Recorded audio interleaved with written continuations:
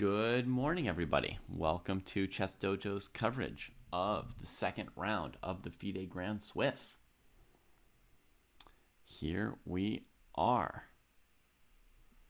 Welcome, welcome, welcome.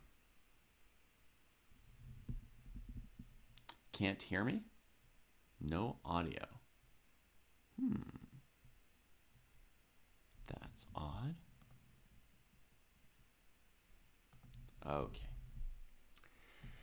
There's just some lag on YouTube then. Good morning. Or afternoon, if any of you happen to be lucky enough to be in Samarkand, which would be awesome.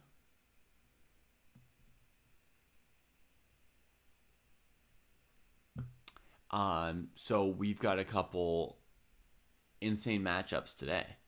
The two matchups that immediately catch my attention.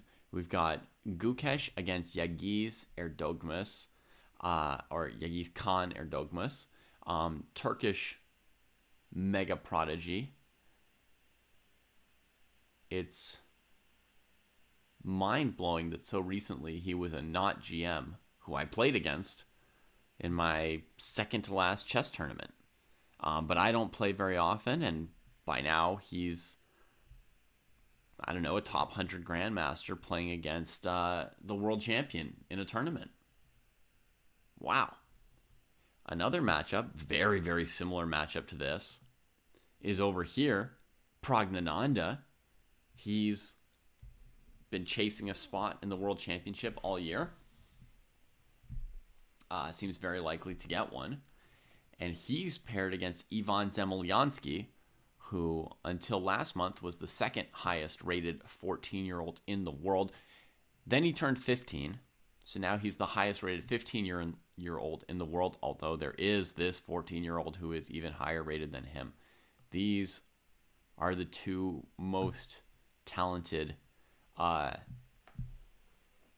15-year-old kids in the chess world, and they're playing against two of the three top Indian players in the world who just a couple years ago were themselves, the most promising and talented young teenagers in the world. All right. Good afternoon, Sushant in India.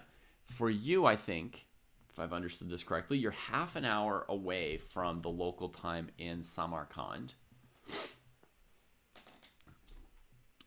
So you're very, very close to the players. For them, it is 3 p.m. in Samarkand, and they've been playing for 7 minutes, but as an anti-cheating measure, there's a small delay on the moves. So we have, another 8 minutes or so before we think moves will start popping in from Samarkand. Jay Anand asks me to answer honestly, is the ChessBase India stream better or the ChessDojo stream better? Jay, I haven't watched the ChessBase India stream, so I can't tell you with any certainty, right? It'll just be a guess. My guess would be that our stream is better. Here are my two methods of inference. Number one, our stream is better than any other stream I've ever seen in the last couple of years covering any chess tournament.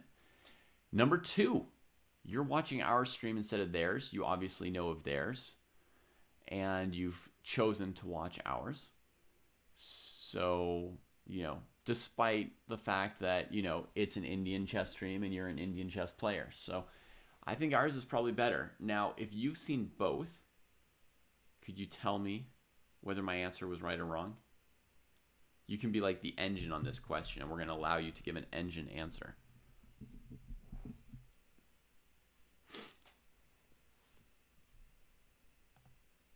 Okay, we've got someone else who would like to answer. Let's bring him in, folks. Let's bring him in. I would change your name as soon as I get you in here. Boom. I would say that in terms of if you are an Indian fan and you were looking for entertainment, then Shagar Shah is the man.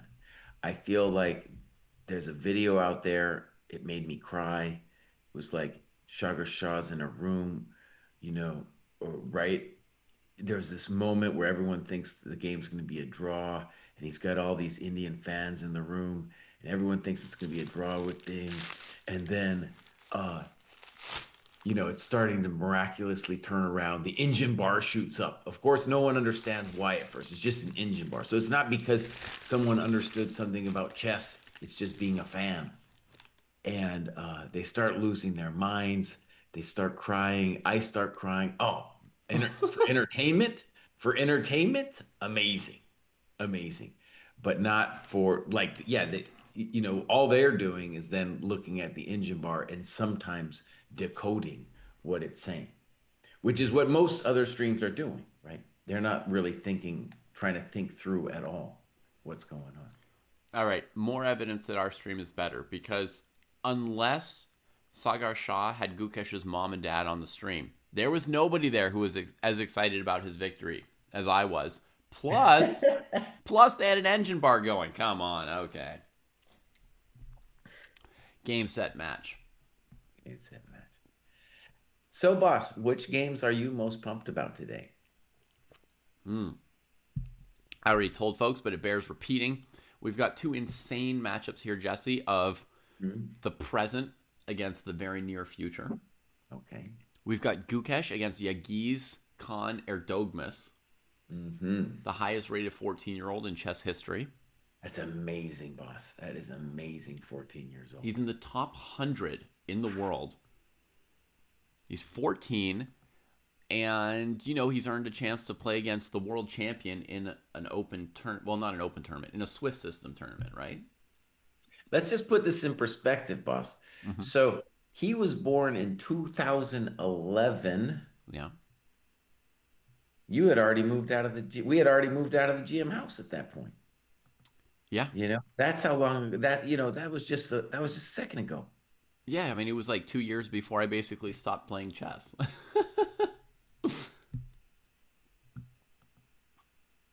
And a very similar matchup for us, Jesse. We have Pragnananda against Ivan Zemlyansky, who turned 15 a month ago, but prior to that was the second highest rated 14-year-old in the world. If he beats Prague today, he'll cross 2,600 FIDE as well. One thing that's interesting, I was just looking at Erdogmus's rating graph, and we had this. I think we had a real. It might have just come about by accident, but once we said it, it was like, oh, that's a real thing. When we were talking about Neiman, and we were saying like, well, when does a kid hit 2,700, right? And so this kid, he's on a slow and steady path. So right now he's 2646. He's gaining like, let's say 4 points a month or something like that. So he's on the slow and steady path, but it's not like a rocket ship. He's been going up slow and steady since 22, June 22. So, I mean, it's interesting. There's so many players. Well, I don't know so many, but there's several other talents that are just kind of right there. And the brutality of it, he must continue making progress. And today, oh, here's his chance, dude. Here's his chance. Now, let me just say, Jesse's saying slow and steady. I mean, slow and steady, but the guy is going up faster than anyone in history relative to his age, right? I think that the record for the youngest 2,700 ever is Alireza Firouzja at age 16. And this kid has what, a year and a half to go for 50 rating points. So obviously he could get stalled at some point, but his rating is just like historical. It's just astronomical. Yeah. That's amazing. But today, I mean, he's probably going to get beat down. I mean, if you want to go up, you also have to get beat down somewhere along the way. You got to learn a lesson here or there. And the world champion is going to give him a lesson. We'll see, dude. We'll see. I think it's a really cool opportunity, actually. For me, I generally just follow the very top games. I've been aware of this kid, but I haven't like watched him live before. So this is a really cool Mhm. opportunity for me. Yeah. Well, his game yesterday was a beatdown, but he was playing a human. He was playing down. Uh, yeah. In a tournament of the top 100 players, Jesse, the 14-year-old is so good that he got paired down in the first round yesterday against one of the lowest rated players. So, a human normal GM who was rated like 2580 or something like that. He won the game very cleanly. And yeah, today Gukesh is going to beat him down.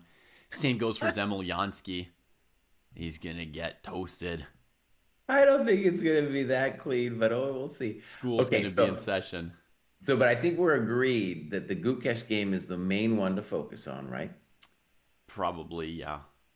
And then I think the for just Dojo fans, I think the Shanklin game will be interesting. Hmm. Seems like they've started the clocks now. They have. Gukesh played D4. A minute ago, they showed me one e4 on his board. Now, then they took it back immediately. Now they're showing one d4. Oh So yeah, we'll maybe see. it's all messed up. Also, Keimer Zhang, I think for a variety of reasons is interesting. Yeah. And Jan against Dogmas's compatriot Gurel, who had a nice game yesterday against. So now he's playing Nepo. So also what you're saying about the old and the new. Yeah. Oh, man. Gukesh is playing against Yagis just like I did. But it doesn't work. He played the Lock Walla, dude. Do you remember the story Um, that Yermo once played this against somebody like Dreyev in a tournament? And Dreyev looks up at him and goes, "You're unusually solid today." And Yermo's like, I don't know if I can say this on our stream. Basically, he just answers with a cuss word and says, "Just play." He says, "F you, just play." No, this is the new style. I think this is very interesting. I might do this. Um, all right, let's talk about it. So, um, what it does is it dissuades you from C5, and it's going to ask you, do you want to play Bishop F5, and are you worried about Queen B3? Right? If you play E6, which is maybe the best move, you could play Knight F6 first. Um, are we then going to simply transpose it into a London that maybe you're not familiar with, Hmm. right? Yeah. And maybe White also has other interesting ideas besides the London here, the London setup. So I think this is a very good practical weapon. Hmm. Also, it's good because it's going to mean that Gukesh will probably be the person who's up on the clock like yesterday. Because Gukesh's main issue is like when he gets surprised in the opening, he already has a hard time thinking too long, and then he goes down on the clock. Yesterday, he had a moment where he thought for 20 minutes on a move, then played a move that David and I didn't like, but maybe was fine. Um, we don't use the computer here at the dojo, but I was thinking, David, I'm okay. Like, let's say we wanted to do a retrospective and just ask the computer a couple key points in that game. I would Yeah. be interested in that. Yeah. Yeah. I mean, I I believe in our way of not using the computer, but I'm not a zealot, you know. As you know Right. from my days of being against draws, I'm not a zealot. There's such thing as a good draw. And yesterday, Kostya and I were watching an Oh end no, boss, game. you're a zealot when it comes to the draw thing, Well, buddy. You are definitely yesterday a I zealot. turned on the engine at some point during our broadcast for one thing. Kostya and I had been watching an end game between Faruja and Amin Bassem, right? And the moves got more and more bizarre. And we thought for sure there's a relay error. Like we just couldn't understand the moves. We've been looking at them for half an Mhm. hour, and then we moved on. It was so bad. I moved on to another game, Jesse, because I was like, well, this game's obviously just nonsense, right? Like, the Yeah. moves are wrong. This isn't the game. So there's no point watching it if it's not the right moves. And so we watched some other games, and I came back after half an hour, and it still showed like the silly moves. And they were still playing the game, and it looked kind of like an end game. I said, it's impossible. Let me go back and see like what really happened. And I turned on the engine. The engine showed that those moves had been real moves. They were just so far out there that Kostya and I, putting our heads together, thought it was relay errors. Hmm. Hmm. And that ended up being a draw, right? And that eventually Faruja won. Fruja won that one. Oh Oh, man. yeah, man. Oh yeah, that's why he's board two right here. Yeah. Dude, it was a hell of a drug what he did, because I can tell you he played on a level like outside of my understanding.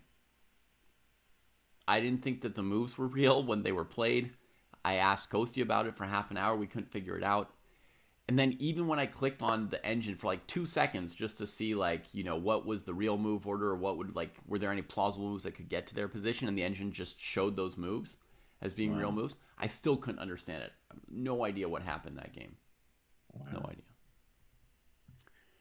Um, David, somebody's saying they're hearing sounds from you. I can't hear any sounds from you. Mm-hmm. They say they're hearing the clicking of pieces moving on the chessboards, which I hear, but I don't see it in my audio mixer. I don't know where they're hearing it because I've got the boards silenced. But You know, you could also turn off the page. I could. That's true. I could mute the page.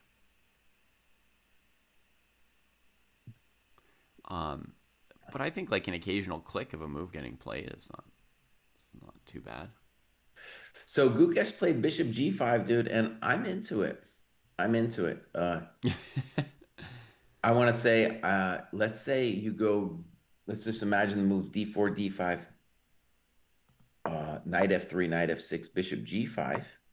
That's kind of well known to be basically equal with like E6. So I assume it's going to be very similar to that. Um, but I think this is great because Gukesh is not concerned about getting an advantage in the opening. He just wants a game where he can outplay this Yeah. kid.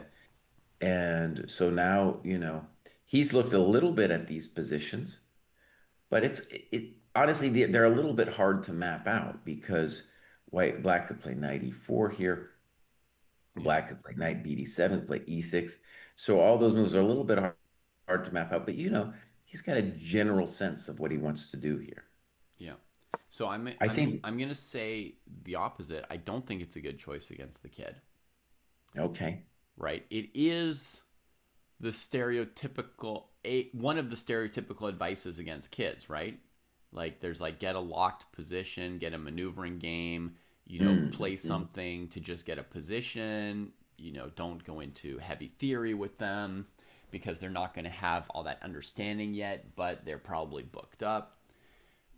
So that's how I played against Yagis when I was white. And no, no, no, don't just hand the guy equality. He was like pushing me around by like move 6 or 7. He's a beast if you give up the advantage. You do not want to get pushed around by this kid. You don't even want to give him an equal position. You need to try and cut his head off before he cuts yours off. You have to just play maximum. Maximum. He's too good. He's too good. No, I think this is interesting. Okay. So anyways, actually, let's get the eval bar going. Sure. I know you sent that to me yesterday, so some here. Yeah. I'm going to adjust mine because I start the eval at 0.1 nowadays, Jesse. That's how I value white in the starting Uh-huh. position. So I always have it just sitting there at 0.1, but I am dropping it down to 0 already That's here. fair. What I did against Yagis, Jesse, was a trick that had worked against Bach in a key game in my career. I played d4, knight f6, and then knight f3 instead of c4. And then he played g6, and I played knight b d2.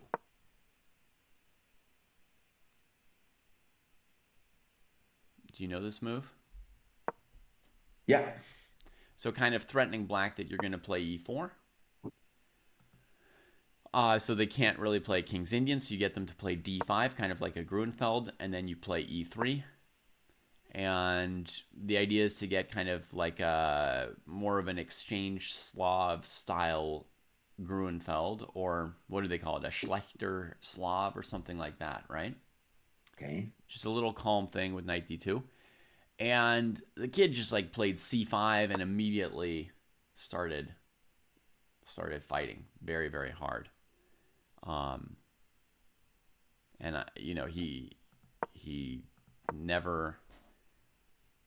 he never stopped pushing. But as an example of how it could have been interesting, I don't know, even c5 is still very an interesting position for you. Mm-hmm. But you could have played by analogy with a tempo up, you could have played b4 there. Instead of e3, you mean b4? Yeah. Yeah, b4 is a move, and then I think black plays a5. So I think it's maybe playable as well. In the game with Bach, I got that, by the way. In the game with Bach, I think I played e3 first, but he probably played something like, bishop g7, bishop e2, castles, b4, a5. I got that. And we had exactly the long positional game that I hoped to get Erdogmus into, but Erdogmus, it was just another level. It was just another level. So where and when did you play Erdogmus? At the Sitges tournament with Kostya. And what was you rated? What was you rated when you December 2023? He was rated 2490 something. He got his first GM norm, and he didn't even care.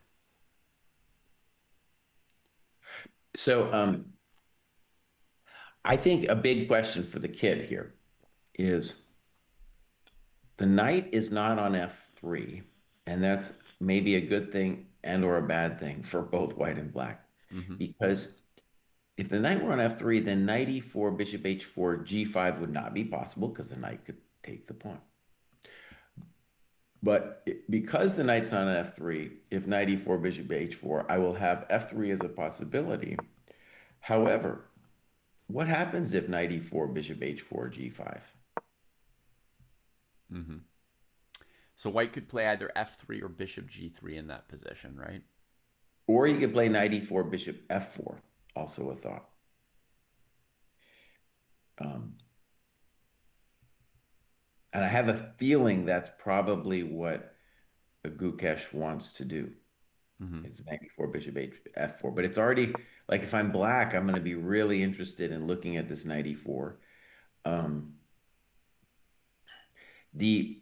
Maybe the safe way to play chess here, I think, would just be to play e6, c5, knight c6, yada, yada. Yeah. I think he could also play bishop f5 with or without knight e4. What happens on bishop f5, queen b3? I'm sure bishop f5 is playable, but okay, let's just add that he's also thinking about bishop f5, but then you got to figure out queen b3. Yeah, I mean, normally there's this line where you go knight e4 against the Trompowsky, right? Okay.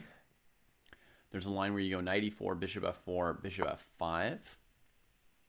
Or honestly, it could be d5 without c3, right? But then I think if you were to play similarly, you'd probably play bishop f5 here.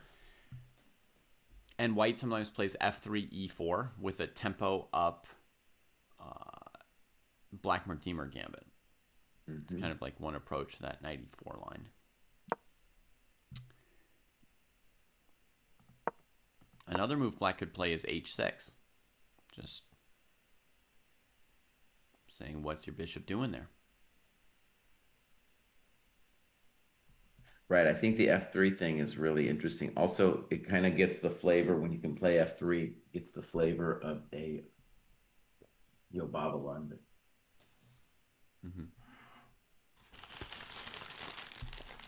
I think that's one of the key ideas of what he's doing is he's delaying knight f3 so that he has the f3 option.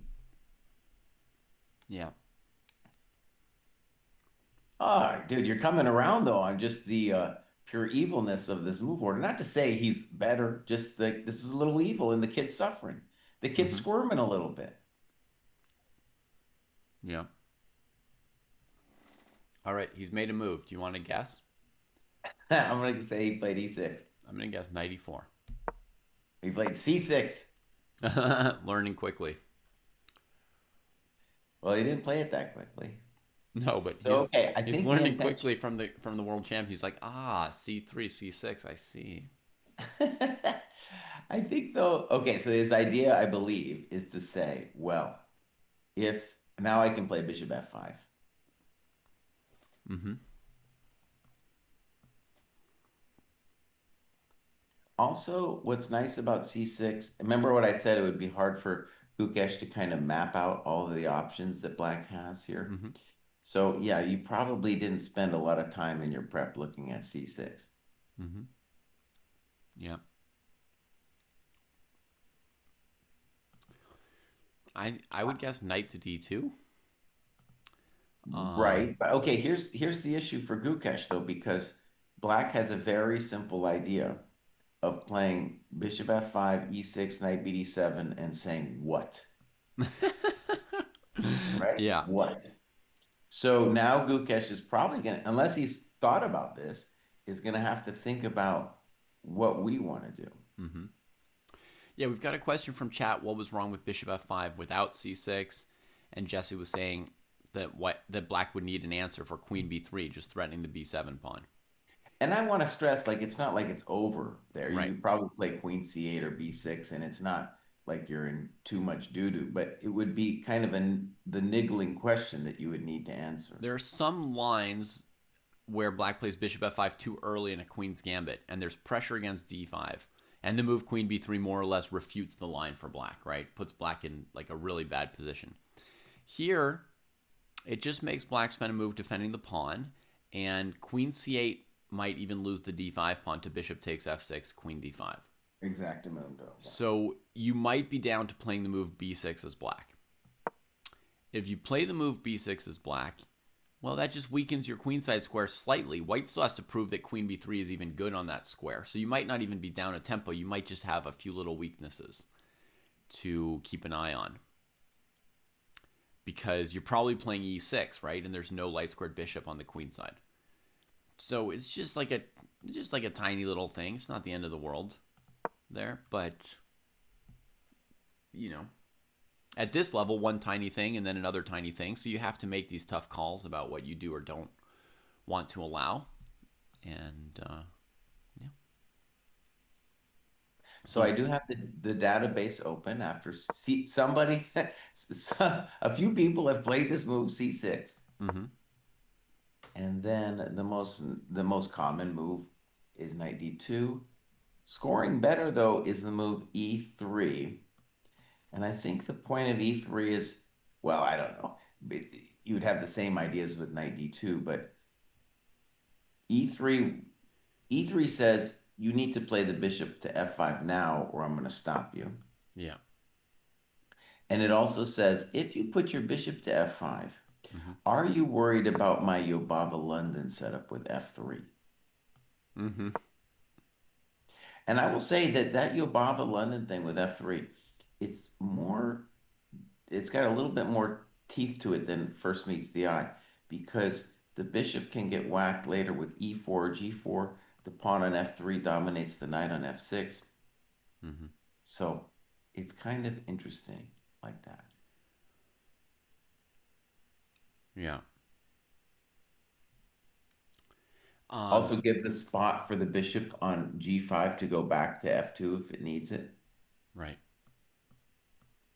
As Skivix has said in chat, I think that now black would answer queen b3 with queen b6 if they needed to at some point. Queen b3 wouldn't be played yet with the bishop still on c8, right? But let's say white played e3, like Jesse was just pointing out, bishop f5. Mm-hmm. And now instead of f3, if white played queen b3, black would play queen b6. And there, queen b3 is completely nothing, right? Just black does not care at all. Well, let's say the obvious thing though.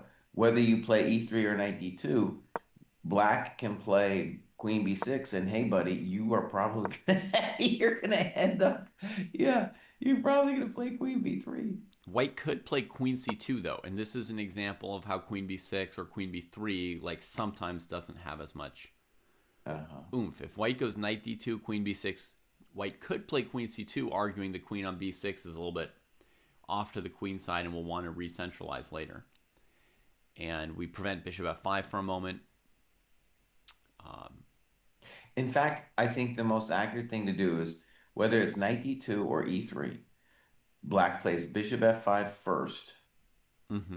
and then plays queen. If they want to play the position with queen b6, the end Yeah, game, then just we're gonna play bishop f5, then we'll play queen b6. We're gonna get that end game, yeah, which I think Gukesh would be fine to play that end game. mm-hmm. It's a very interesting end game. I played a lot of similar positions. Yeah. Well, the other thing Skibix about my knight bd2 line with bishop f5, because you're referring to this famous tactic from the London systems, right? This bishop f5 trick is if my pieces are developed, I don't even need the queen c8 checkmate here because after queen b2, I could just move the rook away. It's not trapped. So because white has more development, bishop f5 is a tactic very unlikely to work for black. Okay, but we got to move. He played queen c2, preventing bishop f5, Jesse. Okay, good move. Well, okay, so the obvious question on that though is how do you feel about G6? Yes, and g6 is definitely up Erdogmus's alley or creek or whatever it might be. It might be up his creek. Yeah. Baby Krabby is scandalized by queen c2. Queen c2 is trying to keep that bishop on c8 inside the chain, right? He wants to go, he wants to go e3 and bishop d3. But as Jesse says, the big question is, what's his plan against g6? Right? What's the plan against g6? Good afternoon, Rachel. Hope you had a great first day yesterday in Samarkand. I've already recapped Ali Reza's endgame from yesterday at the level at which I can, which is to say it was way beyond me. It was super far beyond me. I don't understand the moves. And one thing that's cool is we're here on move 4, and basically, this position has happened. Two players played G6, but they were both chump players, and I'm sure neither Gukesh or Dude knows about those games. Mm-hmm. So move 4, and we're already well on our way. A lot of chumps are saying, oh, opening theory, it's dead, chess is dead. Fools. Fools. Yeah. The super ambitious way to, well, I don't even know. Yeah, the super ambitious way to play against G6, I don't know if it works. It would be to think about F3. I don't know if it works, but that would be the super ambitious way. This is Jesse's idea, folks. E4 with stuff dangling, pawn takes, bishop f6. Now he's hoping that pawn f3 doesn't ruin his day. If he could play queen e2, that would be glorious. But what is going on here, Jesse? Queen b3, ef6.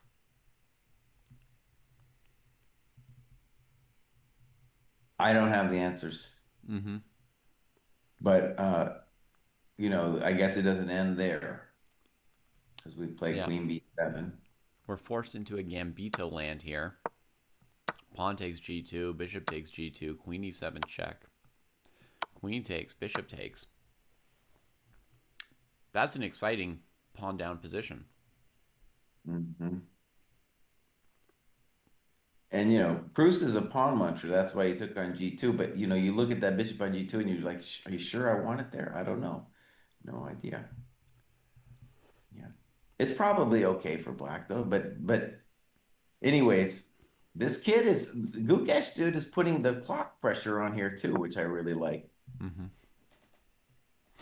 Now look at what these chumps played in their game. So G6, and somebody played knight D2, somebody played bishop F6. Yeah, nobody had the nuts to play F3. I don't know. It goes against a lot of my chess, all of my chess principles to Hmm. play F3 in that position. Also, after F3, you don't have to play bishop F5, of course. You can just keep doing your thing. Let's say black plays bishop G7. What's Yeah, as white an up to? example. Yeah, I think you need to start thinking about developing your pieces bows. Knight D2, castles, H6. Oh, sorry. Knight D2 castles. Does white go for E4? Maybe. That's his H6. big question. That feels insane. Like at some point, you could play G5, take on E4, hit him with E5. It's not gonna, it's dangerous, super dangerous.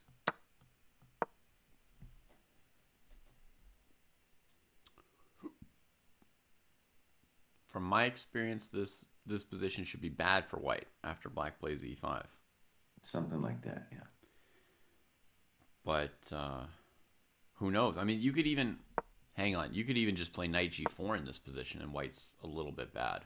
Yeah, I thought bishop G3 was Bishop called G3. for, but then I was gonna go knight H5 and also say that I'm doing fine. Yeah.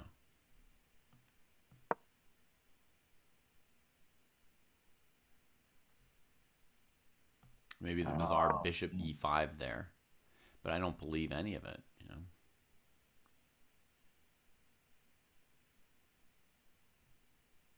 But this is weird enough, that there could be something in it. Sushant asked if I'm a positional player. Not really. I like the way Gukesh is playing, dude. Like, this style is a little very reminiscent of how he's played a lot of the black positions, where he's played a kind of a funky move and gets an original but very risky position. Mm-hmm. And here, I don't feel like he's risking too much yet. He's hardly yet. But he's he's asking some interesting, weird questions, just getting a real game at move four. Mm-hmm. It honestly feels a little bit like Fisher Random already too. It's like the Yeah. pieces aren't quite where they usually are. Yeah. Yeah, and he's trying to keep it that way a little bit, right? He wants to keep the kid off balance for a few moves and not let him settle into something normal. That's why he didn't play something like knight d2 bishop f5, right? You don't want the opponent to quickly settle after, okay, they had to think for 10 minutes or 15 minutes, play 3 or 4 tricky moves, and then they just settle into a simple structure. Here's an idea for you, Mr. Bruce. How about this? Let's say I play 90 or so G6, 92, bishop F5, and then I play Queen B3. And let's just say you play Queen B6 for a second. I probably Maybe would. you should play Queen C7, but let's just say Queen B6 for a second.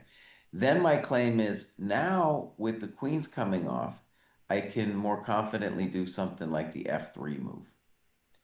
F3 with ideas of G4, space expansion, and just control. And I don't have to play E4. I can also play I can play Right. E3 and So yada yada. basically, Jesse's not going to go crazy. He's just going to play g4 for a little bit of space, kick that bishop back, you know, play a structure with Now I e3. gotta time it right, but I'm not in a hurry to play G4, right? Right. We have to time it right about h5, Yeah. but, you know, Okay, so knight E4 was played, and I think what's confusing about this for the kid is he could have, of course, have played knight E4 on the last move. yeah. And my intuition here is that Gukesh is going to want to play bishop F4, intending to play F3. Against bishop f5, right? I mean, the Well, not against impetus bishop, I think I have to play on bishop F5. I think I have to play queen B3. have to, huh? Well, what am Oh, I and then going you're to? still going to get your f3 position later. I mean, Yeah, I think the impetus for this whole thing for black of playing knight e4 is that they probably want to force bishop f5 now. That's why they didn't play knight e4 on two previous moves and they played it now. Oh, we've got a really cool question / point from Rachel, Jesse. Um, she says, yesterday should technically be the most decisive round because you had the top half against the bottom half. And later on in the tournament, you'll more and more have, people playing people closer to each other in ratings, less mismatches. But we had so many draws yesterday. Yeah, I think we might have to just expect a lot of draws in this tournament, period, Rachel, at partly the level of the players here. I just had an idea for white here too, bud. Mm-hmm. So how about bishop f4? Yeah, you're saying bishop f5, f3, and maybe the point is on knight g3, I just go e4, takes me. Yeah. They can't play knight g3 there. You have e4 taste me. Ooh, So I was right. going to say, wait, if you play f3 here, black has to go this knight d6 move.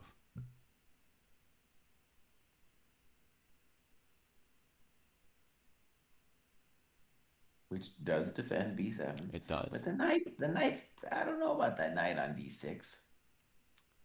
You know. I think the knight's pretty good. Then there's a controversial e4, like what you were doing before, right? E4. Oh, we've got a move already. He's played Bishop bishop f4, f4. 2 minutes play. Gukesh, I'm very happy that he's moving fast. But I think that's just part of his setup anyways. That this knight, the whole point is like we're always gonna do bishop f4 with f3 ideas. Oh man, this And line's completely refuted though that I tried. yeah, I don't think you want to play chess like that, but you can't be taking that knight. Yeah. Bishop takes d6, lost. So against knight d6, I think you just play queen b3. he's played queen b3. And I just want to say, like in my experience of those positions, it's like a trump position, but there's some Yobaba London positions with the f3. They're very spicy, and the pawn on f3 can be really cool at just controlling black's play and then threatening also things like e4 and g4. Yeah. Here, I think it's really not going to be e4. I think it's going to be this e3, g4 kind of expansion like they play in the Jobava London. But he'll be able to put his knight on d2 instead of c3, which I think is a little bit better. He can really slow play it. It's going to feel like an Italian game. Right, Those exactly. I was queenside going to say that. expansion Italian games, which, for example, Shanklin played yesterday as white Hmm. against Dennis Wagner. He got a nice win off of that kind of Italian. E4 does win after knight g3. Cartier more or less. I mean, win is a strong word. It gets probably a very clear advantage for white. E4, if black takes it, you take the knight with an extra piece. And if black takes on h1, you take on f5, and the knight is unlikely to escape from h2. So white will probably get some version of two pieces against a rook. Yeah. I have a question. Is Rock Angel back in the United States up super early? No, Jesse. Is that what happened? She's in Samarkand. Get out. Get out. Yeah. She's in Samarkand doing player interviews Dang. for Take. But the first, the first couple hours, none of the players are done playing. So normally the first 1 or 2 hours of the round, probably, she's hanging out Wow. outside in a gigantic warehouse for press and so forth. Mm-hmm. And I think she said there was no live commentary on site. The official commentary, I guess, is being produced, from a distance over the internet, like our thing. Right. So she's basically watching the games on her phone while waiting for players to come out. And there's a 15-minute delay, so she kind of has to guess. Well, 15-minute delay meaning people will come out 15 minutes before she can see the ends of their games. So she has to kind of guess which games might end, which players might be coming out, and when they come out, she has to kind of guess what their result is to interview them. That's super cool. That Yeah. is super cool. Yeah.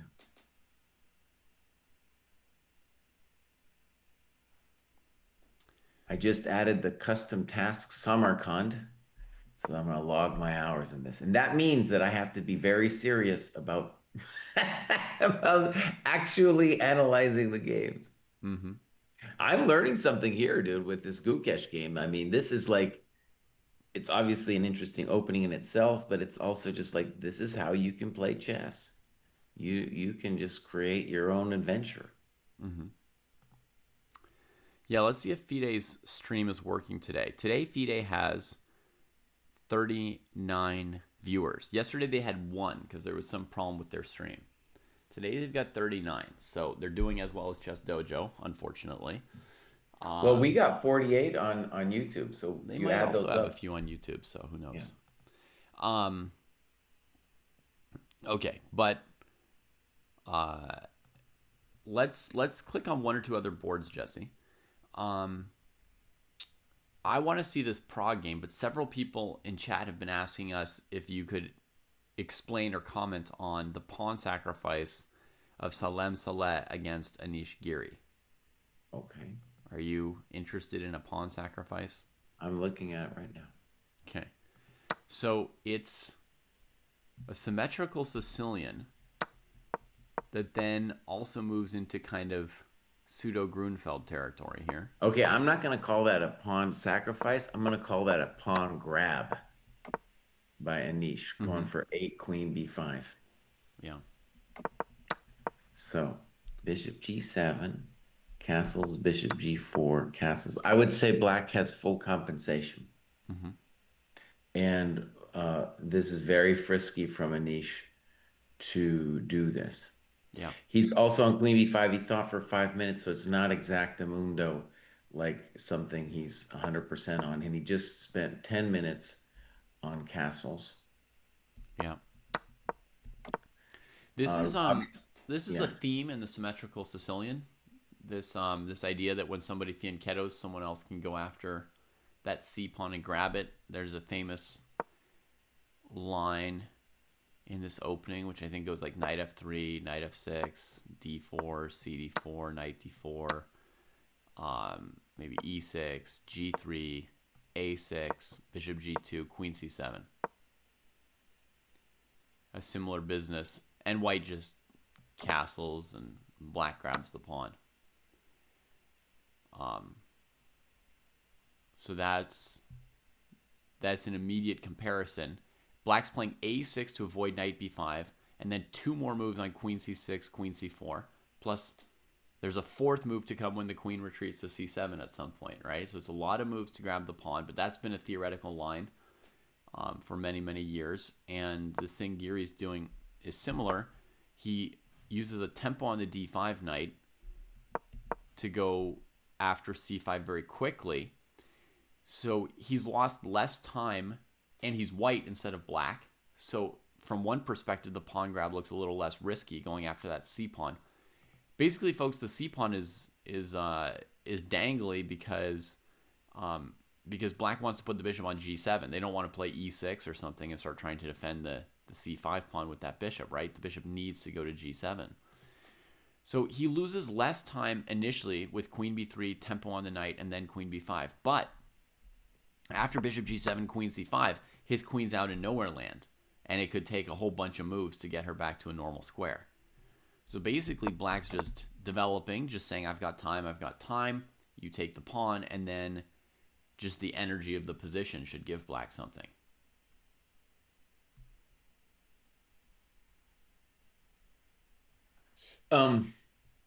Let's go back to Gukesh, bud. Yeah. And dude just played bishop f5. And my sense is after that, white has a choice between f3 and queen b3. In some ways, they might even end up transposing. Mm-hmm. Yeah. One big question is if I do play queen b3, am I really threatening the pawn? You know, my dream would be though that if I got queen b3, queen b6, f3, then I'd want to claim that at least I like the position for white because I'm getting that f3 basically, it's just a nice f3. Yeah. And it kind of shows the proof of concept of the whole opening where by not playing knight f3, I'm keeping the f3 move as a thing. Yeah. In the current position, Jake, you're wondering if you could play g4 immediately right here? That would be insane. Yeah.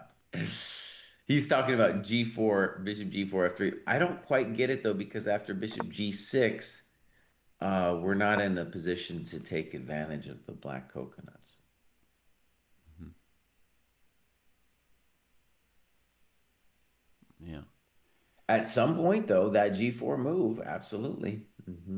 Yeah, I mean, to some extent, there's no rule that says you can't play it right now, but it's a little bit early maybe to show that G4. So G4 could be like a pleasant space grab where you're starting to constrict your opponent, or it can be a gaping wound in your own king side. If you play G4 too early, Black might be able to just play a quick H5 and get real traction on the king side, counter your space a little bit. So I think it's very important, like, how would we handle H5 from Black? And honestly, Jesse, in general, like, if we're looking at a position like F3, Knight D6, Queen B3, Queen B6, Black might consider the move H5 right there to prevent. Oh, sorry, I need a move for White. Let's say Knight D2. Black could consider H5 to prevent those expansions, right? Like in a lot of Sicilian lines now. Hmm.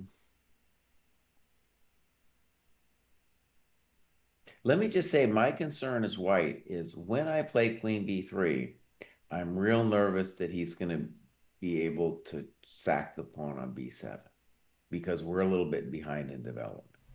Okay. So if I was black, I would be really looking for like on Queen B3, can I do something else to sack the pawn so that I can use this development advantage? I haven't found it yet. Mm-hmm. Okay. But I'm just telling you the kind of thing I would be looking for if I was white and black. Because I think Queen B3, Queen B6, if that happens, then I'm going to raise the eval bar up a little bit for white. Also, question for you and chat, David. If the senseis feel that the time advantage is significant, should they incorporate that into their sensei eval? No, we should incorporate it into our commentary, but the eval bar is the position. So we can say, like, for example, at the end of Anna Muzichuk's game yesterday, her eval might be +1, but she has 0 seconds on the clock, so she's going to lose the game anyway. Okay. I just feel one thing that's interesting about uh, this game is my experience in games like this, which kind of take their own path early. Time, it will become a time scramble. Like, just forget about it. Just both players should now realize we are going to be in a time scramble. Mm-hmm. And so I feel like here the time advantage of 15 minutes, which honestly will probably evaporate because Gukesh loves to think. Mm-hmm. But from a practical point of view, I think it's amazing. I would be saying maybe it's even worth point two, point three. It's a big Mm-hmm. deal because as long as Gukesh doesn't overthink things like he's prone to do, Yeah. um, we're going to get a scramble. Yeah. Well, for that, I think it's your responsibility as a commentator to, keep your eye on the clock and tell people, what it is and how much you think it matters, right? Um, Okay. Yeah. So, all right. I'll say it's yeah. in my little with clock eval, it's going to be point three for Gukesh here. Mm-hmm. Yeah. Queen B3 played quickly. Excellent. Now, let me just say I was into this move because if we played F3 first and then they play Knight D6, the question is, am I threatening B7? Right? Mm-hmm. So now my threat up against B7 is far more real. I don't necessarily want to take the knight and then play B7 because there might be some way that black could sacrifice for compensation. Yeah. I mean, I looked at this position for a bit myself. Was there a way for black to not defend B7 here? Yeah, Right. And I didn't find anything. I didn't either. Yeah. Like, for example, Knight D7, Bishop takes D6, E takes D6, Queen B7, Rook B8, Queen C6, Rook B2. Right? Black can do stuff like that. Okay, let me try to just go for it. Let me Yeah. just go for it here. So on Queen B3, I'm going to try G5.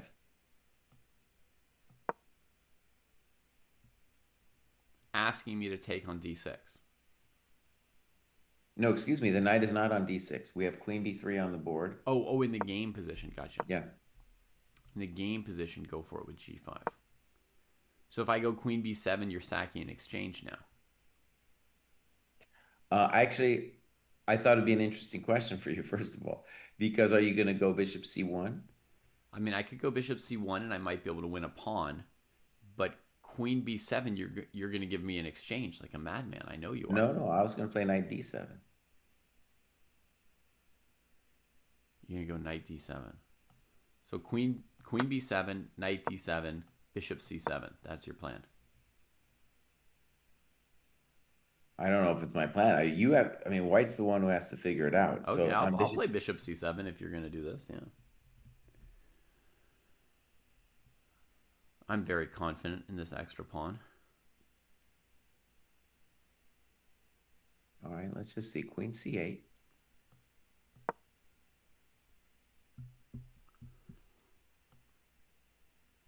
Queen c6. I knew he was going to take. Now, first of all, what's your eval on queen c8, rook c8? +1. But +2 is better than +1. Okay, but I mean, okay, so let me just stress why this is interesting to me and why I would be worried. So again, if I'm white, I'm going to be very comfortable if black plays queen b6 and I get f3. If there's some way that dude can sacrifice the pawn, that's what's going to maybe make me a little nervous. Mm-hmm. So that's why, if I'm a dogmas, now I think a classical player might just be like, okay, queen b6 is not that bad. I don't want to spend forever on the clock. These people who are trained on calculation, they're going to really try to go deep on that kind of thing, Mm-hmm. you know? Yeah, we've got a question in chat. Does Gukesh have any prep, or is he just bluffing and doing something random to get out of book? I would say the odds are, especially based on how quickly he played his second and third moves, I would say the odds are that he planned to do this as something to get the opponent out of book. Because it's not as combative as some opening theory, he couldn't prepare it out 10 moves deep, right? He can only prepare it out in some variations and a few moves deep, but he's prepared something somewhere. All right, David, let me try again. So queen b3, g5, Mm-hmm. queen b7, Yeah. gf, queen a8, This is what I was scared you would do. Yeah. and then bishop h6. What? Bishop h6? Bishop h, that you just played queen b6. We're talking about bishop h6. Yeah, I thought you were gonna play queen b6. I might play queen b6 too. But I'm also just wondering, how are you going to get your coconuts out? Mm-hmm. Don't you worry about my coconuts. My coconuts are fine. You're right, though. Queen b6 is also very scary. Sure, okay, I'll play queen b6. Queen I b6 think was terrifying. both of them, I'm kind of scared of here. Yeah, I only played queen b7 because you told me you were gonna play knight d7 and let me just have a pawn and, and no fight. But if you told me you were gonna play gf4 and queen b6, I wouldn't have taken on b7. So now I'm just regretting. I've been roped in. So, okay, so on g5, I think the main question is bishop c1 then. Yeah. So that threatens f3. However, let's just say the obvious, 1,000 tempos have been burned here. Yeah. Queen b6 was played, by the way, in the game just now by our dogmas, but let's just show everybody this bishop c1 move. It looks really lame, but in the basic line of the Trumpowski, there's a line d4, knight f6, bishop g5, knight e4, bishop f4, g5, bishop c1. And this is mildly pleasant for white because black ends up playing like e6 to defend the g-pawn, f3, knight d6, e4. And then you can play f5 right away as black or bishop g7 first. But basically you end up playing a twisted pterodactyl. And, well, it's not to everybody's taste. Jesse, for example, has probably not played this line as black in a tournament before. What was it? A twisted A pterodactyl? twisted pterodactyl. By the way, bud, I moved my eval after this queen b6 to +2, plus +0.2 for white. All right. a little bit of an edge, just because I think the position is nice for white. Now, I would say after f3, also, I feel zero danger for white, just nicer. Mm-hmm. And that I'm going to whack you with g4 someday. I'm not in a rush. My bishop on f4 isn't going to get whacked around. You're gonna whack us or you're gonna massage us? A little bit of both, you know. Okay. Okay. The bishop on f5 will be harassed. So f3, your knight goes somewhere. I don't care. And then I'm going to play knight d2. Mm-hmm. And I'm going to see what you're going to do. But I just, in general, like the white position. Yeah. I also like the white position a touch. I had already moved it to 7/100ths of a pawn in white's favor. Um, earlier, but you know, we'll see. But so anyway, folks, that G5 Bishop C1 thing. The problem is basically that F3 looms and the G5 pawn is hanging for black, right? So that line that I just showed, the twisted pterodactyl, I think Jesse's aware of the theme, even though he would never play it as black. Maybe he's had it as white once. I, on the other hand, have played that line as black. It's definitely not good. So had Yagi's gone for G5 there, I think Bishop C1 would have redounded in white's favor, because you're just going to get F3'd and the G5 pawn won't be so pretty for black here. Boss, I have to go and I'm going to be Yeah. back in like an hour, but let's Okay. look quickly at Sam's position. To me, it looks like Sam's got what he wants from the opening. Open Sicilian, yep. Yeah, that's what most people want from the opening when they're playing black. But boss, I just mean like Yeah, White has been tanking, played some weird moves like H5. yeah. I think that makes it harder to achieve G5. The knight on A5 can go to C4 or take the thing, depending on what White does. The hard decision for White. Mm-hmm. It looks just like a classical good Sicilian. Plus, Rook takes C3 is looming too. Yeah, So this thing looks great for Sam, dude. I agree. And like knight takes B3, sometimes you have to worry about C takes B3 and then the king hides, like the Fischer idea. Right, Because then right. the C file's closed. But that does not really go with A3, right? Because he can always sack a pawn on B4, give you those tripled pawns, and there's just tons of stuff for black to do forever. Yeah, no, this is very dangerous, dude. Like if I'm white and I want like the natural move might be king b1, which he just did after Mm-hmm. thinking for 9 minutes. Um, I'm worried about rook c3. I'm worried about knight c4. The very basic queen c7 is probably a move. You know, so very difficult for white. Mm-hmm. Knight c4 also threatens knight takes a3 in addition to threatening the bishop. So it's already like, ooh. Yeah, dude might be just taking that immediately. And the rook on C4 is actually pretty good. It Oh does yeah, the apply rook on some c4 is lateral amazing. pressure against D4 and E4 Allows queen c7, rook in the c8. center. You know, it's the whole thing. Yeah, because like in the current position, Shankland could play queen C7, but there'd be a little bit of regret that the queen's in front of that rook. A little bit of regret. So the knight C4 thing is like perfect. You can go queen C7, other rook to C8. Oh man, oh man. Okay, before I leave, I just want to say I'm a GM today because I called this variation that Gukesh played like 3 million years ago. We got f3 on the board, you Mm-hmm. know, so I like, you know, Pruess was saying that he was going to give him a schooling today. And so far, even though it's not like objectively lost or anything for Mm-hmm. Black, we got an advantage on the time. We got him in an uncomfortable position, and it's a novel and interesting one, and that's schooling. David didn't like the opening at first, too, by the Mm-hmm. way. I just want to call it. I called it there, too. I Yeah. said, this is going to be dangerous for the kid. Yeah. I was wrong. I thought that the opening didn't look very dangerous. Now, obviously, I do think it's dangerous. I see it as a good choice now, so I've revised my opinion there. Um, yeah, it's a little bit evil. You couldn't hope for much more than this in 7 moves with white Right? these days. I mean, Yeah. probably objectively a tenth of a pawn better, plus a head on the clock. Yeah. New territory for your opponent. It's a lot of pressure for them. All right, boss. I'm gonna be back in about an hour. Yeah. All right, See you, bye. Jesse. We're gonna have to switch our Scenovich here for a moment, folks. We're gonna go back to the one board view.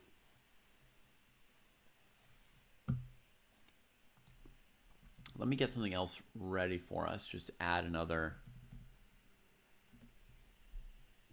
little piece to the puzzle.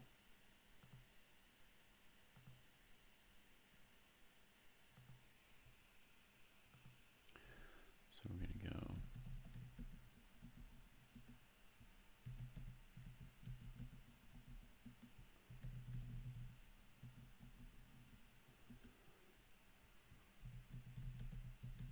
I'm just going to put some of the players who won in the first round up here. Giri, Magsudlu,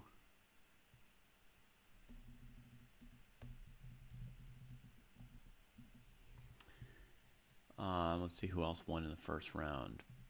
Puranik. I can't fit them all, but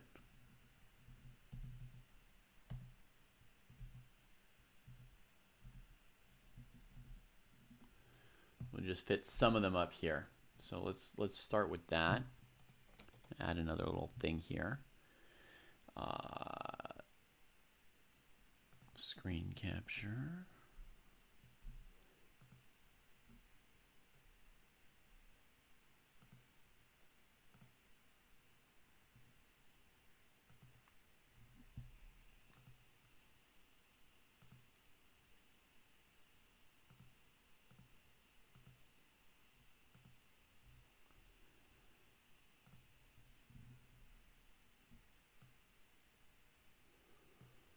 You notice my file still has the Ding Gukesh match in it.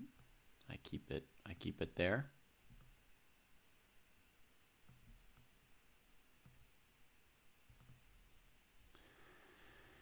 The standings that we used during the Gukesh match against Ding.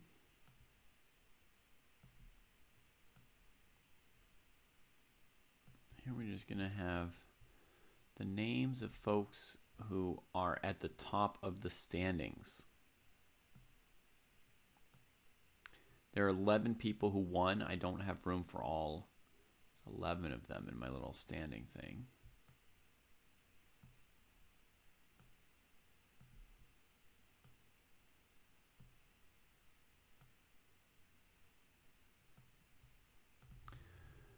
There we go. That works for me.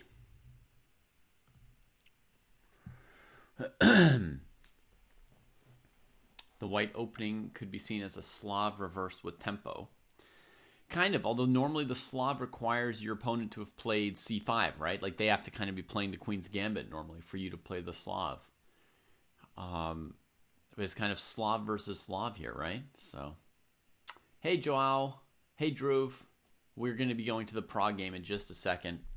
I'm just going to add 2 more names to my standings graphic that I've just added to our scene here.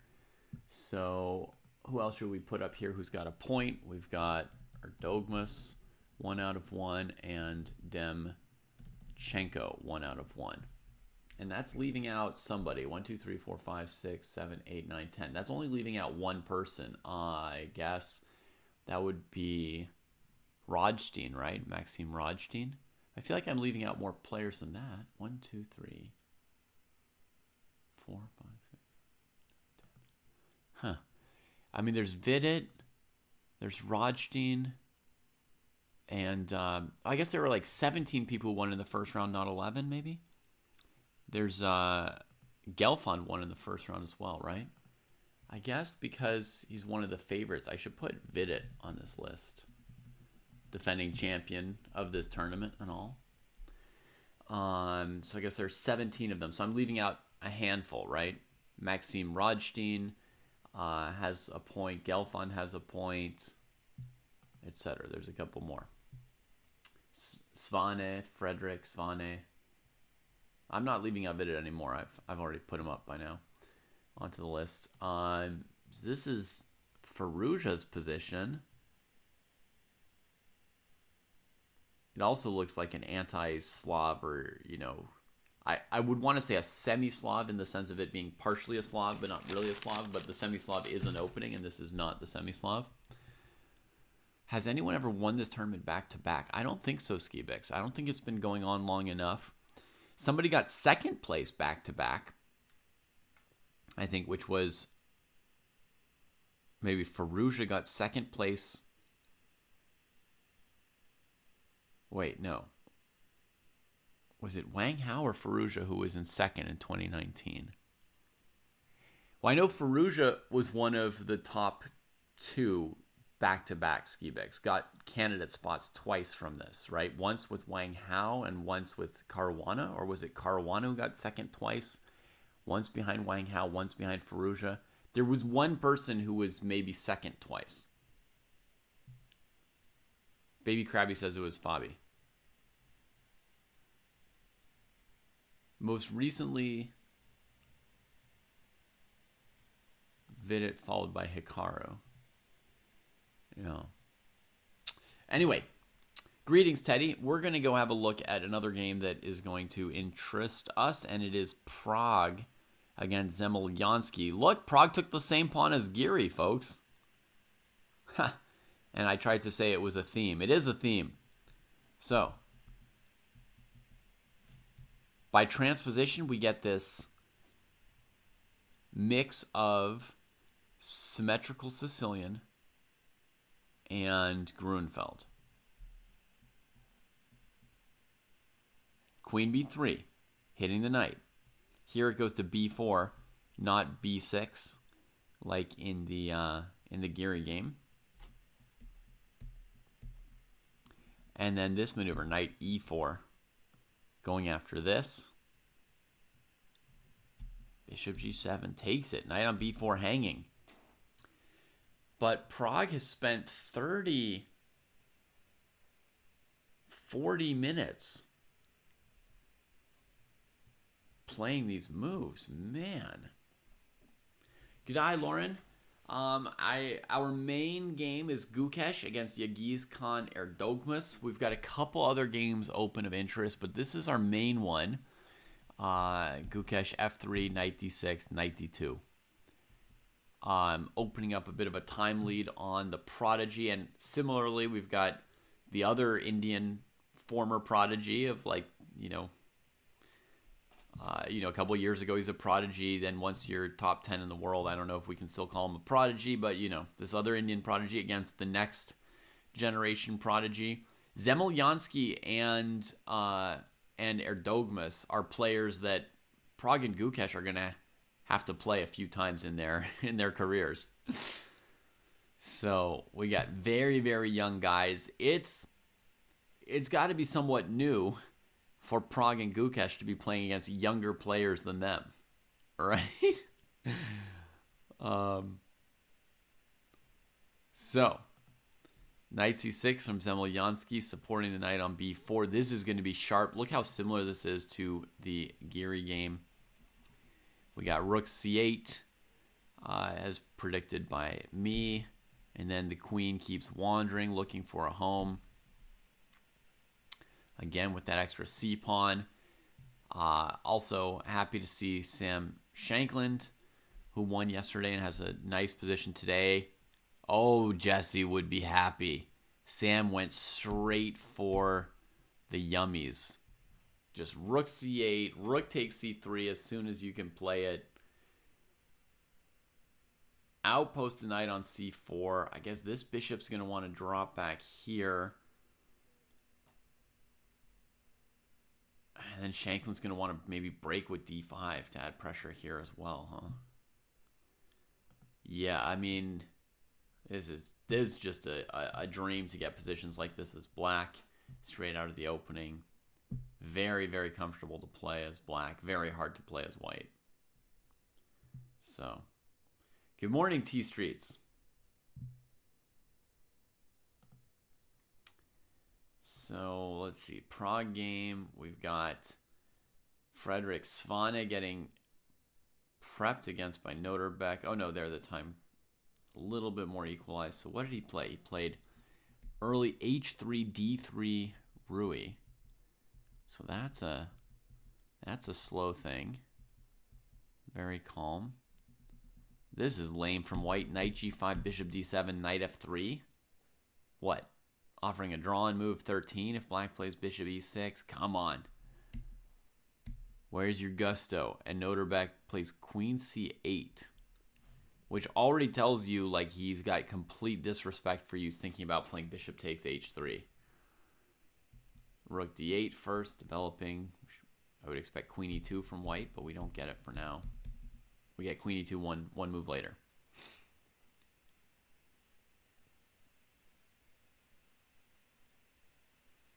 Skibix. Yeah, I mean, I think that basically modern players found that g4, the Kraai's attack, once thought a little bit too aggressive. I think over time, modern players found the Kraai's attack to be pretty good for white. But I haven't ever confirmed that with like a, with one of the new neural net super computers. So I don't know if that's one of those cases where chess players where the modern chess players were gradually like honing in on the right ideas, or something where they were wrong and it turns out it's playable. But I can throw it into my computer here real quick and see what it says. Yeah, it says e6 is mildly inferior because of the Kraai's attack, when black has to walk a very narrow line very quickly. So that is something where the sort of knowledge that was kind of circulating around IMs and GMs in the 2000s is backed up by the supercomputer. If you play the main Scheveningen move order as black instead of the Najdorf move order, if you play the main Scheveningen move order, you allow white to play g4 on move 6, and it just makes life a little bit harder for black than some other openings. Hey, Alvin. Oh, I can take this out for a minute while Jesse's not around. Give my ears a rest. Okay, so Noterbeck is looking at, knight f4 and then maybe still sacking on h3 at some point. Svane tucks the queen in to try to defend those squares.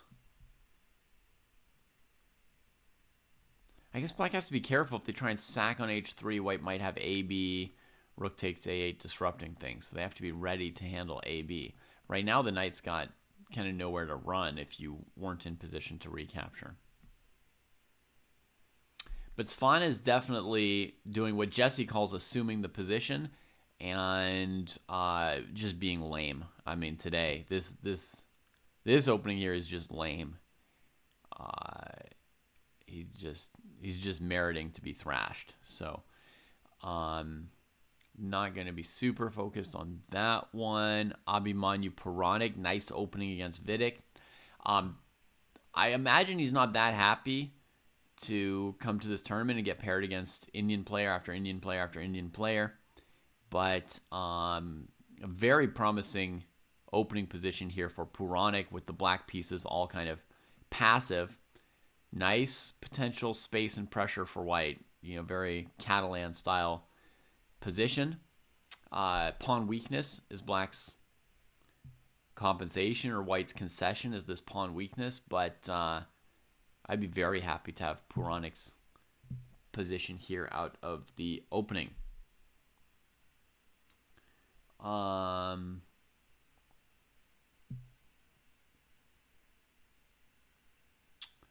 So, Jay, you're asking, is Gukesh going to go for like bishop takes f6 and then pushing e4? And I would say no. I think he's going to play with e3 and g4. Okay, we've got a move or two here. Knight d7 was played, and then g4. Then bishop g6, and then h4. So he's expecting h5, g5, just holding some space, but giving black the f5 square temporarily and room for the bishop. So he's just grabbing some even more space here with g5, huh?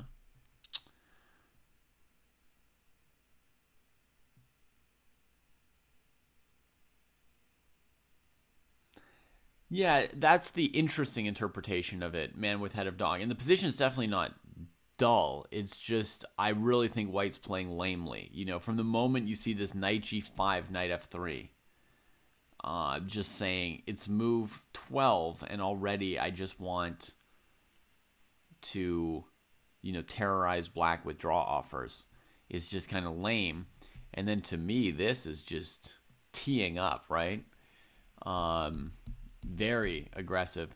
And this g6 is so he can play knight h5 without hanging some kind of knight takes e5 tactic. So very, very aggressive.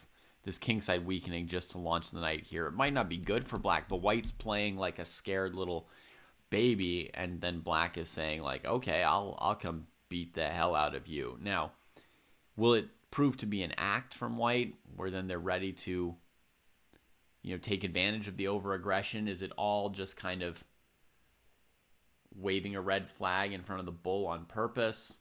And Svane, will defend it well and has it all in hand and in mind what he wants to do with this, perhaps. But I would definitely be the bull in this situation as well. I would be provoked. I'd be wanting to sack on h3 out of the opening against somebody playing so annoyingly as white, shall we say. Hans Niemann drew his first game yesterday, Lauren. His opponent played like a genius for much of the game, and it was Gabriel Sargsyan of Armenia, if you know the fellow. A really great chess player. I do love Gabriel. Queen g5, by the way, was hitting this bishop, so Saleh had to make sure to cover that. And yeah, you couldn't immediately chase the queen around. Maybe white could play d3 and get her back in if Giri wants to here. But then Sargsyan didn't play the most accurately and kind of let Hans off the hook. And it was a draw. But Sargsyan had a couple amazing concepts in that game.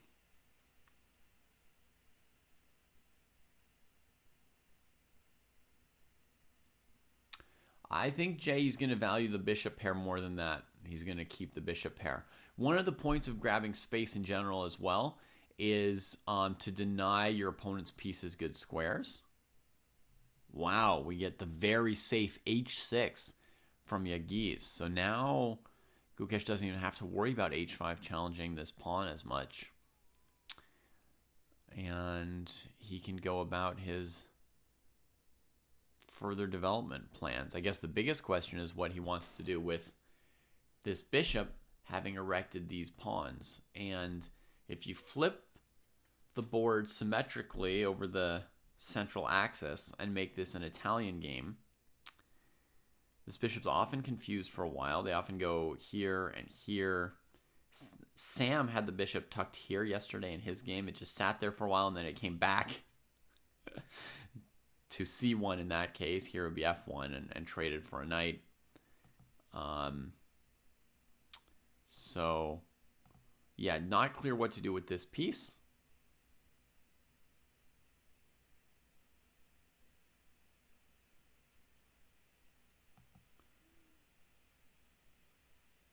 But I would predict e3. And Gukesh does have this nice extra 20 minutes that Jesse emphasized. It's pleasant. And, yeah, hopefully he has some facility and comfort with this position so he can also continue playing some of these moves reasonably quickly, which would be convenient.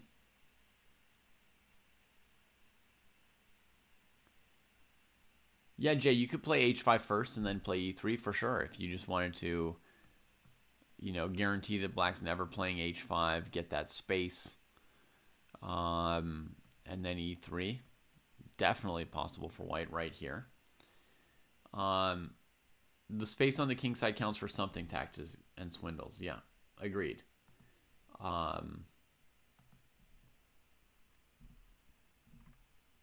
Jesse has it at 2/100 of a pawn. I've got it at 0.15 for an average eval of 0.175 here.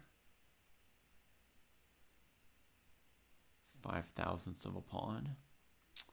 And a queen trade's very likely. It's not easy for either player to back off this queen trade now.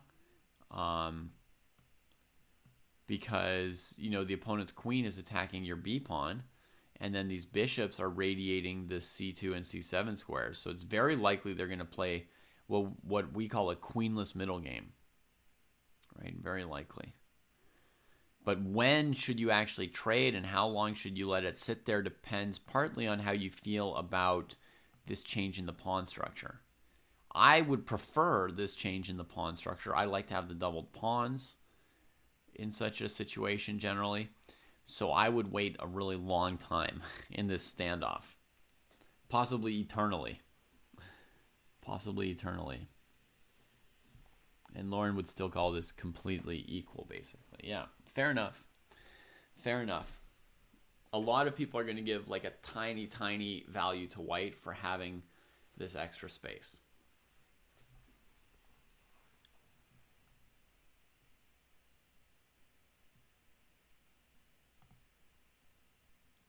But yeah, it's hard to be certain about that fairly subtle factor.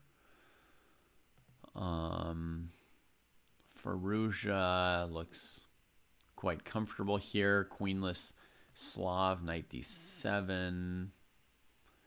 Should be fine. Everything looks pretty fine for him. Oh, there's some idea of this at some point, but they can't do it yet. Yeah, so he's got time to play knight d7 if he wants to. Bit rushing the bishop out to counter this potential pressure, and knight e5's a big question here. Maybe he'd play bishop d6 there.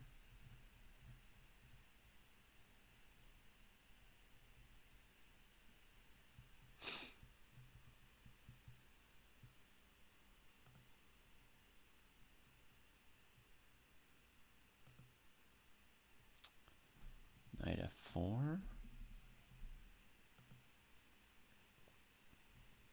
Geary.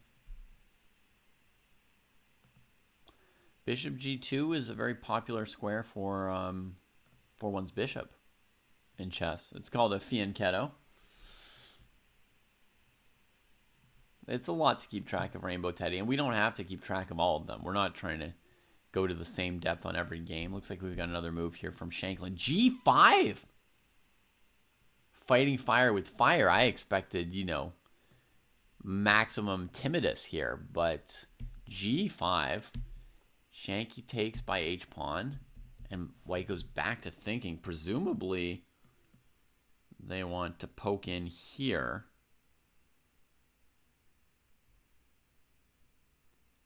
Potentially a sack on e6 for white.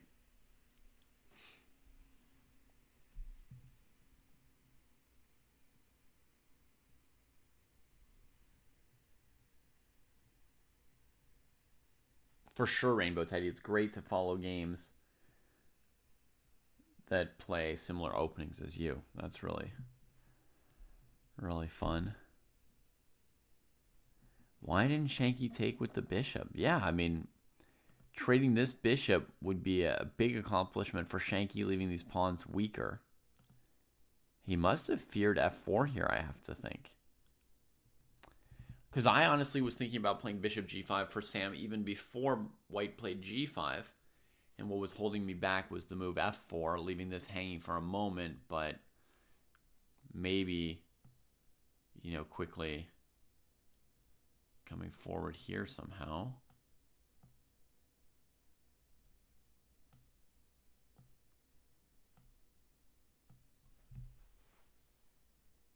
Something like this. Maybe knight takes b3. Right here. But you've sacked in exchange and you straighten out all the pawns. I guess white gave you the g pawn and then you grabbed the e pawn and who knows how good or bad it is. But in this position, yeah, we can definitely feel F5's coming. I don't know about feel, we can see. We can see now. Now that white doesn't have a pawn on e4 to go e4, e5, we can bring this here.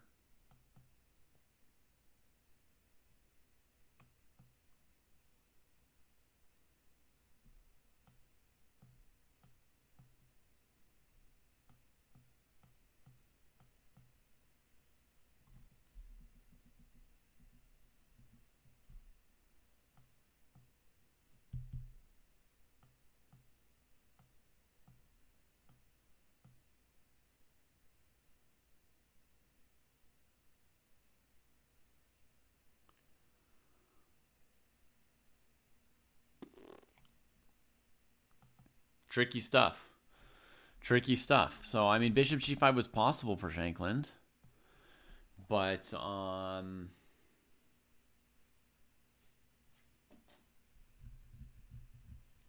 h takes g, reasonable as well. It's very, very hard to say which one looks better. Shankland spent 4 minutes on it, which means he didn't know the answer, but he didn't want to spend his whole life savings on this decision because he thought, probably because he thought it doesn't make or break the game, you know? Not because one of them's like obviously way better than the other, just because if they're somewhat close, then you don't want to spend 15 or 20 minutes on it. You just want to play one of them and keep going. So, all right. We're saying we've got...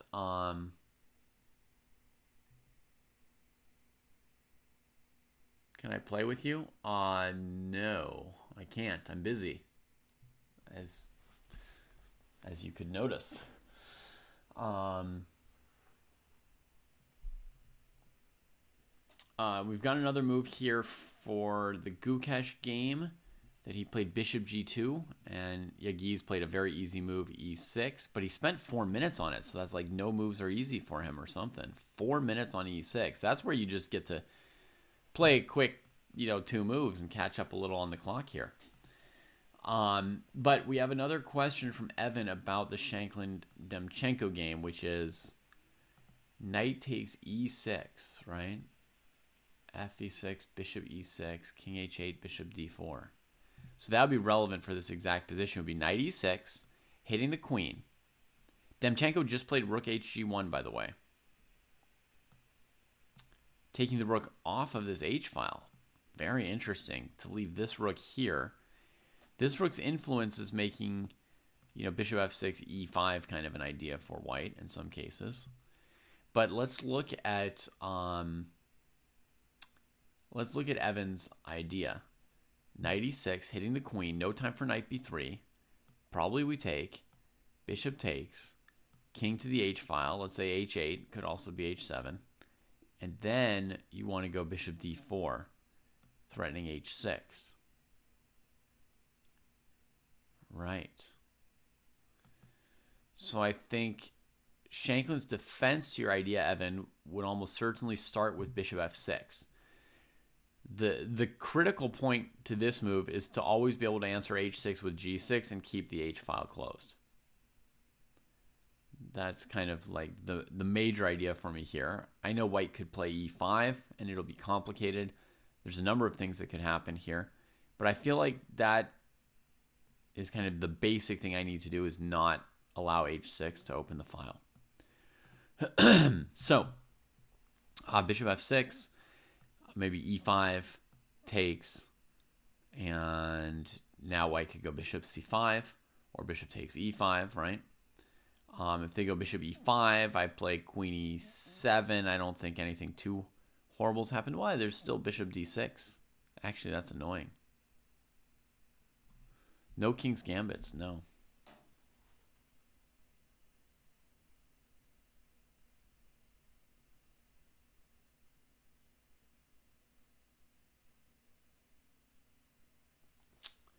All right, I'm going to need to calculate something crazy here.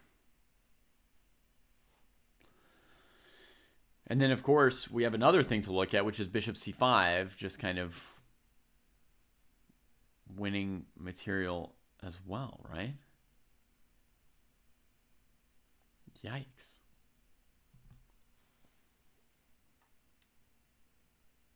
You're right, it does look scary, Evan. This is a very, very critical line that you looked at. This is, by the way, Evan, you may already know this, but it's a useful comment for everybody, probably to some extent.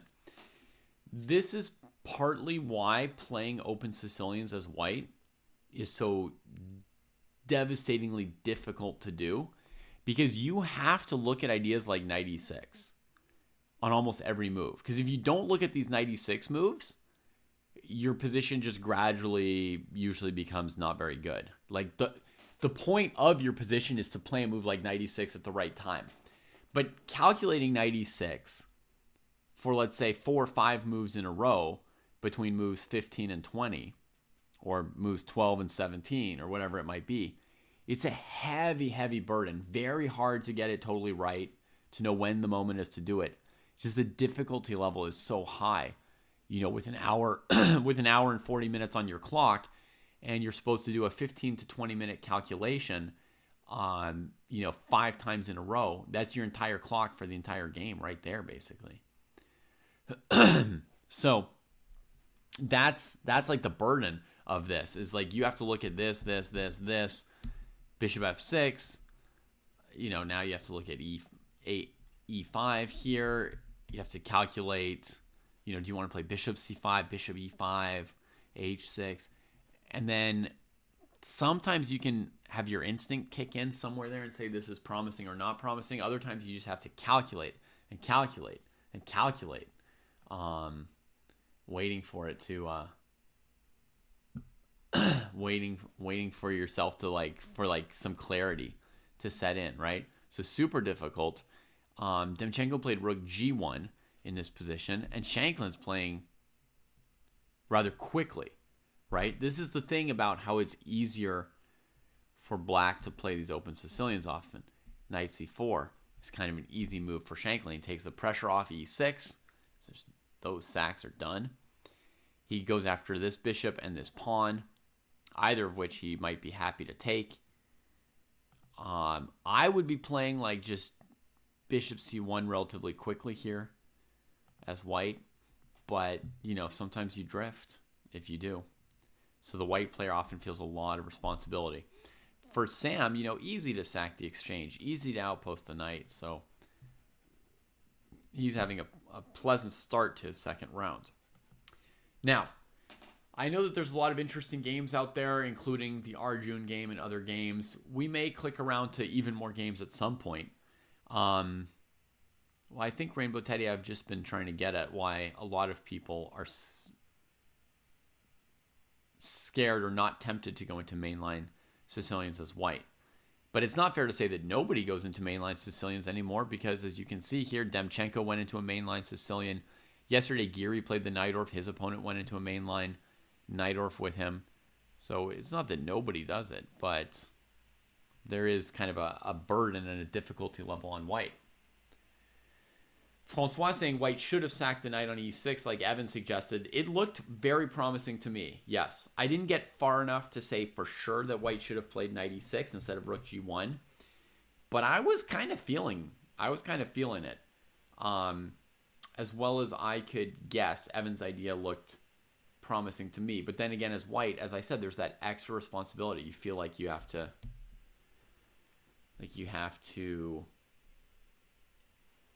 calculate pretty deeply before you give material like that. Alrighty. How am I feeling today? Okay. Feeling okay.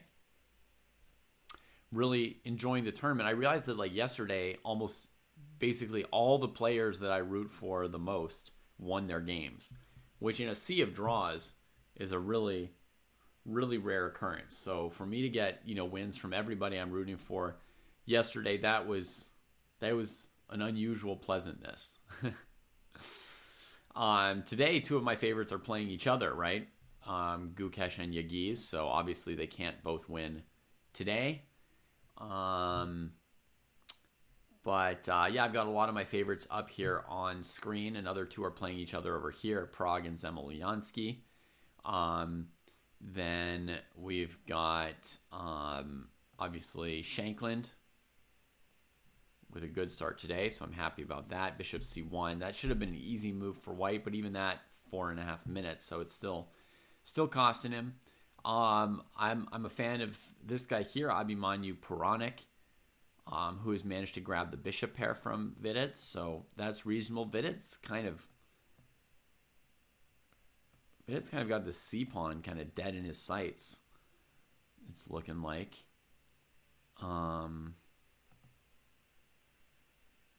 Maybe here knight to b5 could come. Sacking this pawn, but getting one of these.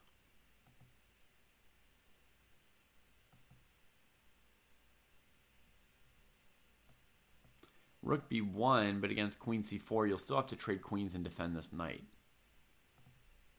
So, you know, it looks like a reasonable position for Abhimanyu for me.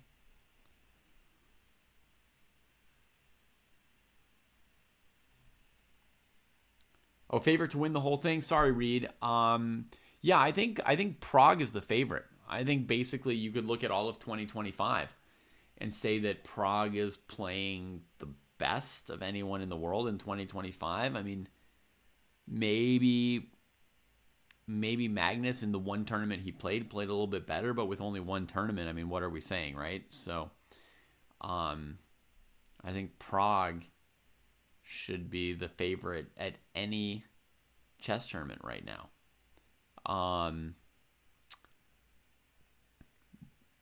You know, so who else might be in good shape here? I think then it's kind of, I think maybe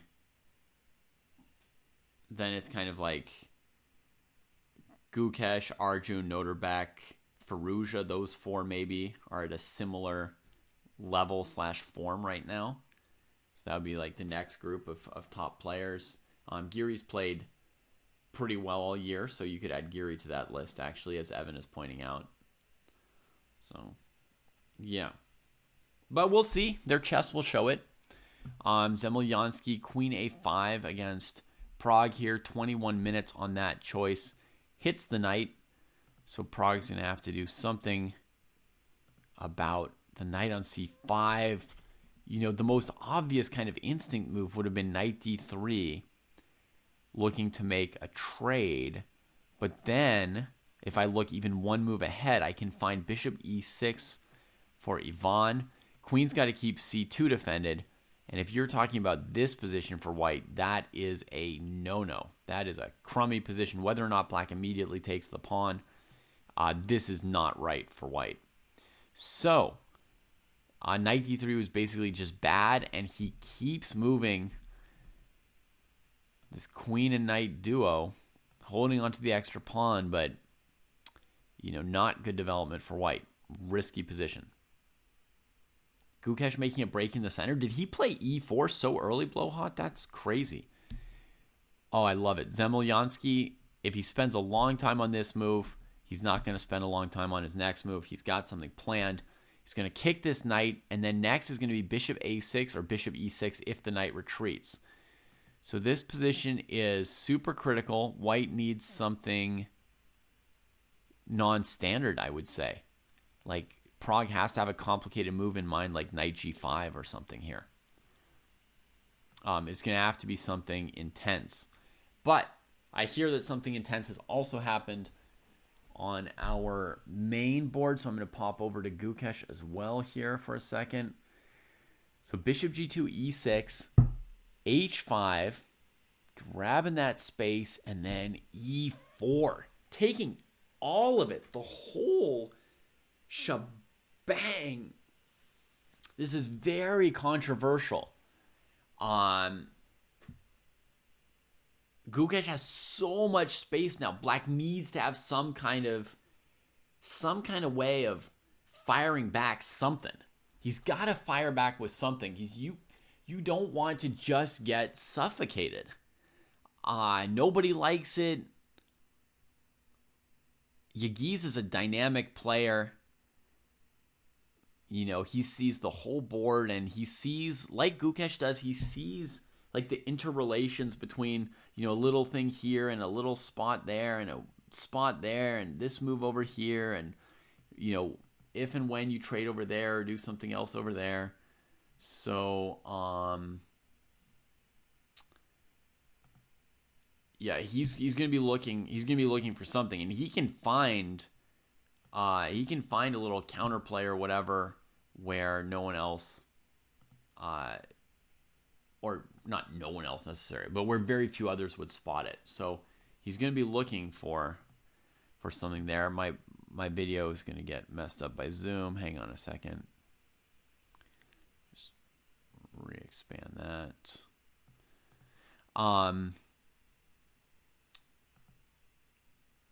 So what does black do? Asked Blowhot, right? Like, where does black find a spot to do something? It's going to be something like c5 or e5 or knight c4. So let's have a think.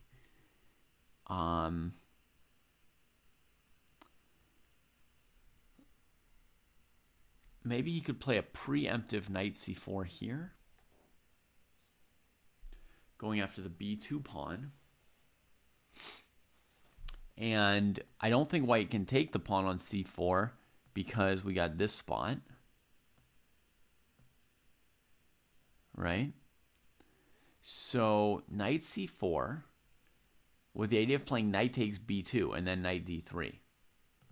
And if white takes and can't take here, they've got to play the next move, which has got to be queen b6 or queen c2. If they go queen b6, then a b6. Now I've got something, right? I've got this file. I've got this weird little pawn mass, and my knight can dance over into the queen side and find some spots to do things. So maybe what white would prefer would be to now keep queens on the board. If I go for this knight c4, say they've got an amazing center, keep queens on the board. The center is going to be maybe worth more in a middle game. But now as black, I want to hit white from here. I don't know if I would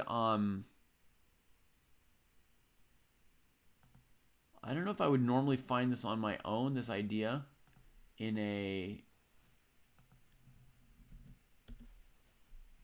game, but I'm asking myself, like, what would Yagiz do?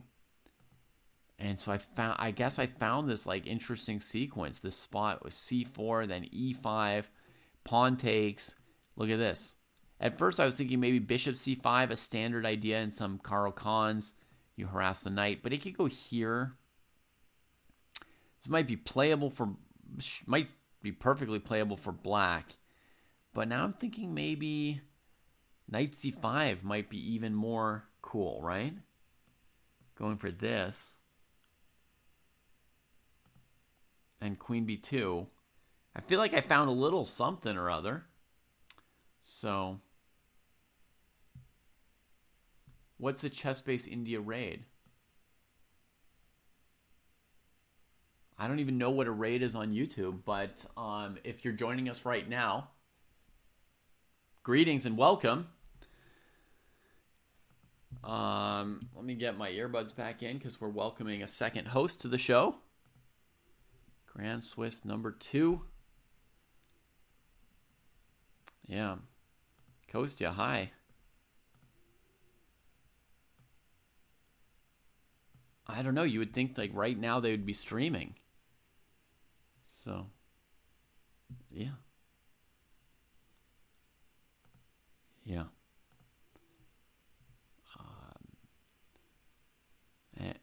And at just this moment, all my stuff's not working, but let's see if we can't fix it. There we go. We got Kostya on now. Oh, they're giving us a shout out. That's so sweet. Nice.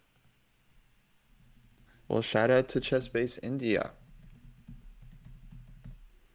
All right, you handle that, Kostya. I don't know how to do shout outs on YouTube. I'm doing it. I'm shouting them out right now. Shout out to Sagar Shah. He's awesome. I Uh-huh. met him in Budapest last year. Super, super nice guy. Oh. And yeah, love all the content coming from CBI. Yeah, well, we are watching we are watching our boy and your boy Gukesh right now. Um, Mutual boy. yeah, and we're trying to figure out what this prodigy Yagiz Khan Erdogmus might do against him here, because at the moment Gukesh is trying to seize the entire enchilada. He's trying to Oh, take everything. Um, First we were like, okay, F3, he's going G4, H5, just grabbing a little something on the king side, right? But no, then he plays Bishop G2, E4 as well. And suddenly, you know, he's trying to grab so much that Black needs a counter. And I hope that the Chess Base India fans are also fans of this Turkish boy. Um, not today. Not Not today, today. you fear? I hope you guys are and can appreciate both sides of a great chess game. Gukesh couldn't do anything great if he didn't have a good opponent. And the hope is that Yagiz can show up today. And I came up with kind of a cool idea for him here, Kostya, if I do say so myself. Have you got the Gukesh versus Yeah, I'm looking at it. Yagiz position? All right, here's what I came up with for Black. So White's basically trying to like take him into like a French or Caro advance, right? With a Yeah. nice big space advantage for White. I came up with the idea of playing Knight C4 immediately ourselves as Black. Looking through at B2. Oh, this is what I like. Laser says we love all chess players. Sushant didn't come from Chess Base India. Sushant was already here with us. Says, yep, future world champion. Sushant is Indian though, so Indian fan. Giving respect to the opponent here. Very, very good. So Knight C4, looking through at B2. Idea is to just take on B2 with the knight next move, right? Like if White plays E5 or something, we just take on B2. If Wait, White knight c4 in the current position? in the current position, Kostya. Yeah. So knight takes c4. Yeah. So I only found this variation because I asked myself, what would Yagiz do? And then I came up with this like crazy looking knight c4 move. So White can't take twice on c4 because of queen b2, I think, hitting g2 a1. Yeah. So they could take once, and then they either play queen b6 or queen c2, right? And if they go queen b6, I play a b6. And my point is I've given up the whole center, but we've got this endgame without the queens. I've got b5, knight b6, knight a4. I've got something to do for Black. Or maybe I'll Yeah, play that looks nice for white. maybe I'll play a b5, b4 pawn sack. You think this looks advantageous for White? Yeah, I would think white's better in this endgame. Okay. Might be. But Black's got something to do. You have to Yeah, play yeah, you have something to a3, do for sure. b5, and then you have to move your rook to avoid b4, right? So you play something Yeah. like rook d1, and then knight b6, heading to a4. Yeah, I still feel like white's better. Okay. Just put the rook on d2. Just put the rook on d2, knight on e2, defend everything. Because this bishop on h7, I mean, it's really it's getting squeezed. Okay. Maybe I need to throw more at the white position and try c5 on move after rook d1. Yeah, And basically, probably knight e2. and then you can put the knight on d4 and keep control over b4, right? Well, there'll be some e5 stuff. So So, take. I think I have to take with the pawn. oh, that's fine with me. That's what I kind of wanted. Takes. Oh, maybe hold on. Maybe I can't take with the knight because b5 is also hit. All right. Yeah. This is risky business. Maybe rook a5, right? But we're getting super crazy here. No, yeah. Rook a5 defends the e pawn. Knight c7, king d8. The pieces are still hanging. Maybe. But okay, I've got another move. If I'm worried about cd4, I could play b4 here, right? And now my rook is activated. I've got some juice. My bishop h7 is a big problem. It is a big problem. Whiskey business. Yeah, I guess I guess I'm asking what black is black is black playing for equality or just to like not get a horrible position. I'm playing for either equality, but at least like making it somewhat of like a two-way street. I want some some spot on the board where something's going my way. Right. And then okay, on knight c4, I guess I would also. So what if white takes once and then Right. drops back like White can queen take once and drop back as well, right? Very b2? logical as well at this point. Mm-hmm. Because you've got this center, which might be even more valuable in the middle game. What has black done with d takes c4? And finally, you've locked out the bishop on h7, so you can finally step away from the queen trade if you want. But here, I came up with e5, d5, knight c5. Coming into d3.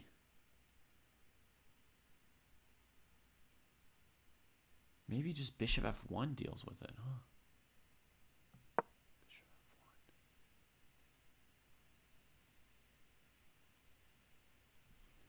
I guess I'll give my check anyway if I'm black here. Takes. Well, on bishop f1, I think knight e6 is also an interesting option. I'm not sure. We can try this. Also, hello everyone to the Twitch chat. I said hi to the YouTube chat, Chess Based India. I didn't say hi to Twitch. Got our Dutch friends. Some Hans fans. Love it. Love it. Witty Alien is quitting. Quitting? I met Witty Alien a few months ago. Super nice guy. Quitting what? Yeah, what does the Witty Alien do? Are they going to get naturalized and no longer be an alien? Um, no, that's just the username. No more content creation. Oh no. Yeah, I thought of this idea, man, with head of dog. Knight c5, there's bishop e3 with the idea of knight d3, check, king e2. Defending the bishop, right? But against bishop e3, I had planned queen b2. So we got a5 from the kid. A,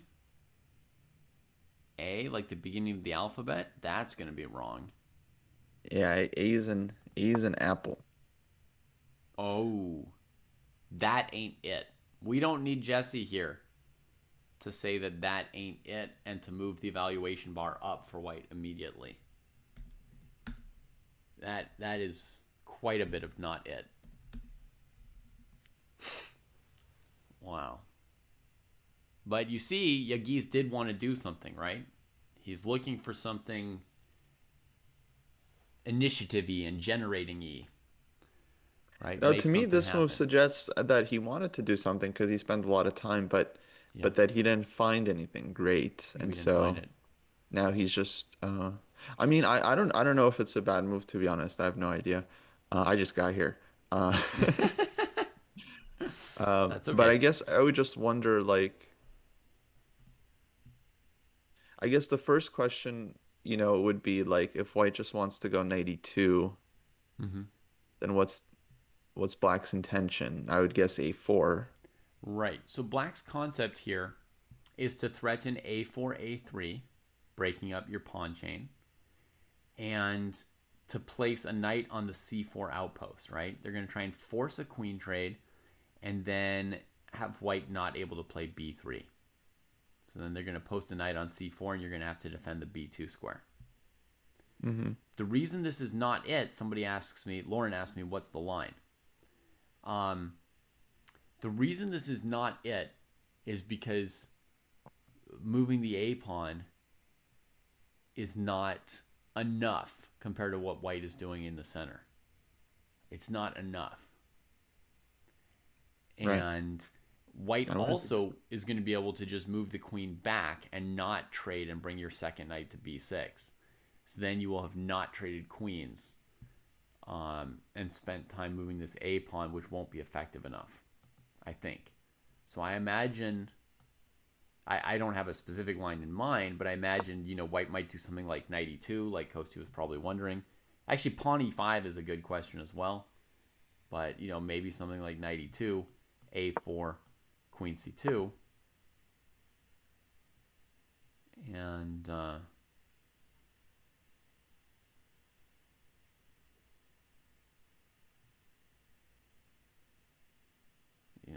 is just not enough. I mean, even trading queens, queen b6, knight b6, castles queenside. Even that, I don't feel like it's quite enough for black. They might get one knight trade, which relieves the cramp a little bit, but it's not quite enough. Mm-hmm. But at least that is something that black does want, and they're still kind of maybe fundamentally sound position. We got Rach Angel asking about Zhang versus Keimer. Mm-hmm. Yeah, we can check out some other games as well if we'd like. I don't have Sean Keimer open yet, but I can go find it. But maybe with Kostya joining us, it'd be a moment to just sort of tell Kostya what we have seen so far, so he knows what's going Yes, on. please. What And is then happening in round two? that just kind of helps us to also occasionally update everyone else who's popping in now and then about what's going on. So we've got 17 people on 1 out of 1 from yesterday.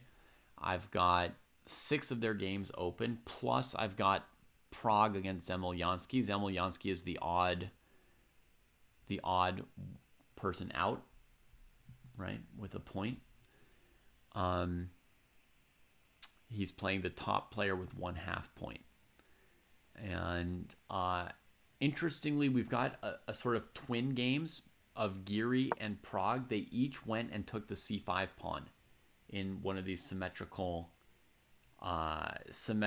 Englishes / Gruenfelds or anti-Gruenfelds. Oh, Geary playing Saleh Salem, which is a Yeah. very, very winnable game for him. Yeah. But both Geary and Prague playing very like high difficulty level games because they each grabbed a pawn where black has, 80, 90% compensation, is just hard to handle these positions.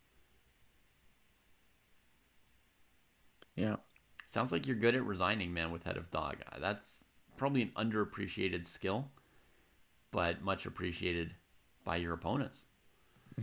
Yeah, everyone loves a good resigner. Yeah.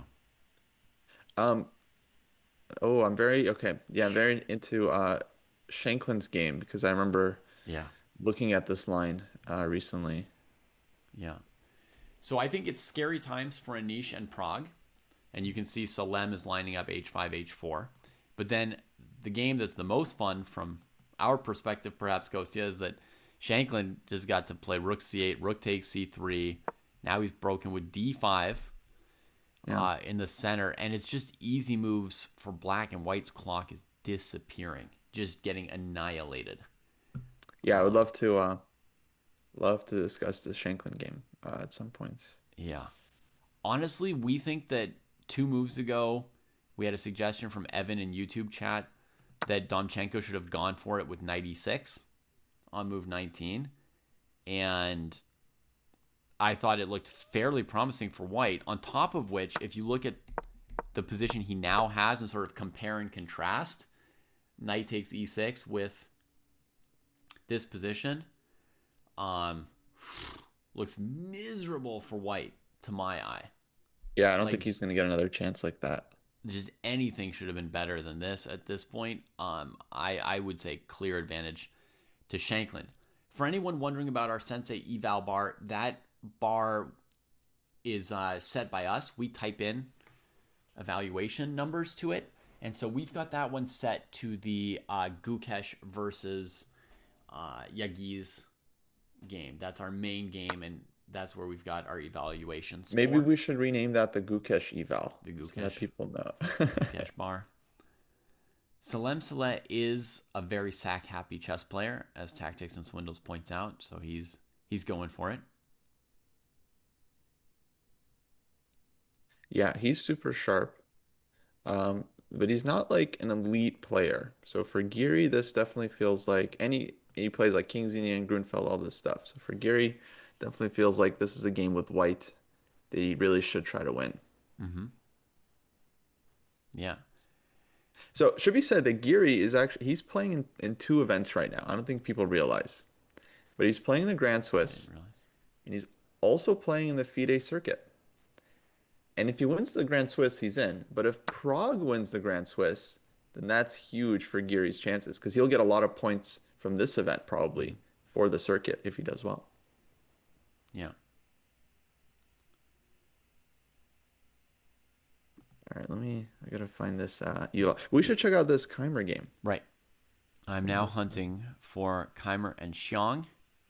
Oh, what an ugly pawn structure from white. I guess encouraged by Jeffrey with an exchange sack. So that happened on move 12. Rook takes e3. That is a classic exchange sack. That is vintage Petrosian and Gary Kasparov right there. Yeah. They play this in the King's Indian. They play this in the opening that they might be playing here, which is the Tarrasch defense. This looks like a Tarrasch defense version of it. Very thematic. Let's Yeah, see. just famous game, I think Gelfand Kasparov, where Kasparov sacks on e3 and just plays long-term compensation and wins nicely. Man, Jeffrey just went straight to this Kostya too. Just like the Shanklin game, he just played rook e8. White does something, he takes it. Just like in the Shanklin game, Shanklin played rook c8. White played some move, he just took on c3. No, no Yeah. calculation, just positional, right? For Shanklin, yeah. For Jeffrey, I mean, he spent 25 minutes on Rookie 3. So some thought went into that. Mm-hmm. Yeah, that's But true. ultimately, he That's just true. couldn't, he just couldn't stop himself. Yeah. I Um. love that he did it. I think this is how you should play chess, especially against high-rated players. Yeah. Then he brings the knight here, rook to the e file. Looks like a very pleasant position for Jeffrey, honestly. Next move could be knight c4. And like if it were black's move and they played knight c4, I think it would be obvious that black's better. I think that would be it. You know, you put a black knight on e3, white's dark squares start falling apart. I don't think the e pawn looks like an amazing pawn, but it covers those dark squares. I wouldn't mind losing my e2 pawn, but I would mind losing my e3 pawn. Mhm. Are we sure that in this position a rook is worth more than the dark square bishop on b6? Yes, I am sure of that. A tiny bit more.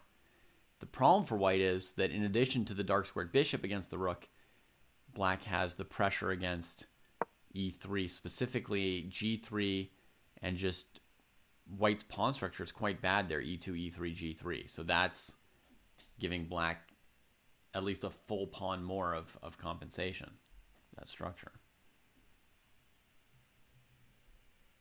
Now it's interesting. White's last move was Rook F4, but Mm-hmm. he could have given the exchange back on F6 Right. and And even tried to kind of, here, you're thinking of rook f4, rook e8, rook takes f6, which says, well, maybe I should have done it last move. yeah. Yeah. But clearly, okay, decided against it. Um, but I don't know. I guess Vincent. I mean, I feel like with Rook F4, he's kind of trying to keep more tension. With Rook F6, that would be more maybe bailing out Mm-hmm. because he'd be up a pawn, but be a very unhealthy extra pawn. Yeah, let's see what we think of that position. Let's just put some moves on the board. I'm going to play queen f6, preserving my Hmm. kingside pawn structure. Give white a tempo with knight d5, and then put my queen on h6 with the idea of maybe knight g4, knight e3. And let's see if we can evaluate this. White's up a pawn, but as we can see, the pawn is of basically no value. So I would say materials equal, more or less. Oh, that's So, kind of annoying for White actually. Like even if I take on B6, you have Knight G4 immediately. yeah, I might. Wasn't sure. King h1, knight f2. That looks like a good in-between move. King g1, queen e3. Yeah, that's crushing. So after queen h6, I'm very threatening knight g4. Yeah, and H3 is hanging, so it's kind of hard to deal. Yeah, Okay, well that answers that. yeah. Yeah, white's just bad. Um, I At the think very least, not happy. I think Rachel, if you were to talk to Jeffrey after the game about this, it would definitely be interesting to ask him about, what did he think about before playing rook e3? Like, what allowed him to make that decision? What was he, hesitating about, or how confident was he? Because 25 minutes is a lot of time to put into it. So it'd be interesting to know what went into that major decision. Whereas if we asked that of Shankland about rook takes c3, he would probably either tell us it's obviously good, white's position is trash after rook c3, or he would tell us, like, it was my opening prep. So I knew this position, so I played it. I know what he would say. I think it was that one. Yeah. You think it was still in his opening prep at that point? I'd be extremely sure that it's either his direct prep, and if it's not his direct prep, then it's him trying to follow his prep, like him playing the way his prep is supposed to play out in other lines. Yeah. That one I would be 100% sure of, because he's following known games with this rook c8, rook c3 thing. Games that he's seen, I'm sure. Yeah. All right, we got queen g2 from Demchenko, lining up a capture on g5. So things getting getting a little bit more critical there. Somebody said, as Clutch said, there's a direct threat for something to happen. Oh, could you, on this game, could you go back to move 10? Yeah. h4. So move 10, white played h4. So I'll tell a quick story here. So I faced this line, bishop c4, bishop e3, in round 1 of Reykjavik Open this year. My opponent played this setup. And then it was like kind of sharp Najdorf. And then afterwards, he was like, yeah, it's an interesting line. And then I looked at the line, and then I played it in round 2 myself with white against grandmasters playing in this event, Lu Shanglei. And then he played some different setup. But I remember I was analyzing this line a lot, and I came to the same conclusion that Demchenko did, that for white, you have to try this like h4, this early h4 thing. That's kind of the only like ambitious way to handle it. Because if you play the normal setup, like as he eventually does with like f3 and queen e2 and castles, if you just did that without like h4, h5, then I think Black's best bet is this plan that Shanklin chose, this like quick knight c6, knight a5, and then rook c8 followed by rook c3 super fast. I remember there was some game in the U.S. Championship. I think it was like maybe it's like Wesley So as white, maybe against Shanklin, maybe against Aronian, but against someone, and or maybe against Mishra actually. I think it was So versus Mishra, and they went down this line, and like Wesley won that game actually as white, like playing against the exchange sack. But I think he was just very booked up. Like he just knew exactly how to deal with it because he allowed it as white, you know. I mean, he's not an idiot. So he allowed it kind of like with a very specific plan of like how he's gonna deal with it. Right. But looking at the position, like I was analyzing this game, to me it still felt like Black has better practical chances in this kind of thing, which is why I'm not surprised to see Shanklin go down this road because it's like, yeah, it just feels like this position is more interesting for Black to play. So you're saying even if white didn't play h4, h5, this rook c8, c3 is still what Black does, and it's even better if white hasn't. That was my impression. Yeah, so that's why I feel like Demchenko like started because he's also, I mean, super experienced guy. He's not just gonna allow rook takes c3, you know, and just lose and be like, oh. Lauren asks how you remember all this. Well, for me, it wasn't that long ago that I was looking at this stuff. Like I played these two games back in March, so that was like a handful of months ago. And then I was trying to prepare the line as white for some other event, maybe in June or May or something. And so I remember looking at that So Mishra game very because like it's like a critical game, and as white, I didn't want to enter a position like this, even if an engine says it's okay. For me, it's like it's not the kind of position I want to play, the kind that white has right now, where I'm down in exchange, trying to defend. It's like I'd rather have just like a clear attacking plan. So I was trying to make this line work. So and I just remember thinking like, dang, if they know this like knight a5 rook c8 thing, it's like it's just really hard tempo by tempo. So I think part of it, Lauren, is he says it's recent. Now I watched and commented live on one of those games, and the other one I played over not live because of the time zones. Hmm. So I saw those games of Kostya's the same number of months ago as Kostya did, but I remember them vaguely, and I didn't do that opening prep that he did around it, so I didn't see those like ideas that weren't in the game. But I think part of it is like the emotional impact of the fact that it was linked to games that he was actually playing in tournaments, right? When he's playing a game and then analyzing after, when he's prepping for the next possible game, I think he's more invested in it in a way that helps the memory stick. Whereas for us, if we're just spectators watching games, we're not going to remember any of these ideas. We're less likely to remember these ideas because we don't have as much investment in them. Yeah, no, no, absolutely. Um, like I think the emotional aspect makes a huge difference, especially if you've played a game in a particular line. Um, and if you play multiple times. So I definitely like if I play a line once, I probably won't remember a lot like a couple months later. But if you play like a couple times and you like look at it a couple times, then you get this kind of like spaced repetition effect and it kind of sticks with you. Um, it's also good to try to like understand the like maybe people will notice like it's not like I remember the exact like moves. I just remember this concept like, oh, black plays knight c6, knight a5, rook c8, and then it's like not hard to figure out the rest from Mm-hmm. there.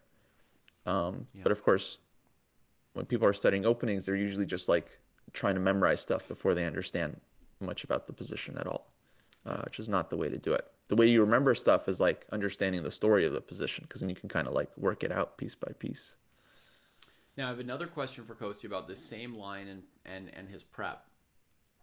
Now, and this question is in a sense only relevant to like an IM, GM, Super GM level players, but we're watching a Super GM tournament here, right? So the point is not necessarily that this applies to everybody here, but that it should give you all some insight into how players at this kind of professional level are making their opening choices. So my question is this, Kostya: how good would the computer eval have to be of this kind of a position for white, right? One of these positions allowing rook takes c3, which you said Wesley So he knew that this would be unpleasant, but his computer engine said it was good for him and he played it into it. How much eval would you need to have from the computer to be willing to play this position as white? It's a great question. Um, so for me personally, I feel like if it's less than like point 0.6, it's not it's not super convincing. And so I'm like very skeptical. Mm-hmm. Um, so if it was more than like maybe point 0.6, point 0.7, then I would kind of have to talk with myself and be like, you need to play the best moves, and it doesn't matter if you don't like the Yeah, position. you just psych yourself up. Like, take your medicine, Kostya, and win the game. Yeah. I mean, let me say that the position that Wesley So entered, engines give that a 0-0, Uh huh. with black having full compensation for the exchange. But Jeez. so that gives you the idea. Yeah, like I think that was more like his understanding, maybe like thinking it's not that easy for black to play. I don't know. Um, So that's very brave, Wesley. He's saying, yes, it's a very difficult position to play, but when you reach my level of skill, it's equally difficult for both sides. Like, if I'm prepped for this, I can make it hard for black to play. I can mhm. force them to play very precisely, where normally somebody at Kostya and my level, we look at this and we're like, black can kind of play by hand, Yeah. you want to put your pieces on good squares in the weaknesses near white's king. It's not hard to find the c4 square for your knight, whereas it might be harder for us to figure out where should white's knight go or when should white play f4. Whoa, I just thought of this. Instead of bishop g5, white might play f4 at Kostya. Hadn't occurred to me before. Yeah, yeah. Actually, the more we look at this position, the more I'm feeling Shanklin's difficulties here, because it's not an easy position for black at all. I mean, there's a lot Yeah. there's a lot going on. So But Wesley kind of saying when we no. take it to this level, the 2800-ish level, right? Hmm. Then it's going to be difficult for black as well. Whereas for Kostya and I, sometimes it's just like, oh yeah, it looks comfortable for black and like a nightmare for white. Yeah, I mean, yeah, that's kind of and I think it's like I think that's what people should do when they look at an opening is they should just think about optically like would I want to play this? Would I feel comfortable here? Because if not, then you'll probably misplay the position very quickly. And it's I think that's one of the most important factors when choosing openings and positions to go into. I think you really have to know who you are as a player and know what kind of positions you're striving to get. And if, I mean, maybe even if something is uncomfortable for you, you can still enter it with the intention that's like, okay, I'm trying to play difficult position to work on my ability to play these kinds of like sharp positions. Like that's also fine. Like that's intentional. But the worst thing is to be like, okay, this is a move like, or this line seems to be good. Everyone plays it. Let me also play it. I don't really get it. And then, yeah, you just show up and you're gonna, of course, misplay things. Hmm. Yeah. So yeah, lower levels, I think this is like especially true because for me, okay, if I get dropped into some position I'm unfamiliar with, I'll spend time and maybe I'll figure out something to do. But yeah, if you're really unsure about how to play like the opening early middle game and you're low rated, you don't have a lot of experience, then that's when things can go bad really quickly. So I often recommend people to like study games, find some like simple plans to follow, Italian game, Rui Lopez, and yeah, just like play that, get some experience. All right, here's a critical move, knight a3. I was finally calculating a little bit. Yeah. Let's analyze. Okay, knight a3. I take.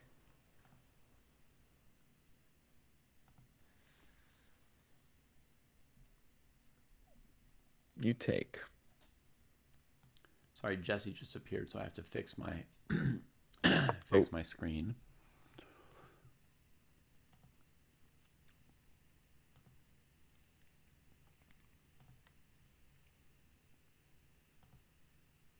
Perfect. Okay, we got Jesse back. All right, so knight a3, you were thinking you might take Kostya. Okay, takes, mm-hmm. takes. And then let's say queen takes g5. Mm-hmm. Traded the queens. Mm-hmm. Bishop e7. Because if you double rooks at some point, I need bishop f6. Let's go rook g3. Mm-hmm. Okay. And now maybe king h7.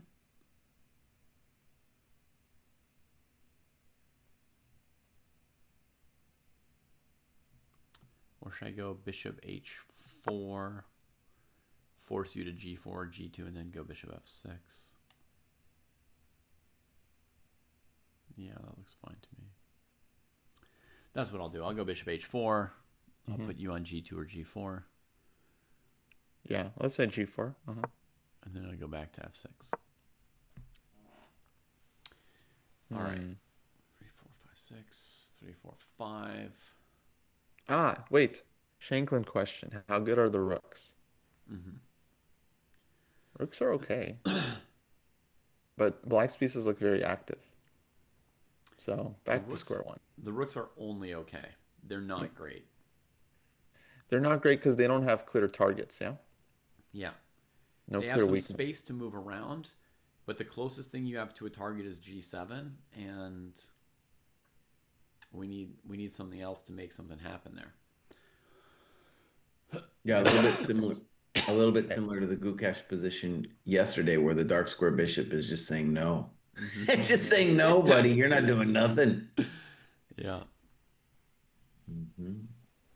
But is it like enough for black to push for a win, or is it just kind of like maybe black is better, but not? Well, if black's better, then he can push for a win, Kostya. You can push for a win without even being better. Yo, Yeah, I no, would it's say just black is better. I it is definitely. it's a little hard to imagine. Like um you can't just push everything, right? You'll make weaknesses. Mm-hmm. Yeah. My Oh, thought I is that can. black is better though, Kostya. I think the h pawn is a bit of a weakness, right? Because we've got king h7, maybe even king h6. Um, and then at some point the c3 pawn is a weakness. Oh yeah. We can threaten to take on e4 at some point, and if they ever take on d5, then we get a nice anchored square there for the knight that starts to go after c3 and e3, and every dark square is going to be a nightmare for white to try to keep control over. So I think, yeah, black's just a lot better. Yeah, yeah, no, fair enough. No, I would definitely like take black. I just don't know by how much. Yeah. Um, or actually, I don't know. I don't know how easy it would be. This reminds me, one thing I was thinking of, we don't really have a lot of like sparring positions with material imbalance. And I think it would be Mm-hmm. cool if we had a whole series where you have to play like exchange up, exchange down, rook Mm-hmm. versus two pieces versus rook, I with agree. like good versions of each for both sides. So you kind of have to like a progression basically. Yep. I agree. All right, I'm Okay, gonna so make when I was Well, playing knight a3, at first I thought, takes, queen g5 is kind of basic. Like, black's good in the endgame. But I wasn't sure about king a2, right? What am I spending all my time on knight a3 check and then coming back to c4? And then white gets to play f4 or hmm e5, right? Bishop takes g5 maybe. But then I came up with the idea of playing knight 6 to c4. This is when you were giving the interesting answers about the openings. And now my idea is that when white plays bishop g5, I play queen a5 with my g7 just flying in the air, right? Yeah, it's exactly the kind of thing that white fears.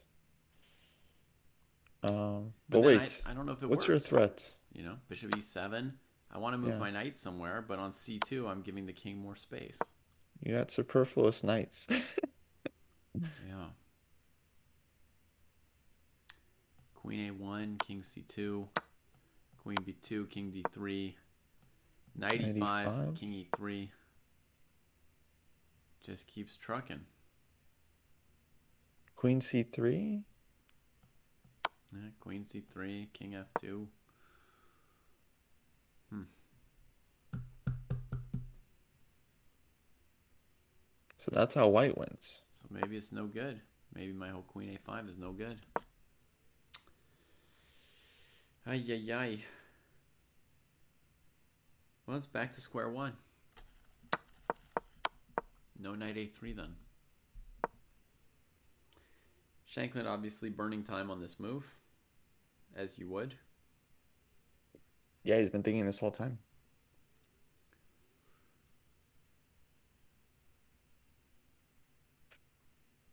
can we take a look at our main game? Sure. It's a little bit interesting. My first look at the position told me that I felt uh, white was better. And then the more I'm looking at it, I'm a little concerned. So black is going to play c5 and then bring the knight to c6. And white has to fix their bishop on f1.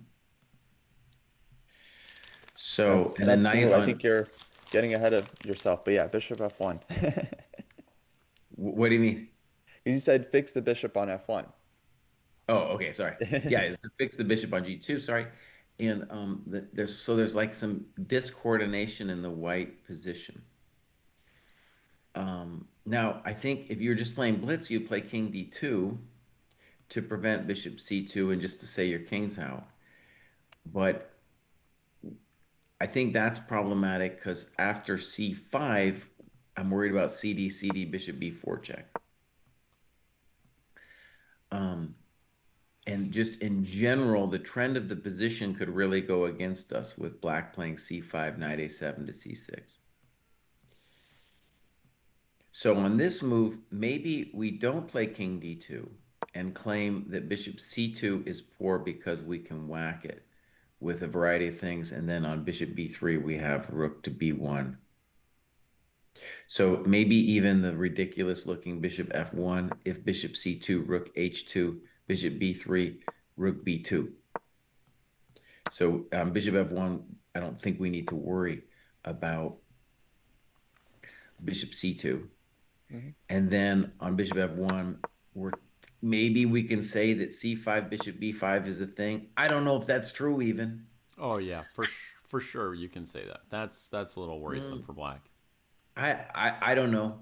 So imagine bishop f1, c5, bishop b5, king d8. Right. Black is still going to play knight a7 to c6. Yeah, but look, now I play bishop e3, just a little more evil, threatening your pawn on c5, right? And Hmm. if you take, then I take with my bishop. Okay. So in any case, I think bishop f1 now Mm-hmm. at least will give him some good questions to answer. Yeah, to me the obvious move after bishop f1 is knight a7. It's part of our plan anyway, and looking to play c5 next move. That's reasonable. So if bishop e3, then you play like rook c8. Mm-hmm. We're going to get it. All right, he made a move. Let's see if I'm a GM today. Bishop f1, I'm a GM Yeah. today, baby. Right. Oh, yeah. Yeah. Right off the Easy, bat. easy. 12 minutes. I claimed, Kostya, ages ago that this game, in fact, maybe we could come up with a word for this kind of game. So it's a kind of game where both players are thinking early. So by move four, they're both thinking just kind of deeply. And I knew that was going to be hectic time pressure. Gukesh is time pressure anyway, but just like it's a kind of opening that I don't have a name for where we're going to get time pressure for sure.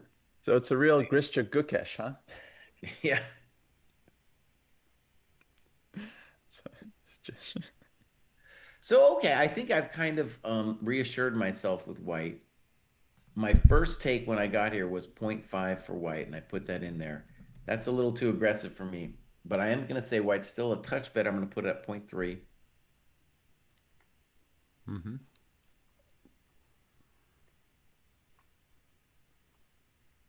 In some um, ways, I think this kind of position is the future of chess because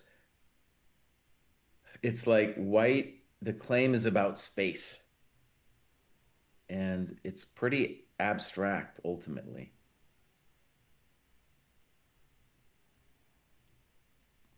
Like as a French player, I would be happy to play this position, but I just have a feeling the engine is probably like, yeah, black is a little bit worse. but the bishop on h7 is so good, and black traded off a piece. I feel like when I joined the game, Gukesh was doing better than he is now. Where did you join it? On a5, basically. Okay, fine. When the kid was spending a lot of time and he played a5 and yeah, I thought white should keep the pawn on e4. No, I think that's a totally valid point. Hmm. Um, So I think yeah, that's a totally and I think like if I'm going to make the argument for e5, it again is an abstract one about space. Um, the problem is after a5, he's kind of forcing you to do something. And the way it goes down, we can't actually easily maintain the pawn on e4. Right? So 15 knight bc4 is ultimately undermining the pawn on e4. yeah, so basically maybe instead of a4, maybe white should have played like knight e2 and then knight g3. But a4 from black is an accomplishment. Yeah, yeah, yeah. I was just gonna allow it. Yeah, okay. No, I think that would be very sensible. So what Kostya is saying is he just wants to play against the bishop on h7, keep it locked in. And Mm-hmm. right, so this is what I mean by it, like modern chess, where if we're going to claim that white's better, it's like this abstract space advantage, because all of black's pieces ultimately are fine in this position. Even if the knight looks funny now, it has a clear path to glory. Yeah, actually, no, I think that's totally right. I was prepping this kid recently at the World or not the U.S. Pan American Youth Championships. So the kid's like Uh-huh. 10 years old, and he was getting some prep from his coach, and then he showed me his prep one day and says this one line. I don't want to say what line because I want to use it, and he's going into a position where computer says equal, but he has more space. And I was Yeah. just looking at it for a second. I was like, oh yeah, this is unpleasant for black. Like your coach is totally right. This is a good try. And then he like won the game so easily. Like he just like completely killed his opponent from that equal position. So I was like, dang. Show Me the Speed says that our dog moose gave a funny look to when Gukesh played my move. He's like, "Where did that chump move come from? Where did that chump move come from, Gukesh? Calling yourself a world champion playing Kraai's chump move?" That's a good question. Do we have like, does anyone know? Do we have individual feeds or are we the only video just from like official broadcast and stuff? Yeah, show me the speed. If you can give us a vid feed, that would be amazing. Yeah, I'd Gukesh like, cam. especially if we focus on one game, we could put it down below our cams right there. We could watch it at the same time. We could see. Yeah. Uh-oh, David, you're showing us some things that you shouldn't be showing us. Why? I don't know if some weird thing came up. I'm just loading up another game as requested. I've been requested to find Arjun's King's Indian since No one Kostya finds suggested these game started. endgame maneuvering positions interesting except me. Let's go They're watch cool. the King's Indian with the spicy pawn sacrifice. People want Um, to see blood. There'll be hours and hours for long end games. yeah. I feel like I could answer for Kostya here. Black's missing the King's Indian bishop in a bad way.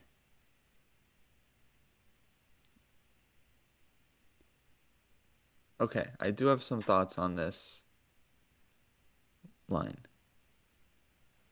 I have no idea what's going on in the current position. I'll just say that. Okay. Yeah, like this is left King's Indian territory. This is now just sharp middle game territory Yeah. where I'm weak. So I don't know. But in the opening, I'll say that Arjun played a very topical line, this 11th move H6. This became the modern trend. Actually, Kirill Sevchenko had a number of games with black with H6 where he kind of showed that it was very playable. Ooh, so engine approved variation. Yeah, definitely. And Hike played knight b3, so I don't really know the theory here. I just know this line is quite topical. Hmm. And I also know that when Arjun goes like h5 and then h4 and then g5, this is an idea like Compi does show in a lot of positions, so it's like very thematic for this kind of thing. So he's likely going off of stuff he's seen before, maybe. Did you call it compy? Hmm. Okay, that's a new one for me. Um, and and then okay, then the game explodes. So I have no idea what's going on after like knight f5 and knight c4 and all. I mean that, Right, and like e5, why black can't take that? yeah, that's I guess he's worried about the e4 square. So like knight Yeah, e4, knight f6 D5 coming in. kills bishop G2. Yeah, but it leaves your king like dead on the dark squares. Knight had to retreat to b6 and refine its purpose, which it's now done. But I mean it's Argent, so I assume at some point his position was lost. Maybe right now. yeah, like right now, somewhere, somewhere his position was lost. Somewhere like now. I'll defend his honor. I think he's doing okay. What? Black's doing okay? Yeah. His king is trying to defend the dark squares by itself. Well, it's not a bug house game. The reason that we can say that black's in the game is the bishop on G2 is toast and the knight on C3 is toast. If you can fix those pieces, then I'll believe you. Hmm. But at the moment, you got you got some weak squares. There's one idea with 91, 93. Yeah.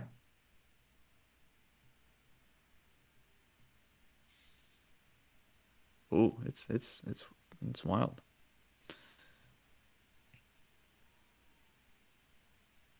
They have camp stream for top 10 boards. Oh, FIDE YouTube channel. Let's go. Okay, I have an idea for hike as well. Rook A2 to F2. All right, I'm That'll gonna drop the Gukesh link for everyone in the Yeah, chat. yeah, drop that link. Maybe Bruce can do a capture on that one too. that'll bring some new Wow, they got fire. the oh, and they even have the 2D board, no eval bar. So they've improved on their thing. Wow, amazing.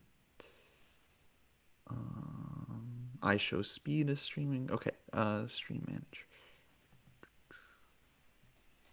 All right, guys, there's the Gukesh cam for the Twitch. I'll Nice. put it in our YouTube chat as well, though you guys, I'm sure, uh, have already found it. Oh, that's great, dude. I love these cam things, dude. They totally add value to the viewer experience, dude, for sure. I'm a little Big worried time. my computer will die if I add more. Little worried. Oh yeah, I don't know if we can play the YouTube video on our stream. That might be you know, Against the terms and stuff. against, yeah, at least without. But Yep. that might be something we might be able to get from FIDE in the future. Because I remember like Sotovsky, he was complaining that no one was interested in like covering there's like the women's event recently, and he's like, we're willing to give the feed to people, the video feed. Maybe we can get that one day.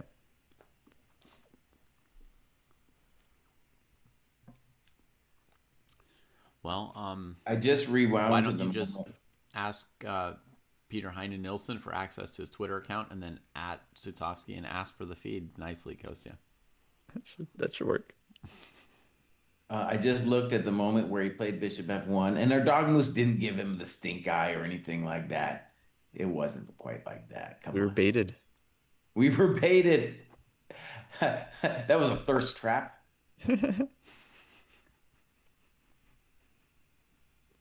Let me see. Let me see. Here's King Gukesh. D7 played.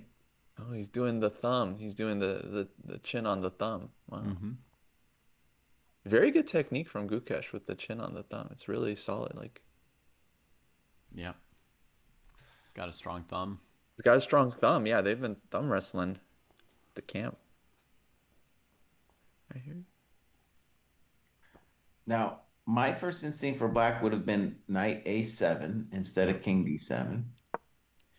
But I don't think king D7 should ruin anything because white has a while before. Yeah, it's one of the hard things about white's position is like, well, how exactly do I get at this dude?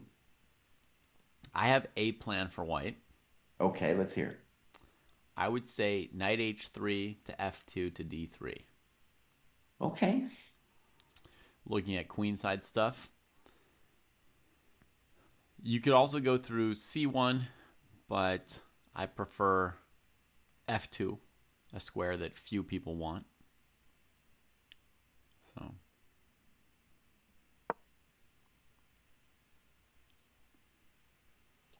One thing to say about that is on that journey, we're going to need to be careful that bishop C2 doesn't hurt us. right. I suppose that's an advantage to the knight c1 version. Right. But knight e2, black might also play bishop d3. And then tuck that piece on a6 and just wait to trade your bishop.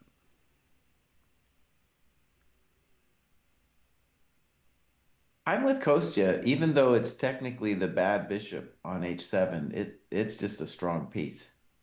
So if we traded it off, it wouldn't be the end of the world for me. No, but I'd much rather keep my bishop pair here. Also, you would have to gift me a tempo. So knight e2, bishop d3, king d2. Mm-hmm. Yeah.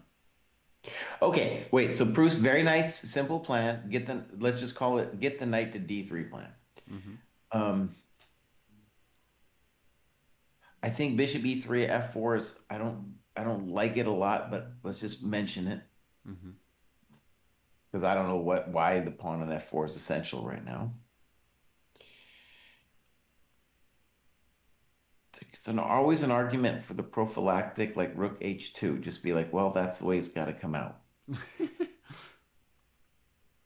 I'll just give quick update. Vaishali, she just beat Aline Robers in board two, Oh the wow. women's Grand Swiss. Just saw the end of that game. Looks like Vaishali kind of demolished her. Isn't she the defending winner of this tournament, Vaishali? Is she She won Vaishali? it 2 years ago, I think.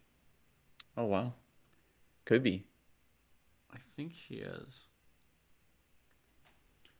I think there was like a little interview with her yesterday, and she said, like, I don't know how I won it last time. I wish I knew or remembered how to win this tournament. But I mean, she's won her first 2 games, so she remembers something.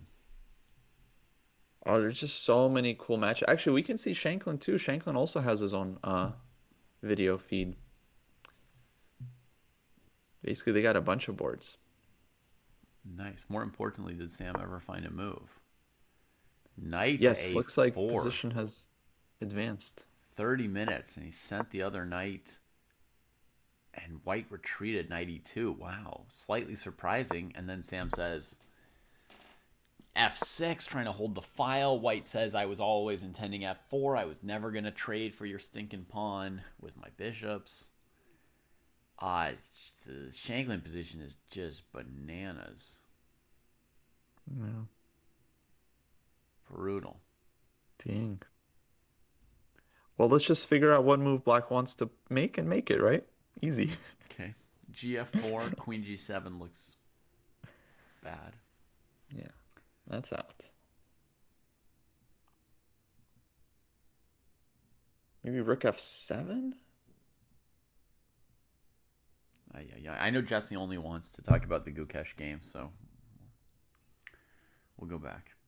But this position is really intense. Oh my god.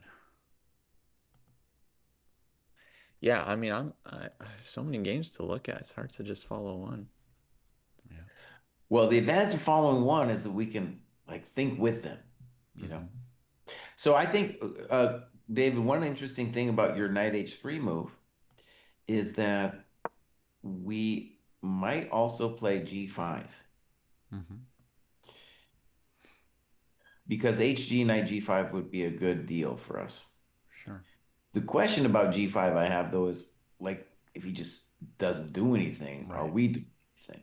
I don't know. It's hard for me to say. Right. Yeah, I think we would see knight a7, but I didn't expect king d7, so could be wrong about what Yagiz wants to do. Oh, I think we just had a move, bishop e3 from Gukesh. Ah, bring the knight to F3 plan. Yeah, or maybe a little bit of jostling for c5. Maybe a little bit of preventing prophylaxis.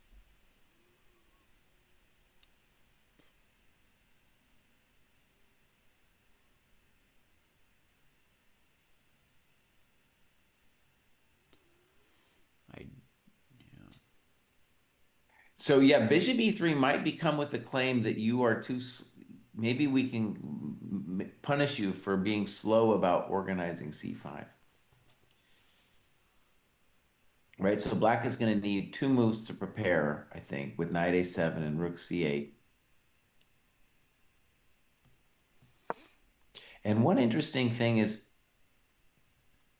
maybe like if we just gave white a couple moves and he played like rook h2, rook b2, and then b4, that could be the ultimate space advantage that we're looking for.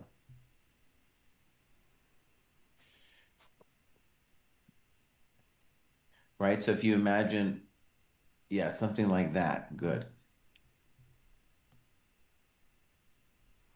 So if Doesn't black black does get nothing, c5 in time? if black does nothing, Jesse will play b4. We've seen that in the advanced Caro, that kind of theme. But Right. black does seem to be in time to try c5 right here.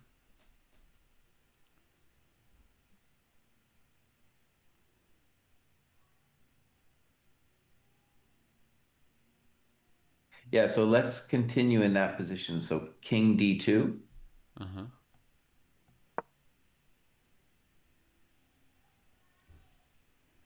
Okay. You want to give us a hint as to your plan? If you do nothing, I'm thinking about DC, bishop c5, snip, snap, b4. Okay. Yeah, I was thinking about that too. So let me just show folks. In this position, because Jesse's playing on like a very high mysterious level for much of chat, I think. So if DC, bishop c5, rook c5, white's well poised to try this b4 move, except that rook takes c3 is hanging. And even that, who knows, right? Even that, maybe with BA, our rook on B2 is suddenly a monster. Even that, who knows? That's what Shanklin always asks us to do, right? That's one of his like thought process tricks. Is like you play some move trying to prepare something, but did you really calculate how good or bad it was to just do the thing? Right. So B4, black could trade. We get a tempo on the rook. We get this little pawn majority, but black has the C file. I'm not sure if this position's good. Then there's the funkier rook takes c3, b takes a5. Now, structurally, we're basically down the d5 pawn, but we've got rook b7 coming quickly. We've got a6 to soften things up. That looks pretty good for white, actually. I don't know, but like king c7, and then what are we really doing? Because we don't King have rook c7, you can't a1. double. Yeah, you can't double. It's very important, actually, I think. Rook b1 would be nice if we could, huh? Yeah. Okay, so there we go. Probably knight e2 with the tempo.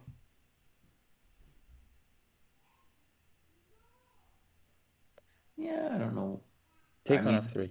it's definitely kind of messy, but And take f3, knight to d4, take e5, maybe, Or rook f4. or rook f4. I mean, it feels very double-edged, I would say. Mm-hmm. anyway, so that's why I wanted to play king d2. Yeah. So then we come back around. So Jesse's playing king d2. He's defending the spot on c3 that's a tiny bit weak.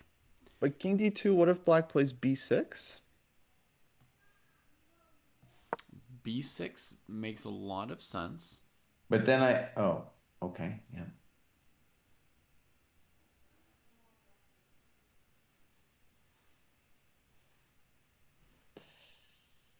Well, I'm interested in bishop a6. Mm-hmm. Might as well. Yeah, probably. Just like Etienne Bacro, bishop a6. That's right, just like it. And then 92, and I'm saying I got my business organized. Mm-hmm. I'll play f4 someday. Mm-hmm. But Space advantage. We're talking about the space advantage. yeah, but I'm still like we still have this plan you laid out, Jesse, just like let's say bishop e7, knight c6, and just taking on Okay, but the d4. second you go knight c6, I'm going to play bishop b5 and claim it's a little bit unpleasant for a peasant. Okay. Okay, yeah, I see it. Then yeah. Now all of a sudden black is missing the light square bishop on the queen side, huh? To kind of Yeah. this beautiful French bishop is out in the city living its dream life. But what about the family back home? Yeah. So chat, I want to apologize in a way for the fact that this is some very, very subtle stuff that's going on here, right? This posturing around the c5 pawn, around various little squares on the queen side. I know it's very subtle. Don't apologize for the game of Yeah, chess. don't apologize, buddy. What? I was saying, Uh, like, part of our job is to make the stuff accessible. And this is not, like, super accessible, this position. It's very hard. Like, I'm struggling to follow Jesse's explanations and ideas here, right? So this is tricky. But this is chess at that GM level, right? Like, they're fighting over hundreds of pawns at the moment, right? Tiny Yeah, little millimeters. access to squares, a move order to make somebody miss a tempo. Like when Jesse plays King D2 with the idea of taking on C5, if Black takes on D4, he's taking by bishop. And if bishop C5 developing and defending everything, now he's gotten King D2 basically for free, right? He trades off on C5, plays B4. He's done his plan. So the kid played King C7, Mm-hmm. and what's so it's he is a lot of like actually we talked about this dynamic yesterday because we have really a Caro Kann setup. That's Mm-hmm. really what we got, right? And Black is the one who gets to decide when C5 is played. And then the drama is the longer you wait on C5, you might get prevented from playing C5. Yeah. And so King C7 feels like, oh, we're just hanging out. I like Rook H2 now a lot. Rook H2 for Like, sure. if I like if Rook H2, Rook B2, B4 looks like a very consistent, nice plan. Yeah. Yeah. Exactly, Lauren. So I just wanted to say, I mean, Jesse doesn't want me apologizing for the fact that chess is subtle and deep and interesting. But I just want to say, like, if you're watching along and you don't understand anything, that's reasonable because I don't really understand it. That's part of the chess experience, right? Like, there's stuff like this that even the players don't necessarily understand. That's why sometimes we say like, oh, this player's drifting, right? Or they've lost the thread or whatever, right? Even like you could be watching a GM and sometimes they play some moves and you're like, no, no, that's not the right direction. Like I felt when Dogmas played A5, it just wasn't enough. I looking at this King C7 move, it seems to me, Jesse, like he's saying he's not even going to play C5 because why on earth would you want your king on the C file if you were going to play C5, right? He's blocking Rook C8. This is telling me Dogmas has a completely different conception of how to play this position. We basically have only been looking at C5 as Black's plan. Well, that's because we are older and wiser, and we know that Black needed some squares, and pretty soon he might have zero squares at all. Mm-hmm. It's very difficult. If we achieve domination, then the space advantage is really real because you will not move any of your coconuts maybe ever again. Right. F6 is your only break besides C5, and that one's very controversial. Oh, F6 is very controversial, and a simple thing that King C7 does is it threatens to take on B3 by defending the B7 pawn. Right. That's why Rook H2 is like Gukesh, buddy. Right. Why haven't you played Rook H2 yet? No, buddy? he's gonna play. I mean, the board is just calling for Rook. That second rank is begging him. Yeah. And I want to say something obvious for the fans too. Like these players, they have their own conceptions of the subtleties, and they're taking too long with it. Dogmoose has got 1 minute to move now. For the rest, he'll move 40, and that's a long road because we haven't even got to the calculation part of today's festivities, and we're going to get there fairly quickly. We're going to get there real quick. Well, definitely before move 40. Definitely before they get a recharge. Okay, so King D2 is another move that stops Bishop C2. Played. King D2 played. Yeah. Got different ideas. Yeah. We should also say this game is just super important because this is like, the current of chess against the future of chess. Like these junior versus junior matchups I always find fascinating because it's like they're making canon basically for the rest of their careers. Mm-hmm. Okay, I just want to admit I did not see that coming, and now we should think about what the idea is. So if I was Black, I would be interested now in Knight A7 like I was. I thought he should have done it the last two moves. What would White do on Knight A7? I think what's missing for us, Jesse, is I think we haven't yet figured out what the point of King C7 was, which makes it hard for us to know why Gukesh picked King D2 over Rook H2, because we don't even know, even after Dogmas played King C7 5 minutes ago, we don't yet know why he played King C7. Oh, I think I get it. So he's thinking he can sit. And the king, first of all, I had a threat with Bishop C2. And he's saying, that's my side of the board. I don't want to be over there on the king side. Mm-hmm. And he's making a claim that eventually white won't be able to do anything, Okay. So he's right? saying I'm just going to play bishop e7, knight a7, and then no pawn breaks. Just Well, also, depending on what white does, if white plays say g5, then maybe one of the reasons I'm leaving my knight on c8 is then I'll get f5. So committing, so also with king c7, he's saying, well, I'm not going to commit the knight yet, mm-hmm. which is pretty highfalutin. I don't know if I like that, but I think that's part of his idea. But like Well, let's say e7 is kind of the square for the bishop. I don't know that the knight has a lot of prospect to use that square. well, let me ask you this, Mr. Pruess. Yeah. It's also quite for a question for Kostya. King d2 is played. Is the intention just to play bishop d3? Yeah, that's what I was thinking. I think that's what I was guessing. Like, I think he just wants bishop d3, f4, and then yeah, playing with the space on the king side. I think so too. So, like, I really like rook h2, but this is also a powerful idea because what we're doing is we're saying, look, I'm gonna trade your best piece. I'm still claiming that c5 is gonna be hard for you to achieve, and my king will be great. Mm-hmm. Also, when you put your king on c7, if you ever do a c5 takes d4 thing, you might have a little bit of a coconut touch on the c file as well. Yeah, I might be fully misunderstanding the position because king d2 definitely does look like it's in the direction of bishop d3, but I was really enjoying my bishop on f1. I thought it was like terrorizing black on the light squares if they play c5, which maybe they're not even going to play and it's not even a factor, but I really like my light squared bishop. So Okay, so now knight b6 was played. knight goes somewhere else. So here now, so like I said, the knight was flexible on c8, was undetermined, and he was just like, I'm going to fix the king, and then I'm going to think about the knight. And now he's made I would say, a very consequential decision, because now he's saying, my knight will go to d7, where it will support f6 and c5 breaks. Yeah, I think that was the point of king c7 was to open this d7 square. Mm.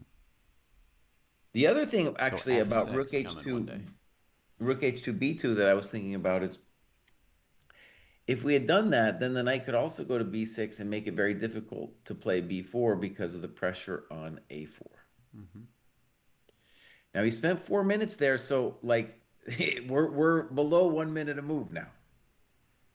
Yeah, By the way, Yeah. I just saw Nihal Sarin in the background. So he's playing this tournament. But I also saw Nihal Sarin last night when I was playing Blitz on chess.com. He was playing 3 minute. And I remember like, oh, why is Nihal Sarin playing Blitz? Shouldn't he be at the Grand Swiss? Mm-hmm. So I don't know what that's about. These kids are addicted.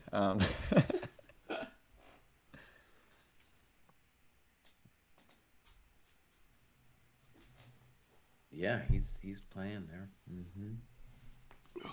Okay.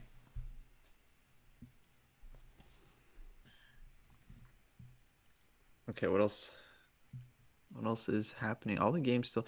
Today feels like it's going to be actually way more decisive than yesterday, somehow. Just like so many sharp games. Mm. Maybe. I think Guga should play bishop d3 kind of quickly. I don't want him to do one of his epic tanks. It is true though that knight b6, remember we said it would kind of start the calculation game, is knight b6 is a very committal plan all of a sudden. But still, I don't know. It's kind of like, dude, just play bishop d3 first, then see what he's going to do. Um, I think bishop d3 will make it harder for black to fight on the king side with something like f6. Because the g6 square will be weak, and bishop d3 also helps white to play f4 without worrying about e4 and looking at f5. So I can imagine that if white plays bishop d3, they'll play f4 and knight f3. The knight will be ready to hop to h4. White will be ready to break with f5. It looks hard for black to play f6 there.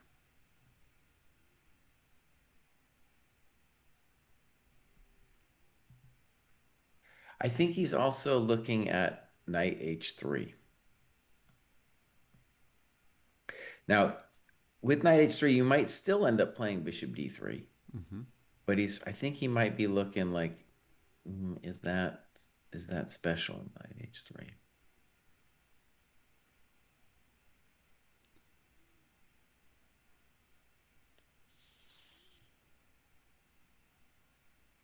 Yeah.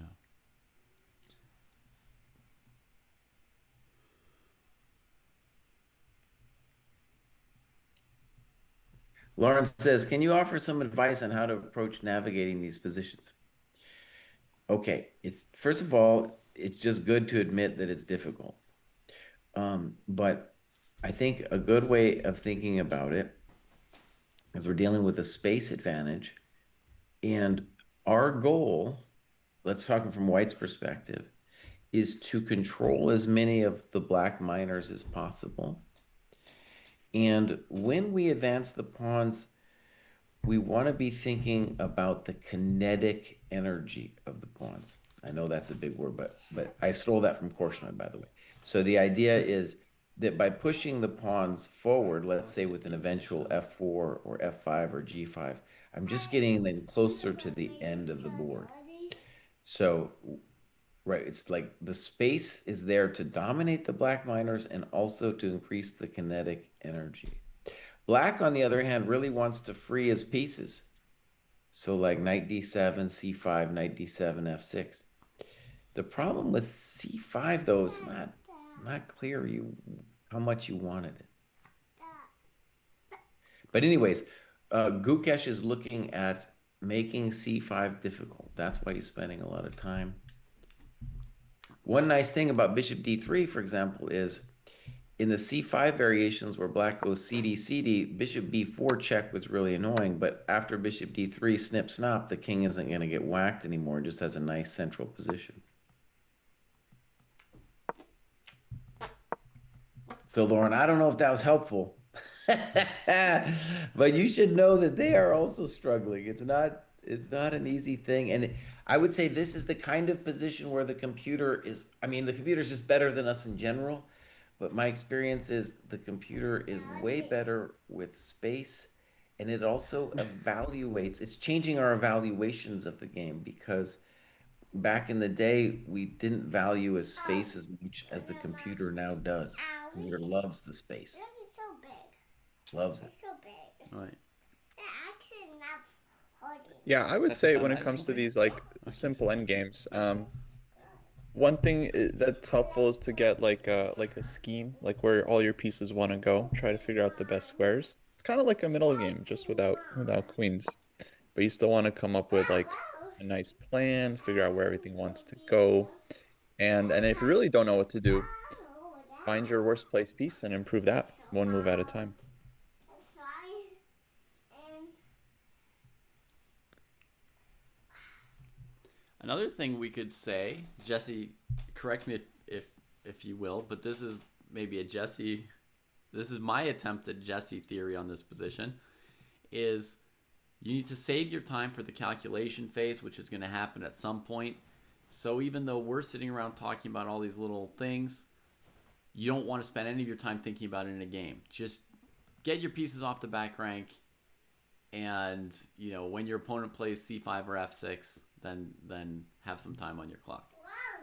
wow, Yeah, we never need that I time. look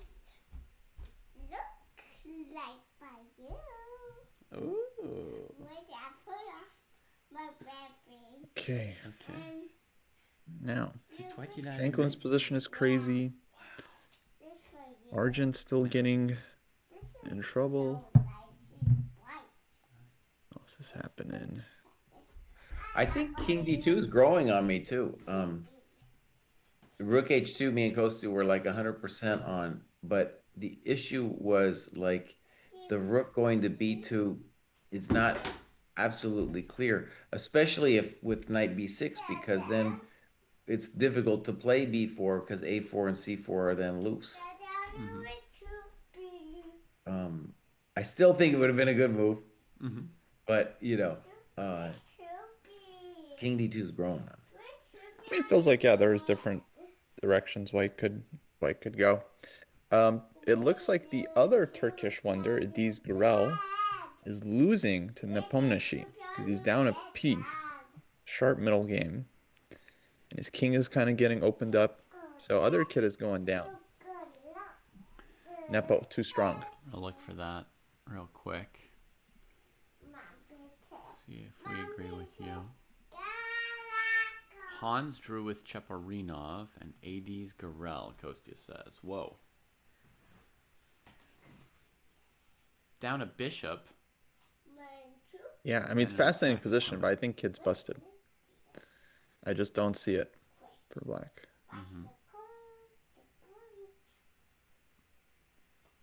Yeah.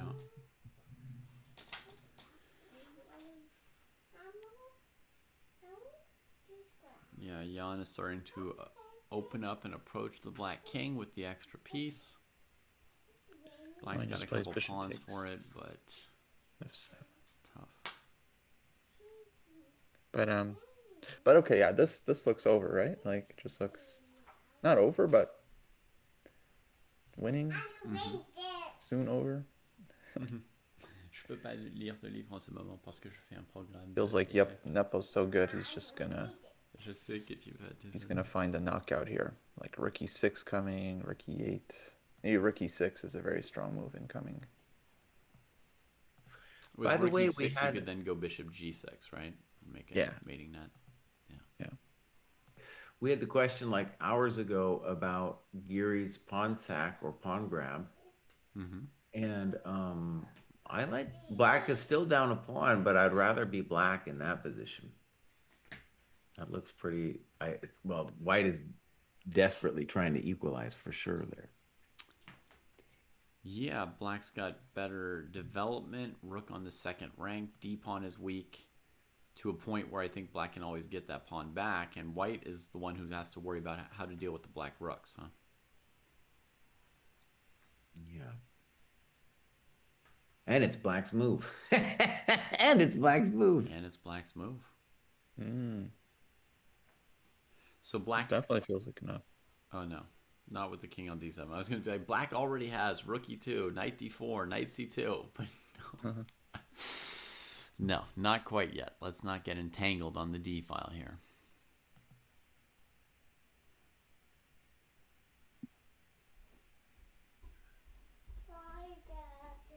Au revoir, chérie.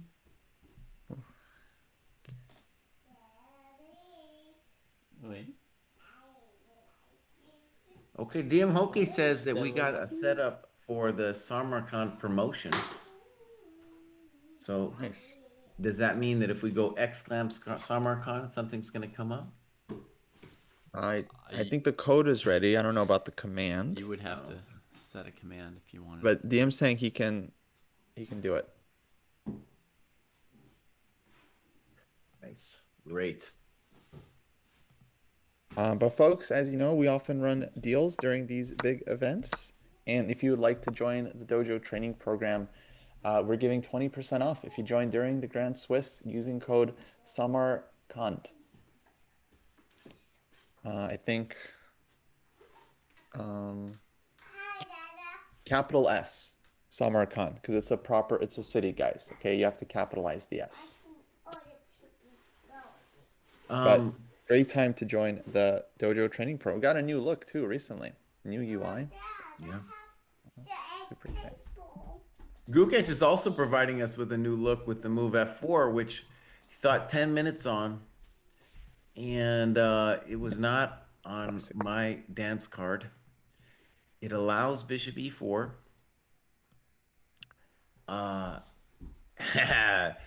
And ultimately, it's the ultimate space grab. It's claiming that bishop e4 ain't nothing.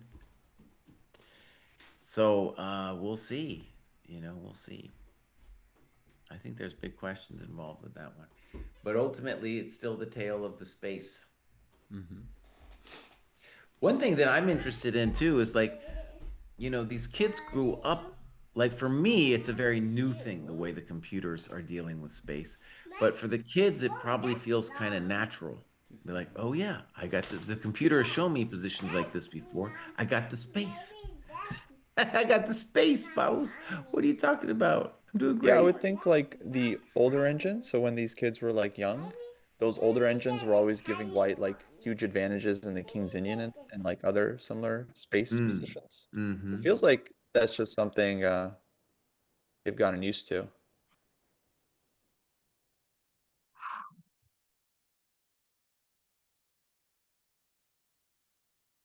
Maxime Rothstein against Farouj on board two also has a bunch of space and all the pieces on the board except for queens. So that's also a Mm-hmm. very interesting position to me. Um, One where I feel like black is fine, like the way Farouja is set up.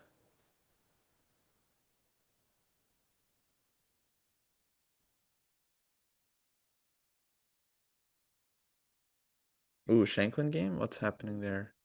Ooh, Shanklin game is really heating up. Dude just pushed h6.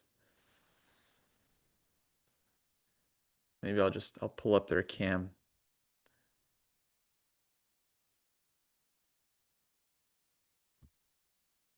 Here we go.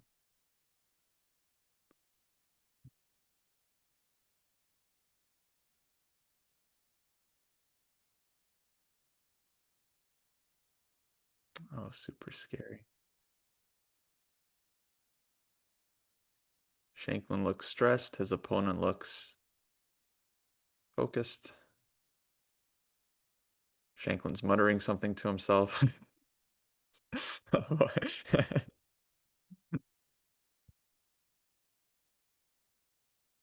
Which of them looks more stressed, Kostya?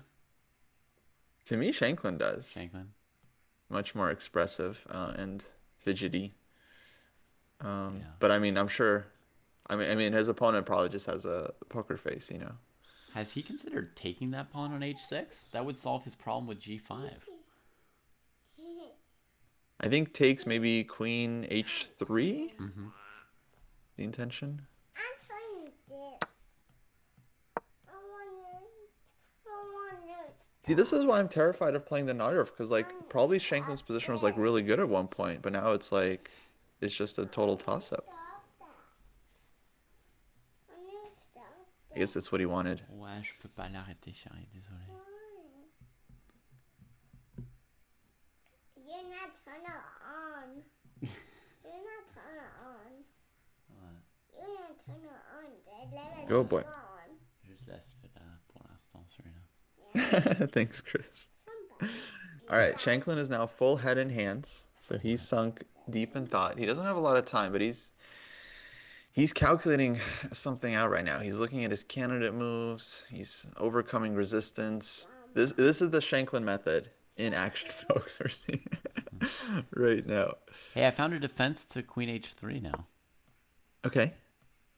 As people may have noticed, I'm a little bit distracted here by a junior member. But rook f6 defends all those queen threats. Then you got to calculate bishop takes g5. I didn't calculate that yet. Bishop takes g5. Disturbing. Definitely disturbing.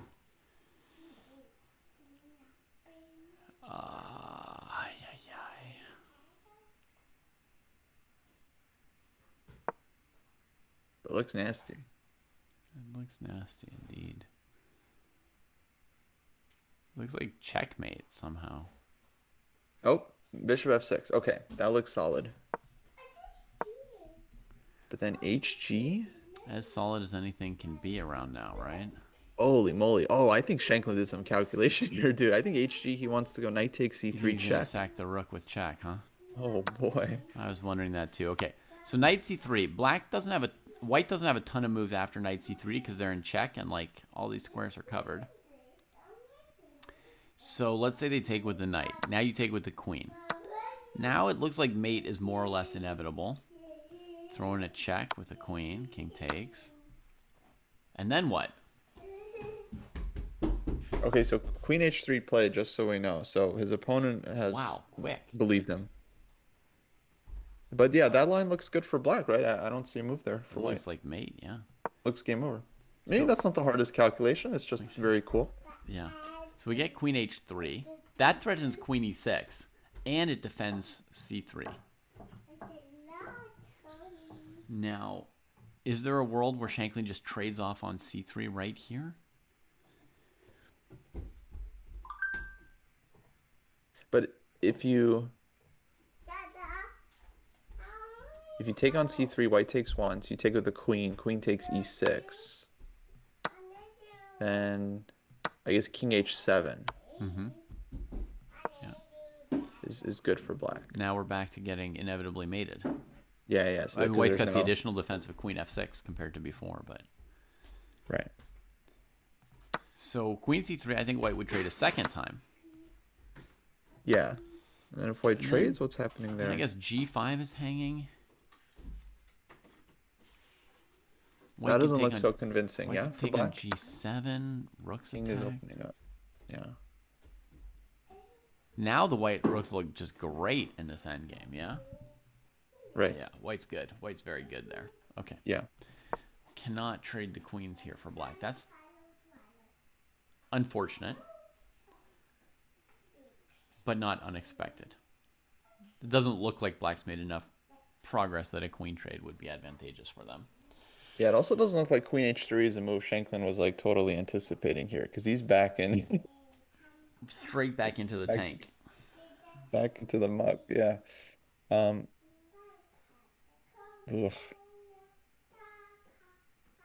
See, this is what Wesley So saw.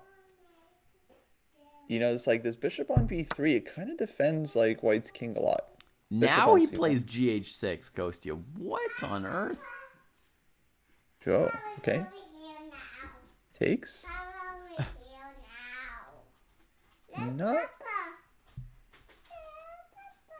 Not with the most confidence, not with the least either, I would say. He was looking up at his opponent like, oh, did you see this? Interesting. But this is just a straight up calculation competition between these two. He's begging him to take on h6 or e6, right? I mean, it's just straight crunching here. Mm-hmm. Often it'd be good to have your queen on e6, cutting off some diagonals and angles, and then you play rook h1, sack one rook on h6, bring the second rook. Yeah. I had this motif in that one Nighterf game you were looking at, where I could h takes g6 with either hg or fg, and then went hg to keep e6 secure. Mm-hmm. Okay, so I think if white goes queen takes h6 right now, then we get knight c3 again. Yeah. Take, queen g6 check, bishop g7, queen takes e6 check, rook f7, queen e8 check, rook f8. That looks like a perp. Mm-hmm. At dual. Because black's king, of course, can't come to h-file. There will be a check on h1. Yeah.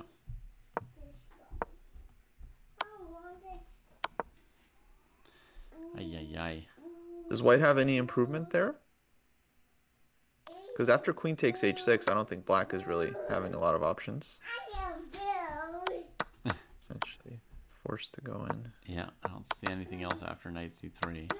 No, that looks like definitely a draw to me, Kostya. I don't see much room for either player to do anything else there. So the question is for white if he has more.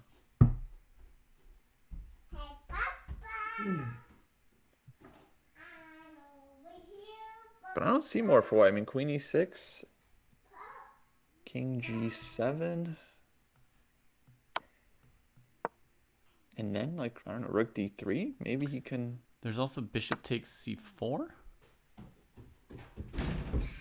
And if you recapture, then e5, but maybe you just ignore the bishop on c4.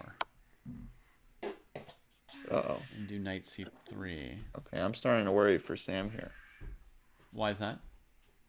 I don't know, it looks like white has options other than the draw. Okay.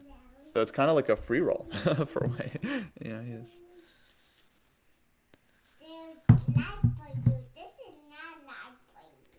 Okay. Also, I was just thinking like queen e6 and then like rook takes d3 or rook to d3.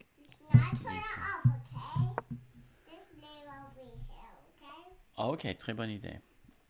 Knight c5 then.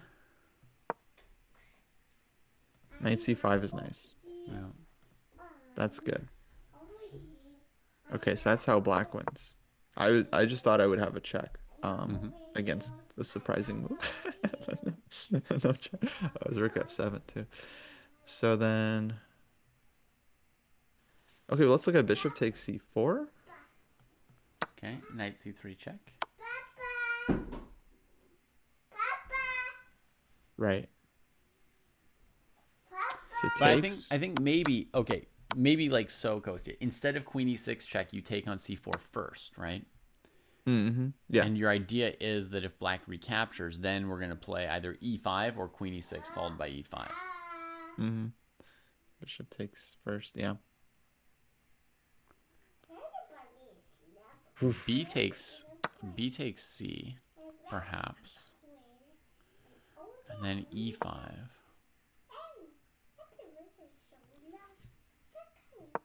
Bishop g7.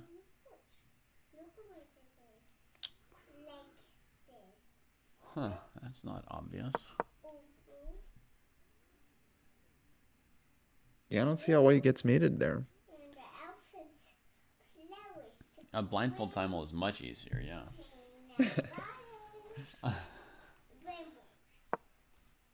You guys, let's go to the Gukesh game real quick. We got a big move on the board, and as predicted, both players are going to be in hectic time pressure, and the calculation phase has just started. They wish they hadn't spent so long earlier.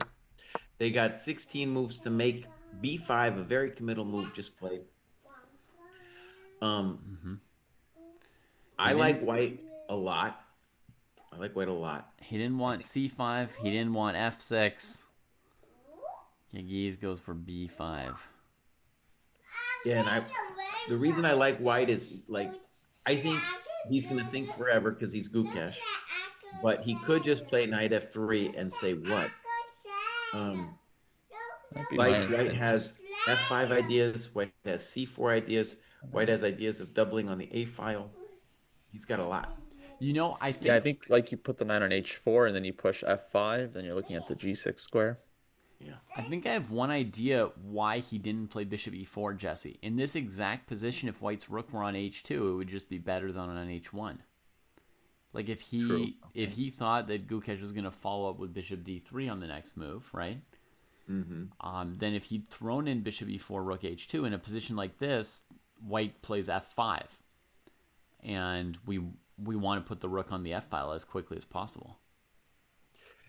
One thing I want to say about the way it went down, though, is it's clear to me from the time usage that he was unsure about playing bishop d3 because he spent 10 minutes on f4. He's going to wish he didn't spend those 10 minutes. And then he spent another 6 minutes on the next move playing bishop d3. Yeah. And now he doesn't care. I thought knight f3 was a gimme, and he plays f5. Yeah, so playing for D's nuts. So certainly, I agree, Jesse. If he knew he wanted to play this bishop d3 f4 position, the move order didn't even matter really, right? Ooh, f5. I think f5, by the way, might actually. I'm beginning to see it. It took me a second, but it's very simple. Is instead of playing a chump move like knight f3, what f5 does is says, "Hey, buddy, I'm threatening fe, knight h3 to f4. Good night." Oh, let's go to f4. Yeah. Yeah. If I get that knight to f4, it's going to be very unpleasant for a peasant. Yeah. I was 100% expecting f5 here. Yeah, looking good for Guki. I'm gonna raise my eval here. Yeah, I am too. I'm going up. Yours is already very high, Jesse. I know. I'm going up to 0.9 though because it's looking nasty now. That nasty? Black must certainly still have resources. 0.9 is crazy. I'm going 0.8.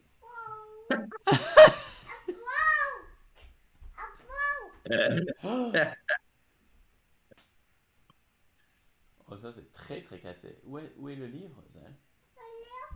Yeah, and so he is down to like 30 seconds, 40 seconds to move here. Ok, est-ce que tu as assez la couverture du livre? Actually, that's a question I don't know. Do they get increment for the first time control? I believe so, yeah. Yes, they have a 30-second increment, Kostya. This time control is amazing. It's They've got the full 100 minutes plus the 30-second increment. Not 90 plus 30 for 40 moves. 100 plus 30. Then at move 40, they get 50 minutes, still with 30 seconds per move. And then at move 60, they get another 15 minutes. And let me describe why I might even raise my thing above 0.9 here. A grief for black is that multiple pieces want to use f8.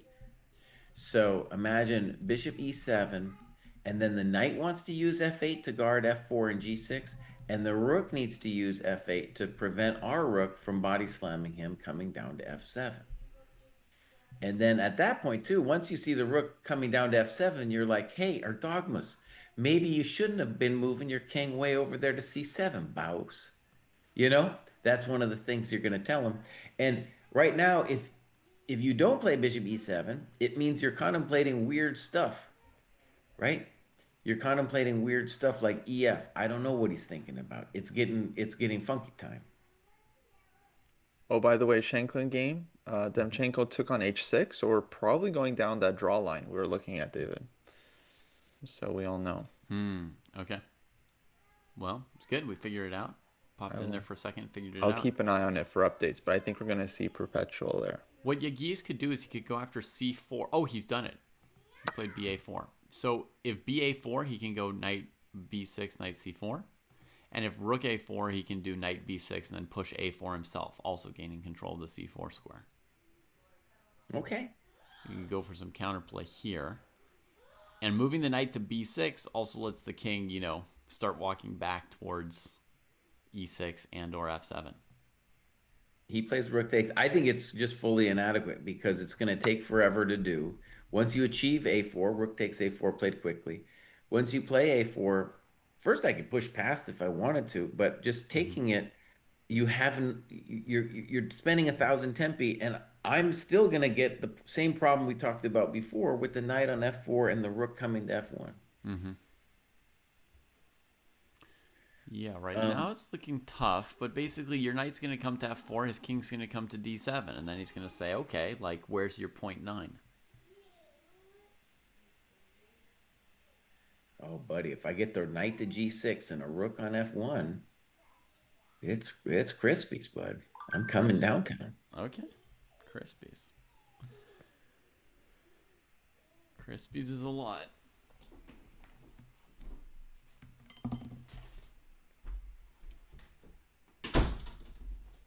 David, while we're in this tense moment, I wanted to ask you a personal question. How is it that you're getting up at 3 o'clock in the morning, bud? Dealing with your life and then rinse and repeating. That's what the fans want to know.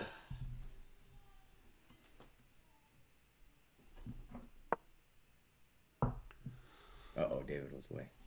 I'm back. Oh yeah, I think he took his headphones out right when you asked that. Oh, David, I had a personal question, bud. Ooh, c5 on the board. Yeah.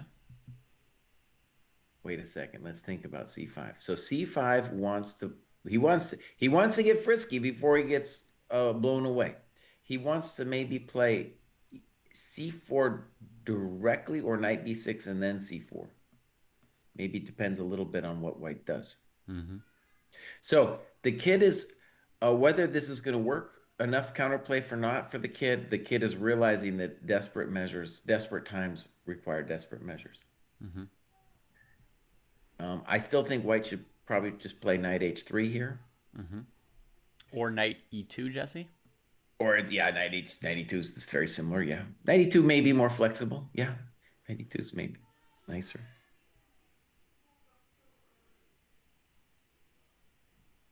Yeah.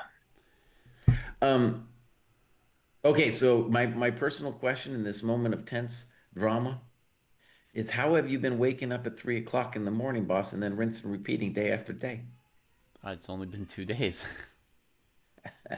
But, I mean, did it feel normal this time waking up at 3? Actually, I guess if you do it long enough, it'll start feeling normal. But like, you probably did you get smacked from the wife and kids? Did you end up yelling at your kids later in the day because they were annoying and you were tired? Yes. Like, how did it go down, dude? Yesterday went okay. I was a little bit tired. But you remember we did that World Championship match. We did this for a long time, so long that it was like, we're living in a new time zone, new life But you weren't experience. getting up. You weren't getting up at 3 the last time, right? I don't know exactly when it was with Singapore. It was something like 4 a.m. maybe every day for a month. I don't know. We'll see. We'll see how it goes. See how it goes. Still early. Okay, we Pruess gotta is the move. GM today. Of 92 course, play. it'll be 92. Yeah. Demchenko spent all his time and then he found a way to play on. Oh So no. Shanklin's game is back to total mess. Back to total mess. Queen H6. I'm going to Knight 1.5 C3, for Queen for C3. Gukesh. Dang. E5. What the hecky heck?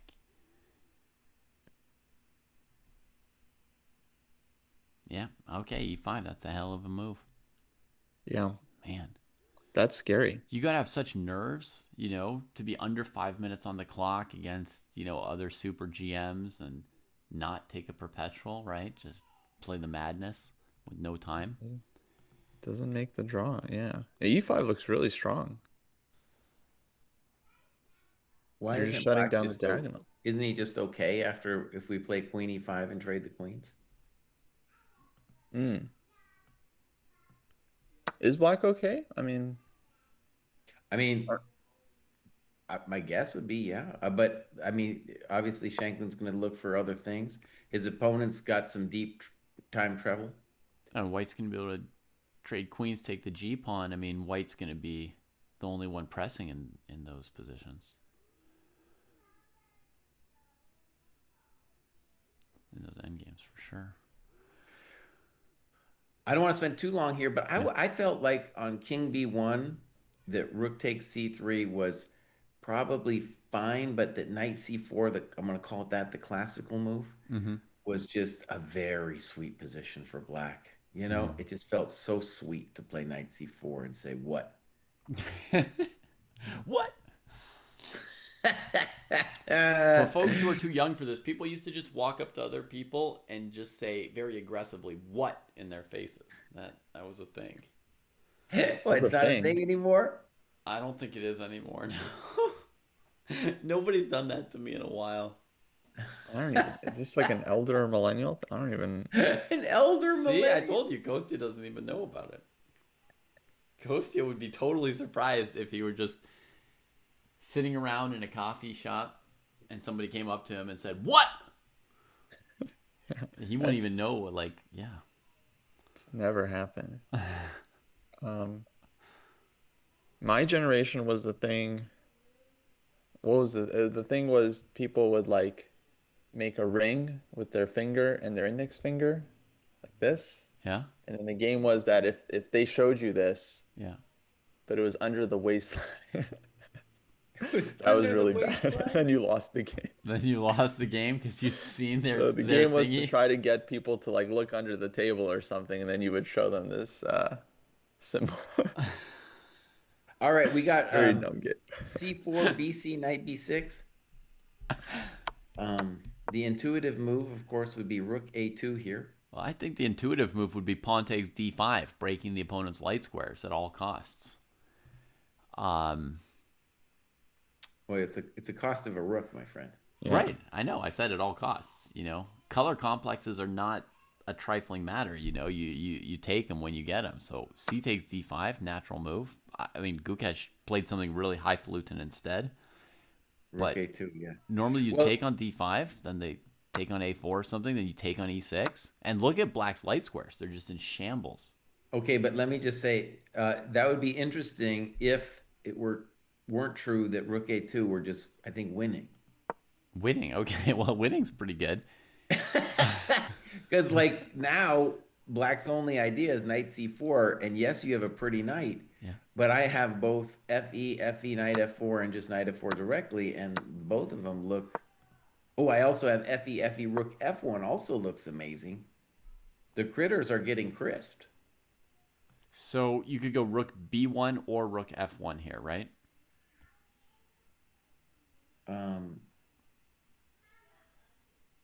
I mean, they both look really good, dude. Really good. My instinct is to plant it on F1. Okay. And But I if you think what play, chat would really like to see is, like, instead of this weird rook a2 move, I think chat would really like to see a lengthy analysis of c takes d5, f takes e6, taking the light squares in hand. Actually, I saw in the video feed, or Dogmas was shocked that Gukesh didn't sack his rook. Shocked when he moved the Shocked. rook away, right? He's like, what? Yeah. Like, you're just playing soft moves here, bro. You gonna respond to every threat you see? I now you thirst trapped me again, and now I'm looking like a jerk face. I know he didn't actually. That'd be so funny if somebody like moved their rook or queen out from attack in a game, and then you did like the Hikaru surprise reaction. Like, what? Like, what the hell is that? Like, I've had opponents like that they look at you on like normal moves. Hmm. It's very I don't like it. I don't like It's it. weird. It's unnerving. Maybe they've got something under the table they're waiting to show you, Kostya. They're trying to win Yeah, the you game. you thirst trapped me, bud. He's not reacting to Rook A2. Yeah, no. It's a callback. Chess Games, what's up? I've been keeping an eye on the Argaisi game. You know what? Knight c4 without FE might be more evil, Jesse, in the rook b1 line specifically, right? Because you go knight f4. Of course they can't take on e5. You've got, on f5, you've got knight takes d5 check, right? And king takes c4. So you go knight f4. King d7 to defend that pawn. Then you go rook b1. You want to make him defend f7 as well when you go rook b7 check. No, I mean, that's plus 10 million. Well, I've been trying to tell you this is a bad situation. Honestly, I think there's Knight more than c4. one way. Knight c4 played. It's now Gukesh's turn, and I'm gonna crank up this eval because I agree that's just brutal. Like knight f4. What is Black doing after knight f4, Kostya? Like, do we have a My friends, I just want to note that today and yesterday, GM Kraai way ahead of the curve of these chump IMs who were like, "Ah, it's okay, it's okay," and I'm like, "No, look at the position, look at the position." Yeah, that's true. Jesse's eval moves much faster than ours. Perhaps he's looking more moves ahead than I am in general, or I might just be afraid to commit. You know, just afraid of commitment. Yeah, I don't know. I like to change my mind when presented with new evidence. I don't know about you guys. Well, exactly. It's time to change your mind, buddy. I went up. It's I went time up. to change your mind. Yeah. But yeah, Jesse was way ahead. I mean, I tuned in like in the first 5 minutes of you guys covering the Bakro Gukesh game. Jesse was saying like, "Oh, Gukesh is better." So he was ahead of like Gukesh on that one. I don't think Gukesh even thought he was better. That was really early, yeah. Shockingly. Okay, here's a slightly tougher defense for Yagiz is rook a6. I'm not saying it's going to change the fate of the modern world, but it's a little tougher because king d7, rook b1. I mean, I'm sort of ready to resign. So on rook a6, but so this is after knight f4, right? But Yeah. then white still has time for taking on e6, knight g6, rook f1, Yeah. rook f7. Yeah. Maybe even throwing knight g6 first to make sure they spend a move on rook g8, which is a pretty sad tempo. Then rook f1. Oh, we got action in the game. Action on the field. Fe played. Oh, he takes. He took. But yeah, so I was going down this line: rook g8, rook f1, and then oh shoot, that bishop's kind of trapped. That's gnarly. Knight f4 played. Yeah, this is an R&R, bud. Wow. I'm surprised he threw in fe6 because knight f4. Because he sees, buddy, that knight g6 is the end of all your coconuts. I know, it just didn't seem like he had to commit to fe because That's true. No, your imagine move was Black fine. playing ef5, you know, like Your move was fine too, but once you see that knight g6 is the end of your coconuts, just make it easy on yourself. okay. By the way, I think Shanklin is done. Done, huh? I looked at it and, I was claiming that maybe he could survive the end game, but now I'm looking at it. I think king g7, rook f1 now, and you're cut. I don't see how you live through that. I really don't.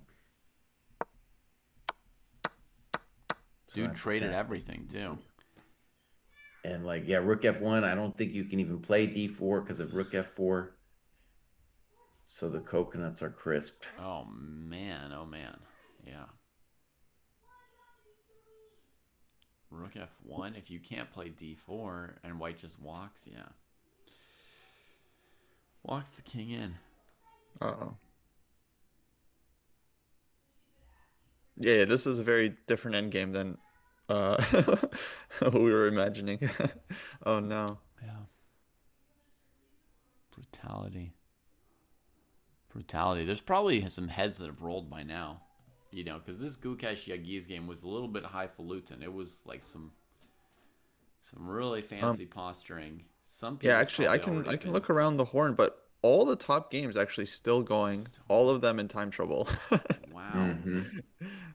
So it's very messy right now actually. Like everyone is kind of in and like how many moves? Yeah, like Rothstein and Ferrugia still have to make 16 moves with less than 10 minutes each. Probably they'll manage. Geary has, I think, I don't like, I feel like uh, Gary's opponent maybe let some stuff slip because Gary's kind of slowly consolidating his business here. Mm-hmm. Yeah, Yeah, looks Samus like he's making toast. progress. Yeah, everything else, at least at the naked eye, is just complete madness. MVL, by the way, won his first game. He beat Volakitin. Okay. So he's breaking out.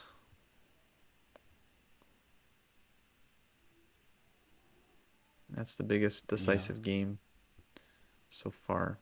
Man, yeah, Rajteen and Ferrugia are playing really slow. Really slow. I mean, they're at move 25. Everyone else is in the 30s. Yeah. The structure forever. Okay. No, I think our Dogmas is going down. I mean, Hmm. he's very low on time. I think it's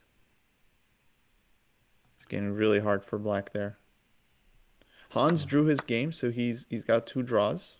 Mm-hmm. Solid. I'll say this, though, Jesse.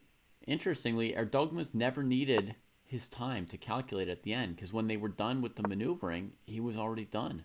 Like, he could have 10 minutes to calculate here how he wants to defend e6, but as you said, it's just crispy. He got Yeah. outmaneuvered. Hmm. Yeah, you really underestimated this F4 F5 king king D2, bishop D3. Gukesh, To me, it was like the whole King D7 C7 was underestimating the dangers in the position. And also, you could yeah, complain that it wasn't clear that the king belonged on C7. It right. was clear that the knight and bishop needed to fix their junk, Yeah. and he took forever to do it. Yeah, it was a lot of time, right? Two king moves like that. It was a lot of time. Okay, rook e8. That's what I was expecting by now, since we'd Uh, refuted king d7 and rook a6 pretty handily. But Another bummer here too is you could go like knight G6, rook G8, rook F2, then with the idea that the other rook comes to B1. This is not going to be it's Crispies, crispy Mhm. critters. Maybe on knight G6 he'll go rook H7, like MVL. oh no, reliving the great moments of chess history. Reliving the Yeah. Whew. Chris saying FIDE stream appears to be broken. Nice. That's what we're here for. Yeah, come over here, watch us. Oh, is our Samarkand thing set up? Let's see. Exclam Samarkand. Yeah, buddy. Okay, here's a little announcement. I'm going to put this also in the YouTube stream. If you want to get 20% off your first month, go to the dojo and use code Samarkand. That's the place where this tournament is being played. And I put exclam Samarkand in the YouTube chat, not understanding that YouTube doesn't know what the exclam means. Right. But in any case, use that code when you go and sign up for the dojo, get that 20% off, and boom, boom, boom. Bishop C1, a very slow move saying, buddy, you got nothing. I'm not even going to let you trade the knight. Let me tell you something it does, Jesse. Because Yeah. I know where this move comes from. Okay. So I was looking at knight g6, rook g8, rook f2, right? Or rook f1, whichever one you want, right? But you had said rook f2. So we come here. Yeah. So black's got this issue of the bishop on f8, right? Like you're going to play rook f7, rook f1, the bishop's hanging on f8, and it's not even really safe on e7. So I was thinking after rook f2, I would play bishop a3, just so my bishop's not hanging. You know, and then like rook f7, king c6. And then this position here, you still have to break black down, right? I mean, obviously the knight's great, g7, you've got access. They're defending these pawn weaknesses at g7 and e6 just based on how good white's pieces are. But pure evil, you take away the a3 square from that bishop, so now what's it supposed to do? Sit on e7. Then it's going to get targeted by knight g6, rook f7. Like the piece is going to be trapped there. Good. Yeah. King c6 played. King c6 played. So maybe with a dream, like once you go on your adventure to f7, maybe I'll just pretend that I can sit there, and maybe black can try to organize king b5, a4, a3 as a dream. If you check the video now, the Turkish kid basically looks like he's like ready to resign. Don't believe him, Jesse. Don't look. I just looked again, and he looks fine. No. There's just back up like 2 seconds or like 10 seconds. He's done.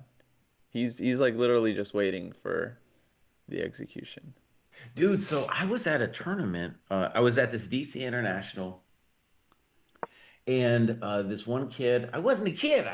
He was actually older. He was probably in his 20s, and he was defending a worse position.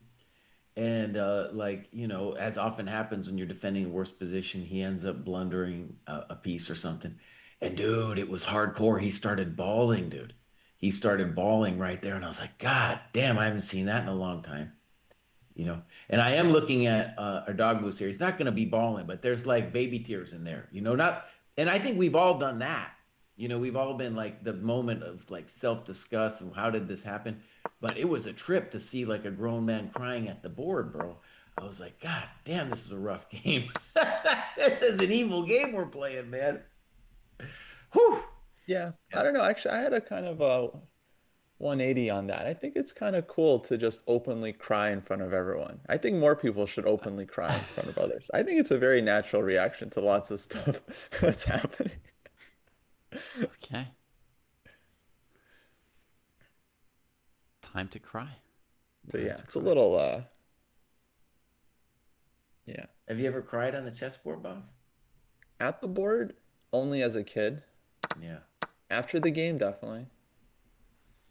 Yeah. I think the last time was like maybe 3 years ago. Oh wow, you still care like about after the that game? stuff, Kostya. Yeah, well, I mean, basically, yeah, it was a rough day because like I lost the first game in this like vicious time scramble, which could have gone either way. And then in the second game, I just like left my queen hanging, just like complete blackout. And so I just, yeah, resigned and withdrew from the tournament. But that was a bummer. Yeah. How about you, Jesse? You ever cry at the chessboard? No, I've been angry. You know, I've been angry for sure. I think as a general rule of thumb, maybe this is just being old school. I think it's fine to yell after a chess game. If you want to cry or be angry, it's fine. If you want to celebrate, that's fine. But you must leave the board before you do any of that shit. It is not cool to celebrate in front of your opponent. It is not cool to, like big time emotion. Also, there's other games going on, so you can't be losing your shit, man. You got to respect the game. Leave the area. If you want to scream to the world, fine. Just do it outside. Yeah. You know? I definitely feel like Jesse's more of an anger than a sad True. loser. True. and that if chess equipment had the equivalent of like a racket or something, like he would have been forced to change professions at some point. Like they wouldn't have had him at the tournaments. He would have had a hard time making it out the door before breaking his racket, or throwing his chess clock against the wall, and it would have been a problem. Well, we have our equivalent racket smash. It's the table slam. It's the fist Yep. slam. The table Yeah. slam. Just doesn't happen as often. King C2 played, kind of surprising. I don't know why he's not playing knight G6. All right, David, you came up with a cool highfalutin answer to bishop C1. What is King C2 about? What is King C2 about? I don't know. Seems really weird, right? It's also blocking our A2 rook from swinging. Mm-hmm. It's tempting black to think about playing G5 as a desperation move. Yeah, I mean, I think if we want to know where this move comes from, we should trace knight G6 and see what did he not like about knight G6. Right. Like, what was black's defense there? Maybe bishop E7, and he's not able to take on E6. So then rook F7, Yeah, let's take bishop G5. bishop to G5. So Okay, wait. I think whether he's right or wrong about King C2, I think Kostya's on it that it's just preventing bishop E7, and it's claiming that G5 isn't anything. It's also claiming, though, that King B5 intending A4 isn't anything. Which, if I was black, I would want to think about that, because if I can get my pawn to A3, then that's a minor wait, accomplishment. it's Zugzwang. That's what King C2 is. Bishop E7 played. Why couldn't he play King B5? He had 3 seconds when you play bishop E7. Yeah, because he was in Zugzwang, which is the worst thing to be in time trouble. Wait, but it wasn't Sugzwang. He just plays King B5. There's something wrong with King B5. Anyways, bishop E7 played. It would surprise all of us if knight E6 wasn't winning on the spot. Man, he makes him relinquish the e-pawn without attacking it? That's so bizarre. Yeah, Maybe there's a diabolical plan, Mr. Pruess. No, never mind. Yeah, maybe this is diabolical plan. Knight E6, bishop A3. Guys, the Turkish kid is bouncing up and down like he's not dead. Okay. Like he's bouncing. Yeah, he's bouncing. I think he's going to play knight E6, bishop A3. He's back. And then if knight A4, I take on C1. Oh, he plays G6. He Yeah. wasn't interested in my move. Yeah, G6.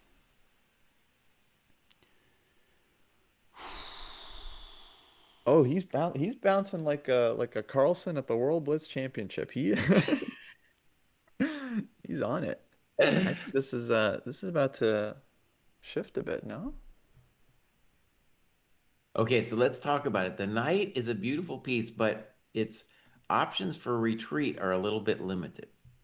And the rook on G8 is now suddenly active, and the king on C2 might be embarrassed. Mm-hmm. He can tuck at A1 to avoid losing a rook. It's the kind of tuck he wasn't dreaming about, though. Wasn't dreaming about that tuck. Now it's getting a little spicy, Kukesh. I just He was think being if I so was playing fancy. this, or Jesse or David, I just feel like all of our knights would be on G6. None of Yeah. this would have happened. I think, though, it's true that bishop E7, G5 was at least the idea. I didn't believe in it at all, but that was the idea. Mm-hmm. And now with King C2, you're setting yourself up for knight E3 stuff. You're setting yourself up for rook G2 stuff, knight E3 stuff. Yeah, Know me like. it was hard to calculate your weird bishop A3 move, partly because of knight E3 stuff. Yeah.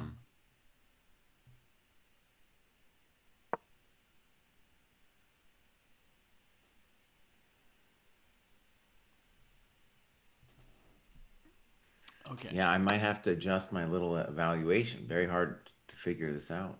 Yeah, I brought mine down. Still seems like it's somehow good for white. I have faith in Gukesh. Figure this out. Okay, but what do we do, Kostya? What about knight F4, the most basic move? What Okay, happens then? GH. Right, GH. And then if And then GH... bishop G5. Okay, there's also rook EF8, right? Because F1's undefended. Yeah, but I was making my life simple with bishop g5 because now I might be threatening to play rook f8. And also I think bishop f4 is going to be a drug. So you go bishop g5, and now I try knight g6, where we always wanted our knight to be. Mm-hmm. Okay. Yeah, now white's completely winning again, right? Maybe. All right, let's do knight f4, gh, rook ef8. Yeah. This is problem.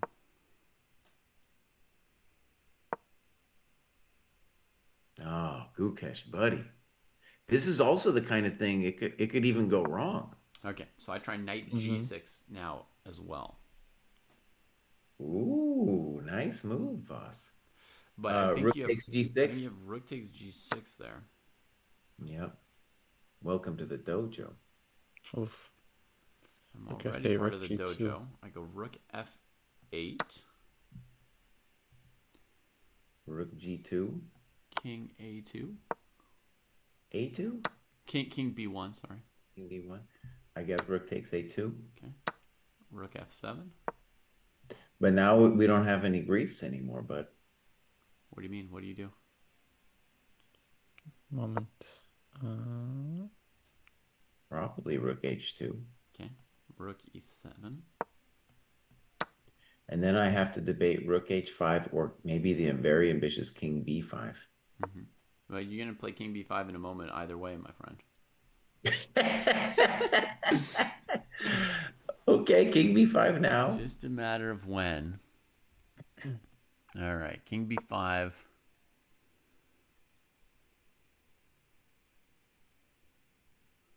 Oh, I forgot it was Prague versus Ivan today. Man, it's just Yeah.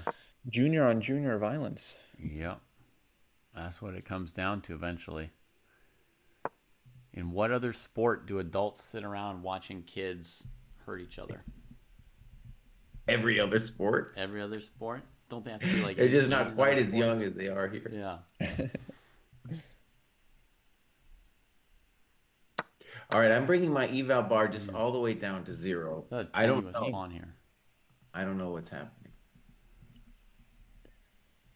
Dang. Well, Gukesh is now under 5 minutes, so he's entering time trouble. Mm-hmm. Oh, hey, Gukesh. Maybe you shouldn't have thought so long earlier, Baus. Maybe I'll do that time management rating for this game. Put up a little short about Gukesh and his problems. Well, I mean, he had a big advantage over his opponent, so it wasn't. And he was winning on the board. I feel like it was okay.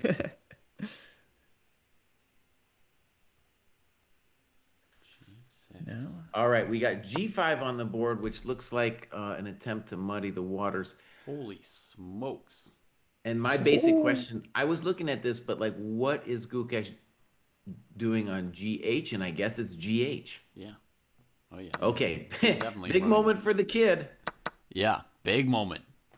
Yagiz, he's got seconds. He's got 4 more moves to make. He gets 30 seconds each move. He wasn't ready for that. He was not ready. HG though? What happens on HG? H6. Also Just H6.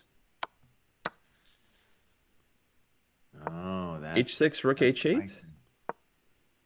Maybe. I mean, I have rook H1 though. It's not over. The party's just beginning. Yeah. Okay, then we got king D7 played. Holy shit. Okay, but isn't that really bad because knight F4 and then I'm threatening knight takes D5. Oh, wait a second. Knight F4, he's going to play rook F8. Who knows what's happening? Oh my God. Yeah. King D7, maybe an exclam. Yeah.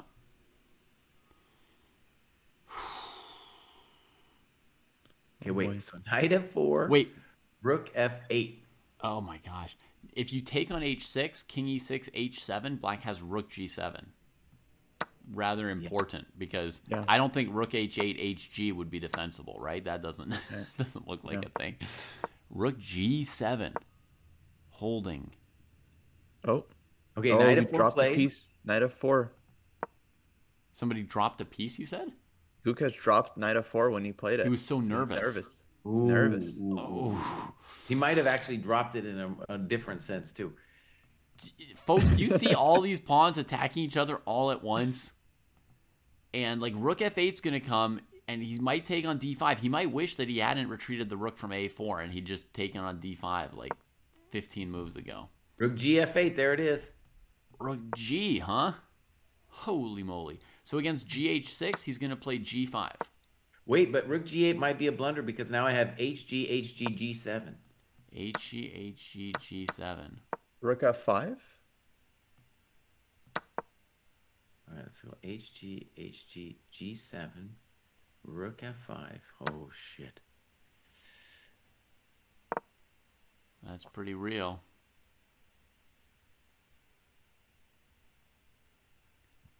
Ay, ay, ay. Why was it the G rook? Folks want to know. We don't know either at this speed. Maybe because of GH if the other rook had gone. If the other rook had gone, maybe this kind of GH, G5, H7, rook H8, knight G6 kind of idea. Oh, Gukesh, buddy. Oh, Gukesh.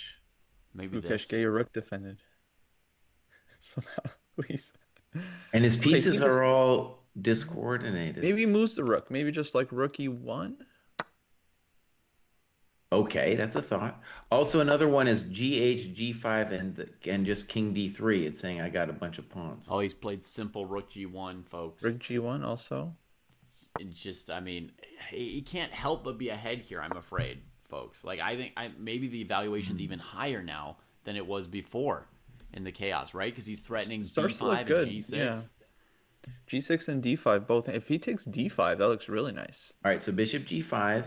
And the question is, what does black have after knight D5? I don't think he's got anything. He's got rook F2, king to B1, rook B8, and then we hide on A1, right? And that's where black needs to find some real magic. But that's still Gary checking out the game. That's still somewhat messy, right? Because white temporarily isn't doing anything with their 3 connected passers. And the king is shite on A1. Yeah.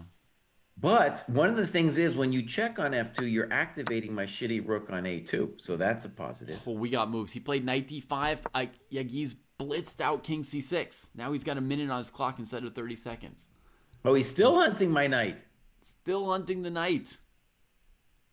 I mean, it could always just go to knight F6, right? Knight F6, bishop F6, rook G6. Is that not But somewhat can you easy? take on g5 first? With Yeah, your... I take on G5 right now. bishop? Game over. Well, he's going to play king D5 there, right? Well, then I'll play bishop H6. Okay. Rook F2. King B1. You still have a I think bishop you're on right, the though. board, He huh? wants bishop G5, King D5. Yeah. I mean, to me, knight F6 looks simpler. Because I block out all your rooks, right? And then I've just got control of the game. Do you see anything wrong with knight F6? Bishop F6, Well, okay, rook bishop G6? takes F, bishop takes knight, and then what? Rook G6, rook G6. Oh, I missed that. Okay. Good move, good move. On knight F6. That's what I'm saying. That kind of like shuts black out of the game, more or less. Mm-hmm. Because then both his rooks are dead. We've got knight 2 F6 to 3 is extra next pawns to use. And Don says, Gukesh is quoting the dojo here and saying, taste these nuts. Honestly, knight F6, you play it, it's going to be taste these nuts. That's not quoting the dojo. That's just quoting Jesse. No. Kostya and I have never said that in our entire lives. Okay, wait, David, here's a little question, though. Knight F6, bishop If we F6. did, Jesse would talk to us about it. He'd be like, that's Wait, listen, knight F6, bishop F6, rook G6. What about knight takes E5? Mm-hmm. That's still complicated, right? Pawn takes, rook takes, bishop H6, rook F7. rook g5? Can we do rook g5? Oh man, 1 minute for Gukesh. 1 minute. He just checked the move number. Yeah, he just needs one more move. Boss Yeah. just needs one more move here. Okay, Knight he's going to use his E5. full minute then. Yeah. Knight E5.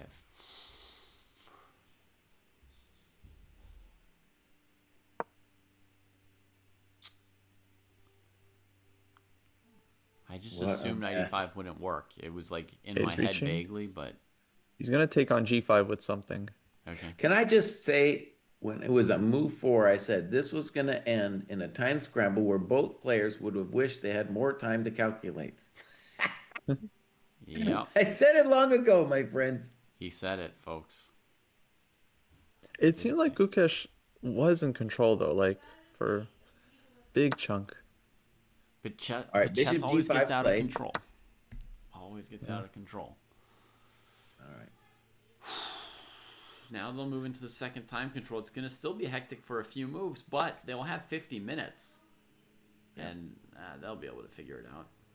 So Now in he's Twitch, got a minute. someone's saying he didn't find it, but we were unclear about knight f6, honestly. Yeah. Yeah, we didn't solve that line.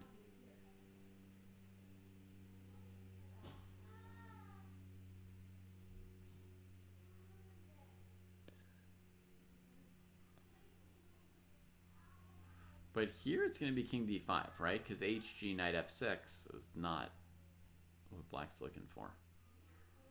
Yeah. So he plays king d5.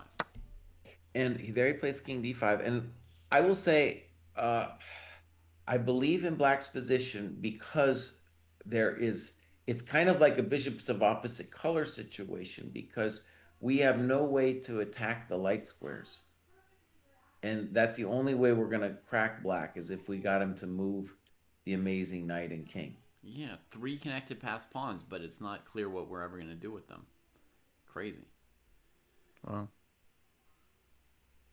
Okay, I thought I was winning. Now I gotta go down again. Let me think. Also, isn't it true that there's a draw threat at the very least for black? So if we go HG, rook F2, king B1, knight D2, maybe that's even, well, yeah, that looks like a draw situation, like king A1, knight B3, knight D2. Sorry, so you're playing bishop takes h6? No, I was playing, what was I doing? No, I'm sorry. Never mind. Shanklin, I think, is basically resigning soon. Oh, what a bummer for Shanklin, dude. Should have just listened to Fischer and played knight c4. You didn't need that rook c3 thing, Bowers. I'm sure he was fine, by the way, with rook c3. It just seemed like knight c4 was El Clasico. Yeah. See, David, this is what Wesley So saw. This is what Wesley So saw. What did Wesley So say? He played this line as white on purpose, Jesse, even though it looks, challenging to handle from the white side. Yeah, this is a weird line because and yeah, Demchenko also, just welcomed this rook c3 sack, but managed to figure it out. Wait, did Wesley So say something about Shanklin and not playing El Clasico, or what was the deal? The Shanklin was following a game between So and Mishra from US Championship from maybe 2 years ago, where Mishra also sacked on c3, but then misplayed the position and lost. Okay. And me and Dave were talking about how Wesley probably understood that even though it's such a chaotic position, it's not that easy for black to play either. Because normally we all think don't allow rook c3 in the Sicilian. It's not very practical. But Wesley So willingly went into it, won that game. Now Demchenko and Shanklin both go into it. White wins the game. So Wesley's strong. I'm going to show you guys quickly and chat as well how Prague defeated Ivan Zemlyansky. A rather clever little tactic here. So he'd given back his extra pawn. He's nursing his bishop pair. And in this position, he played c5, noting a problem with the black pieces on d6 and a5. The bishop on d6 is trapped. The knight on a5 is hanging. The b6 pawn is overworked, keeping both pieces alive. Very nice move. Bishop c5. He trades. Still the b pawn can't take because the knight will drop. He lures the rook up, then hits it with b4. It's very rare to win with the bishop pair on the color squares of your opponent's bishop. Normally somehow you win on your light squares that are unopposed. But there is a little light square detail to this tactic. There's rook c4 for black, right? Which Ivan resigned without playing. Very nice. BA. Very nice. defending the bishop on e4 with the rook on a4. Mm-hmm. And there's your light square touch, bishop c6. Nice. Yeah. But if I'm not mistaken, I think white could also win there with rook takes d8 and bishop d3. That was also looking good, I thought. Sorry, show me, Kostya. Instead of b takes a5, you could go rook takes d8 check and bishop d3. Rook check, king takes, bishop d3, and force the rook away, huh? Yeah, and then like rook d4, king e3, knight c6, bishop b5. Oh wait, I don't know if that works. Maybe it does. Okay, it's much more complicated. Bishop b5, rook d6. Or rook d6, yeah. No, you're way easier.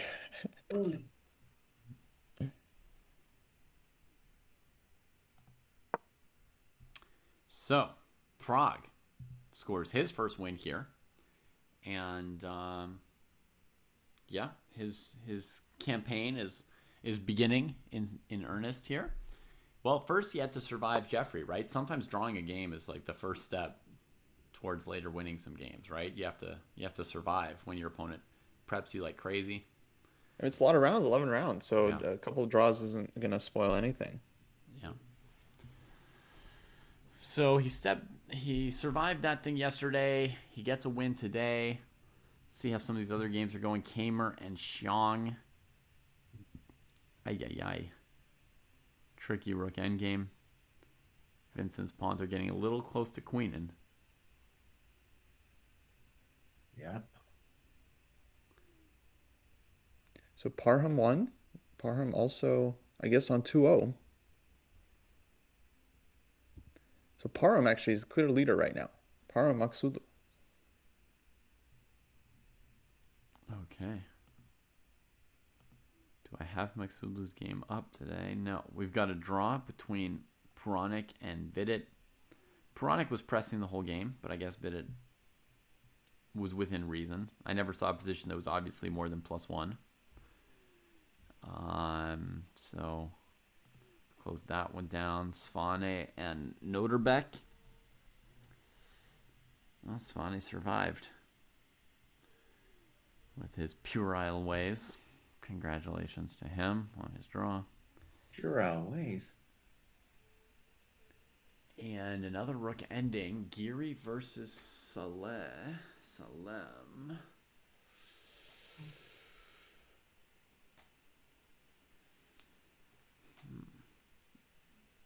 Is white not winning with rook h5 and then rook over to a5?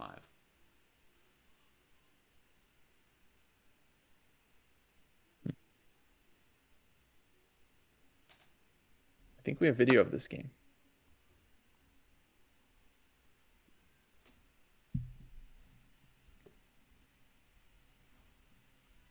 How are the American players doing?